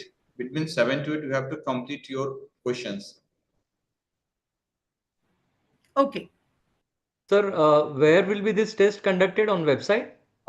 When you log in your ATAL ATAL Academic Learning login, and there is a one tab. His name is the assessment tab. You can just click on the assessment tab, and the test will be begin at 7 o'clock sharp. Okay. So we have to go on this particular program. Yes, sir. You just open your login on the ATAL FDP website, and you will find this tab on the left side of the of your panel. No? Assessment will be written over there, and just click on the assessment. You can see the test link. Okay. Fine. So it's almost there. 8 minutes. Yes, sir. After 8 minutes, it will begin. Okay. Please ready for the examination and test. Again, have a great day spent with you. And thank you, everyone. Thank you, Peter, sir. And thank you, technical team. Thanks, entire United family. Thank you very much. Thank you, sir. Should I leave? If there is no more questions, then we can leave. Does any of the participants? If any participant have a question, please write in a WhatsApp group. Sir, can we get, I was not able to find my login details. Can we get that ATAL link in the WhatsApp group? No. Sir, kindly share the test. Say it is not allowed to share the link on a WhatsApp. It should be only available on your ATAL ID. Sir, on website it is showing bad gateway, ATAL. Sir, kindly share in a Zoom link. Kindly share in a chat. It is not showing. Sir, on ATAL website it is showing that the bad gateway. So please see that. So please share the question link here only, sir, in the chat link only, so that everyone can fill easily. Bad gateway is a matter of the internet. Please re-log in yourself. No, sir. For all of us, it is showing that it is a bad gateway. No, sir. I am login here. You can successfully log in. Re-log in again. No problem here. Just re-log in again. You got the assessment and feedback also. So just I request Dhananjay ji. Yes, sir. Please share your screen and please demonstrate for examination. First, you log in on the ATAL FDP. Then you have to go there, and there is a feedback link. You have to fill also the feedback link, and then after assessment link, fill that assessment of 7 onwards, 7 p.m. onwards, it will start. I am going here, and there is no problem. If there any problem, you can re-log in it. कोई problem नहीं होगी उसमें, हमने किया sir, हो रहा है 7 o'clock पे स्टार्ट हो जाएगा. Okay, I would like to request technical team, server room technical team. Yes, sir. Please share ATAL FDP login and please demonstrate for the examination process. Yes, sir. Use credential. Use credential. Sir, it is visible. Okay, visible. It is visible. Yes, sir. Write the email and the password. Then, okay, good. Request to all the participants kindly. Yes, sir. Login.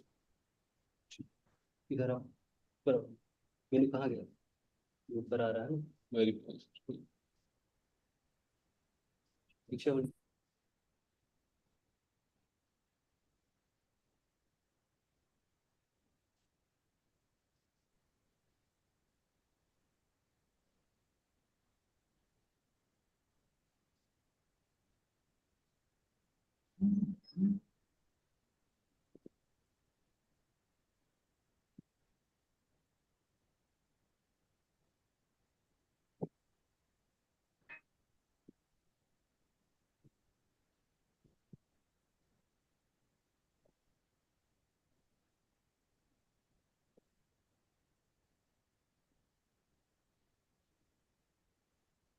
Sir, it is The page is not loading, I guess, sir. I'm also not able to log in at my place. yes. So similar problem is there. When we have clicked on assessment, it is just moving. Sir, I think it is a server problem of AICTE, sir. We need some link from the organizers so that everybody can complete it. It is 504 gateway timeout. Maybe Rasmi, it is a sir. problem, but it is already conducted by the ATAL FDP website. So that is fine, but I'm having 5G and I don't know why the website is not opening. It is just loading. And after some time, it is writing 504 ka gateway timeout. Maybe the server is very busy right now. I guess. Maybe. Wait for the 5 to 10 minutes. Sir, it is working, sir. Okay, please share screen. Yes. Okay, now Rasmi, you can see.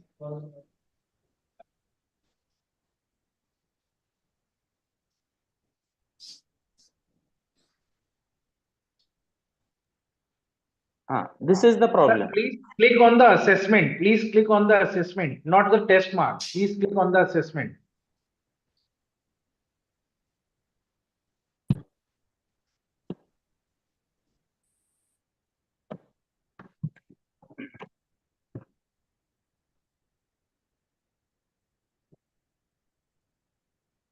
This is the problem, sir.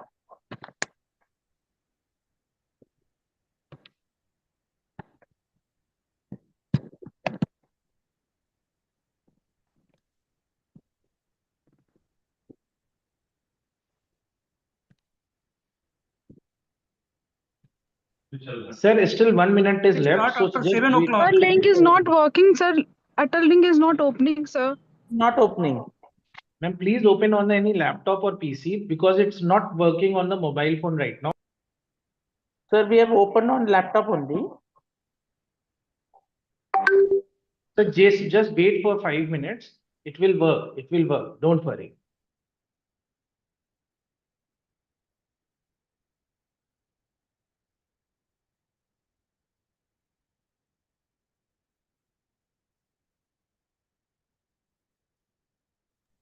Sir, this is working, sir. This is working. This is the test page. From here, you can attempt all the questions. Sir, please close it down. इसके आगे मत जाइए because the question reveal हो रहा है. Okay, बस sir. यहीं पे वो करेंगे. रोकिए.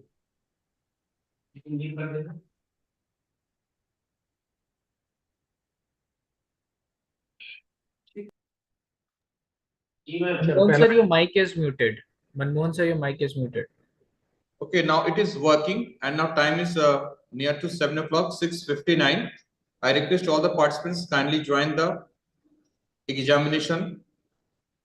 And feedback is again very important. Examination and feedback is the two process for the getting the certificate.